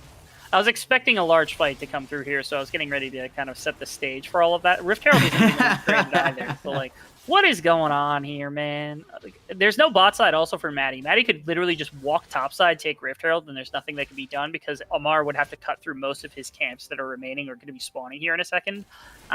This could be an opportunity to shove out bot lane and move Array alongside that with the Recon and everything along the way to try to secure Rift Herald if they want to really go for this early game lead. But it appears as though they're more intent on trying to just bully down this bot lane tower. Yeah, they're trying to. Here we go. Yet again, let's run it back. They're looking to try and take advantage of this Volibear down here into the bot side. You see Strumpus over here onto the side. Robbie Bob's here as well. Robbie Bob's going to be able to pick up the kill onto Maddie. Go ahead and hold down Array. Array's taking a heaping amount of damage. That's going to be another kill that goes on over as the curtain call still has more shots to be fired. Cavell goes down as well. That is a double kill going over to the Jhin and Supernova. Yet again, they dive bot side, but they are routed this time, losing 3 members. Why are you diving bot? Why are you diving bot, man?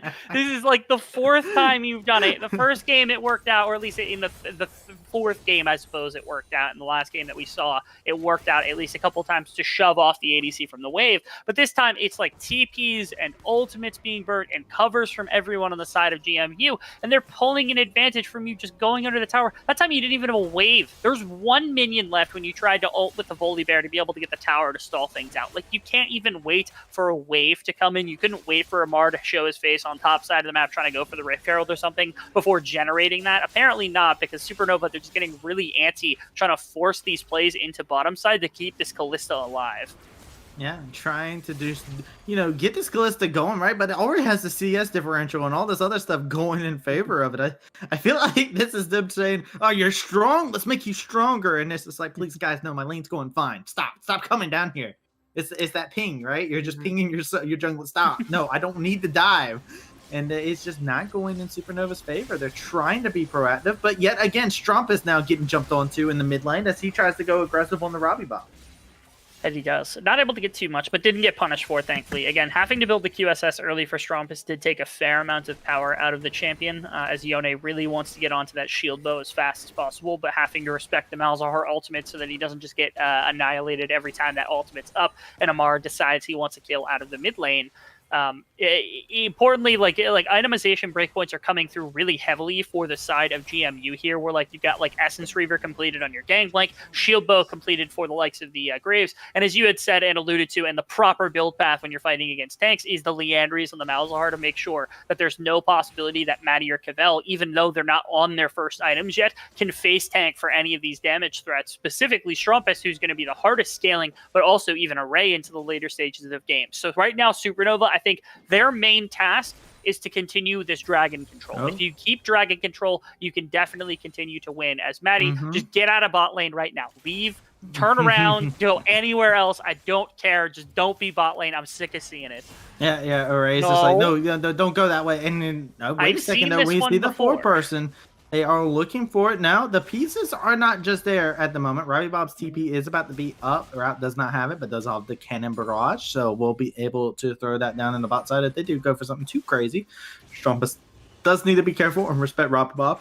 Currently sitting 2-1-3 with that Sword Boots Leandries. So he is looking pretty strong. Where are my plays to Rift Herald? Right now, only just now is Amar there. They don't see him in the river, and they're just trying this dive again. Maddie might get spotted out if he turns the corner instead of just ulting over the wall, which I think is the better option anyway. Yeah, he's over here.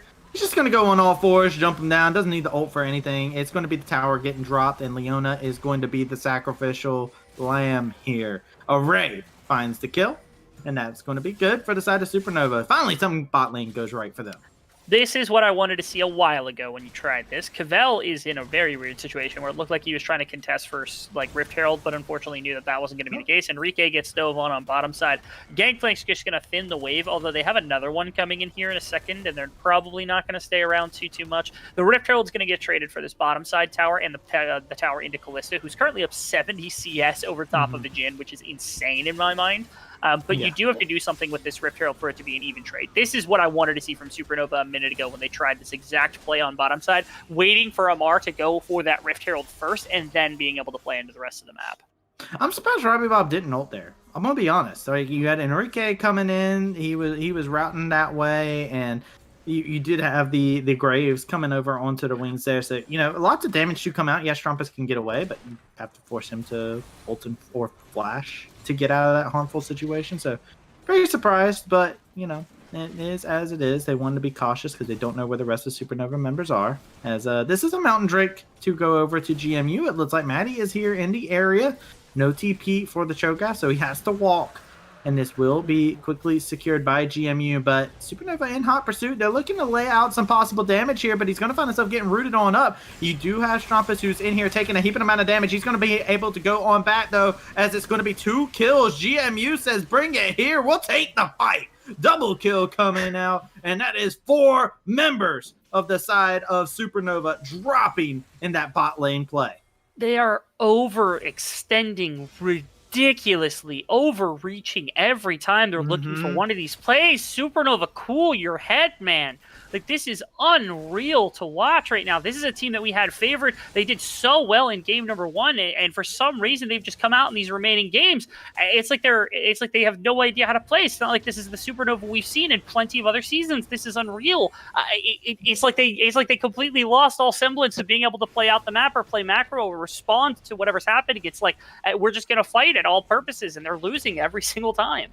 Yeah, they're also taking these risky trades against this team that is looking at doing this damage over time. You got a Jhin who's able to capitalize on anything from any range, and you got this DPS coming out from Robbie Bob, and it's like they're not respecting it, right? Like, you saw Strumpus got to jump back. He still died inside of that, right? He jumped in, went in a little bit too deep. The Leandries burn is enough for it to be affected onto him, and they just negate so much of what Supernova tries to do. Supernova just overreaching, man. It's definitely Supernova has to find a way to kind of cool their jets here. They're 5K down, and you were talking about it yourself. This is a team. You have a composition that's so good around these Drakes and whatnot. Focus on the objective play because these over-aggressive teamfights are hurting them. Really heavily, really heavily. I actually also have big respect in that last fight. Robbie Bob, he knew exactly who to ultimate because there's so many threats, and you're thinking, okay, Matty comes charging in. He's got some good damage. He's a great frontliner. I got to take him out. It was actually Strumpist who he ended up ulting, which was a massive boon because it prevented him from bouncing and ping-ponging around the remainder of the team with what was left of the quickness that came out from that recon. He only tagged Amar, and Amar already had shield bill at that point, so you can't really burst him out too quickly. Okay, yeah, Kamel looks like Kamel and Strumpist were able to snag that one. They're thinking about it here, as we do see some possible action that could happen here. Vision has been shown onto Amar over here into the mid lane, so they know exactly where they are. But it looks like it's just going to be the rotation. Nobody caught out there. Nope, nothing crazy. As it's Baron that's on the table here, with the likes of Malzahar with the percentage health damage, as well as TP. They have consistent for it. Okay. They're looking for the fight. They are going to be able to get the stun onto Matty. Strumpist fan is going to be able to jump into everybody. Supernova looking for the fight that might possibly go their way, but Robbie Bot's going to get a fantastic ultimate. Strumpist is over here onto the side, laying out a huge amount of damage while we're looking over on the back side. Enrique trying to get the curtain call to lay out the damage for his team from a distance. We see the TP coming in from the gameplay. Route has not been into this fight at all, and Supernova is forced to limp away. Cavell is over here looking to just try and farm away over into this minion wave, trying to see if he can guide away some of the attention. Say, don't mess with the rest of my team, as we see Amar is in hot pursuit of Matty, looking to lay out the damage. He's got that shotgun armed and ready, but a shutdown happens off screen as you see the Cho'Gath just absolutely monetize the Jhin, and Supernova find a fight for themselves, losing none of their members and taking 2. And Kamel had like probably 1,000 health. Route is in a bad spot here. Strumpist is going to be able to lay a little bit of damage onto him. Is going to be able to pop the shield. And now we see Cavell looking to try and jump onto Amar. More shotgun blasts to come through. Not going to be able to land the rupture onto anybody. Amar is going to be able to find that kill. Beautiful sidestep coming out from Amar. And Supernova, yet again, you overstep your bounds, and Amar is there to punish. Goodness, what is happening right now? Because Supernova find like they're already overreaching for another fight in the jungle, and they somehow find like they got like Robbie Bob and they got the Jhin off the back end of it as well, where Enrique went down at the tail end. But like then they come back in and give another 2 kills over. Yes, Kalista is able to respond with his top lane tower, but you're still into a composition that like if you're coming to late game, you have so much damage with Gangplank and Graves and Malzahar. Not really Jhin, but every other one of those other champions that I talked about. And there's not much to be had on the side of Supernova because like Array will fall off. It's really only Strumpist that's going to be able to put a big dent into anyone on the side of GMU, and he's not very fed and had to go into QSS very quickly. It slowed down the team fighting potential of this Yone before anything had actually started.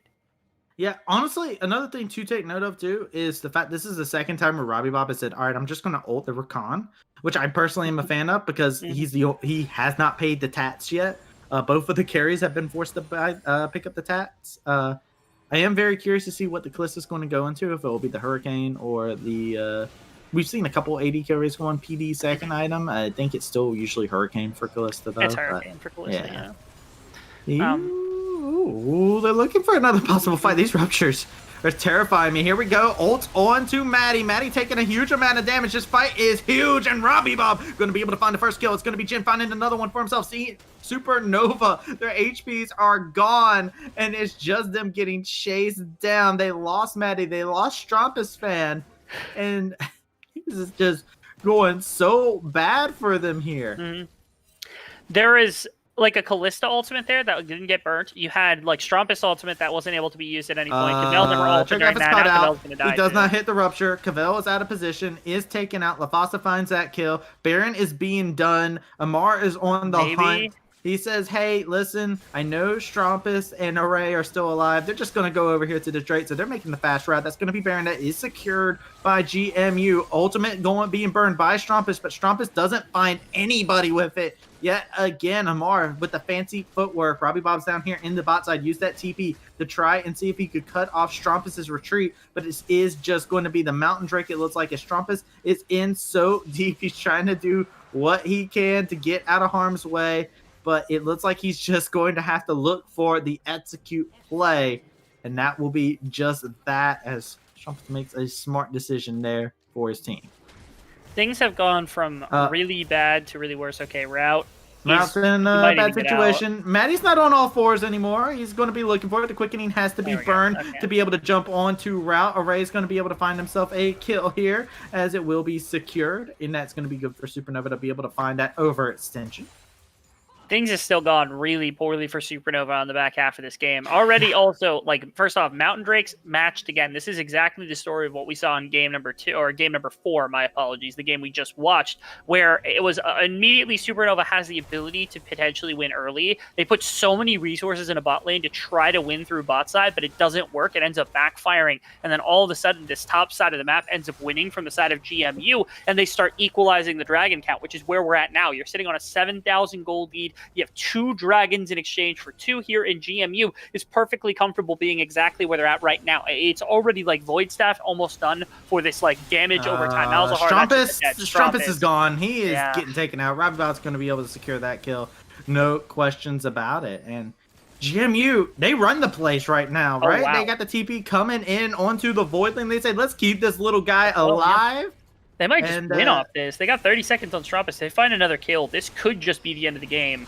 Yeah, they still have the ultimate from Robbie Bob, too. They could grab any of these tanks or the Rakan here, and that could be it. That's all she could write. And they're looking for it here. They're looking to push onto these Nexus towers here. They're looking to lay out the damage. There you go. Laying out that grasp onto him. LaFonsa's going to be able to go into a killing spree. That's going to be another kill that goes on over. That is Amar finding it. It's curtain call for Supernova, as it is just going to be GMU winning the match. They said, we'll take it at game number 5. And GMU are going to be your victors here today. Stromp is trying to lay out the damage. Will be successful at doing such, but will go down. That's an ace. GMU is going to be your victors.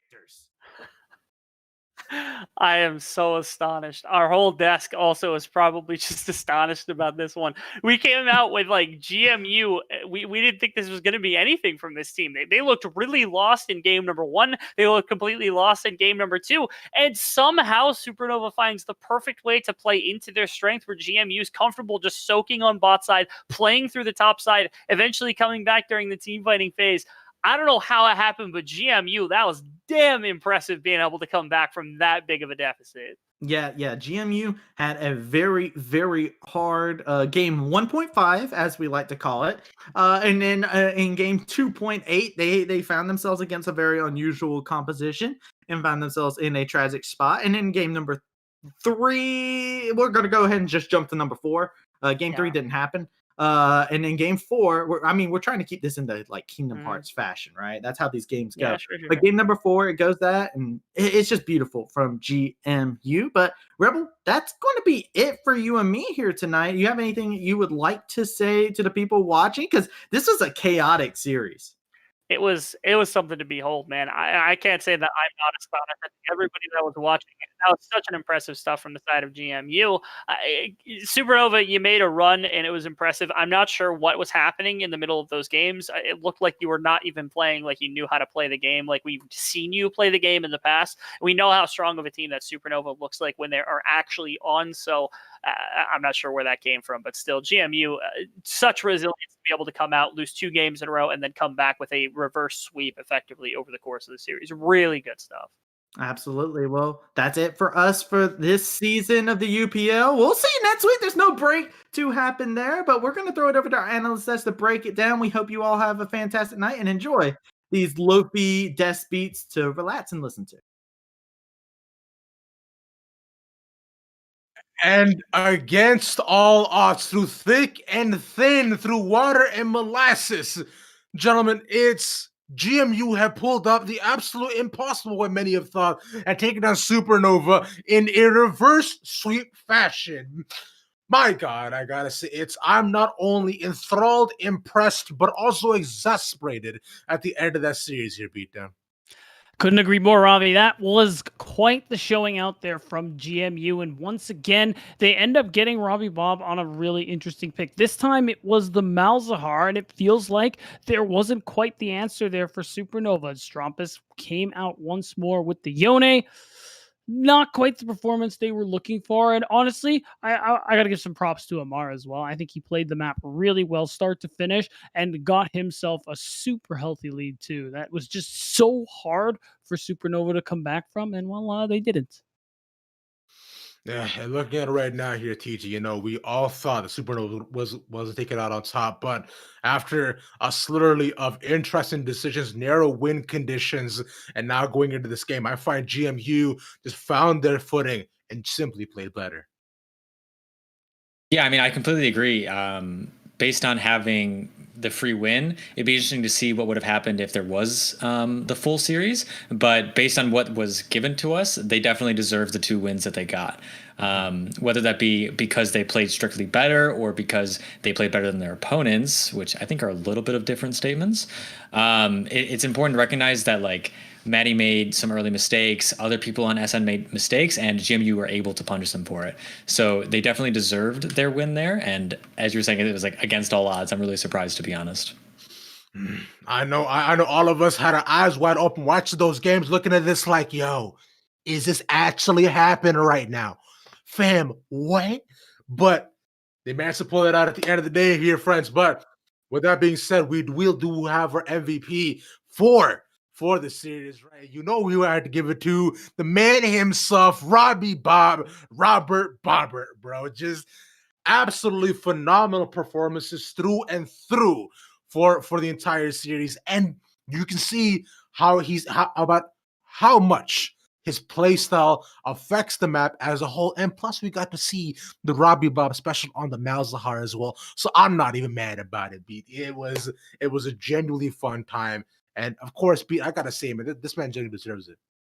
It's honestly, it's a no-brainer. It wasn't even close. I think at the end of the day, you got to give a lot of props to people like Route, who really stepped up on the GP, like Enrique, who's just playing really well overall, especially now when he got that Jin pick that he really liked. Also had a really good performance here in this game 5. So, but still, you got to give it to Robbie Bob. Through every match this team has, even when they lose, Robbie Bomb is always that bright spot. He's always the one who is doing the most, quite frankly. And even in the games where they won, he still has quite a big hand in it as well. Yes, sir. Now, as we prepare to close out the series, we of course do want to give our GGs over to Supernova. It's a well-fought games, and we will see you guys next time. But with that, DJ, I'll pass it off to you for any closing thoughts do you have the series. Well, Robbie Bob did deserve the MVP, and that's why he steals everyone's girlfriend. Like, that's just the reason. That's just a fact, bro. I'm single right now because of Robbie Bob and obviously nothing else, right? I know. As soon as I got Shorty even closer to Robbie Bob's games, bro, she's gonna be gone in a heartbeat, and I couldn't risk that. Honestly, it's just not worth it. But with all that being said here, though, friends, that's gonna do it. That's gonna do it for us tonight on the desk for UPL. I do want to thank you all for watching yet again. Of course, appreciate you, Command Attack, for coming yet again, giving us your $5 beat on Boulevard. As always, my main man beside my side. Our casters for the evening, Rebel Fox and Travesty, and of course, our producers behind our back, making us look good as always. Hypertension hates me for doing their thing. This will be the final game of our current split. Next UPS will be starting up next week, Thursday, on April 1st. So that's one you do not want to miss. So with all that being said, I have been Ravish, the most ravishing man on the internet. It's been honored to be your host, and I'll catch y'all next time. Peace.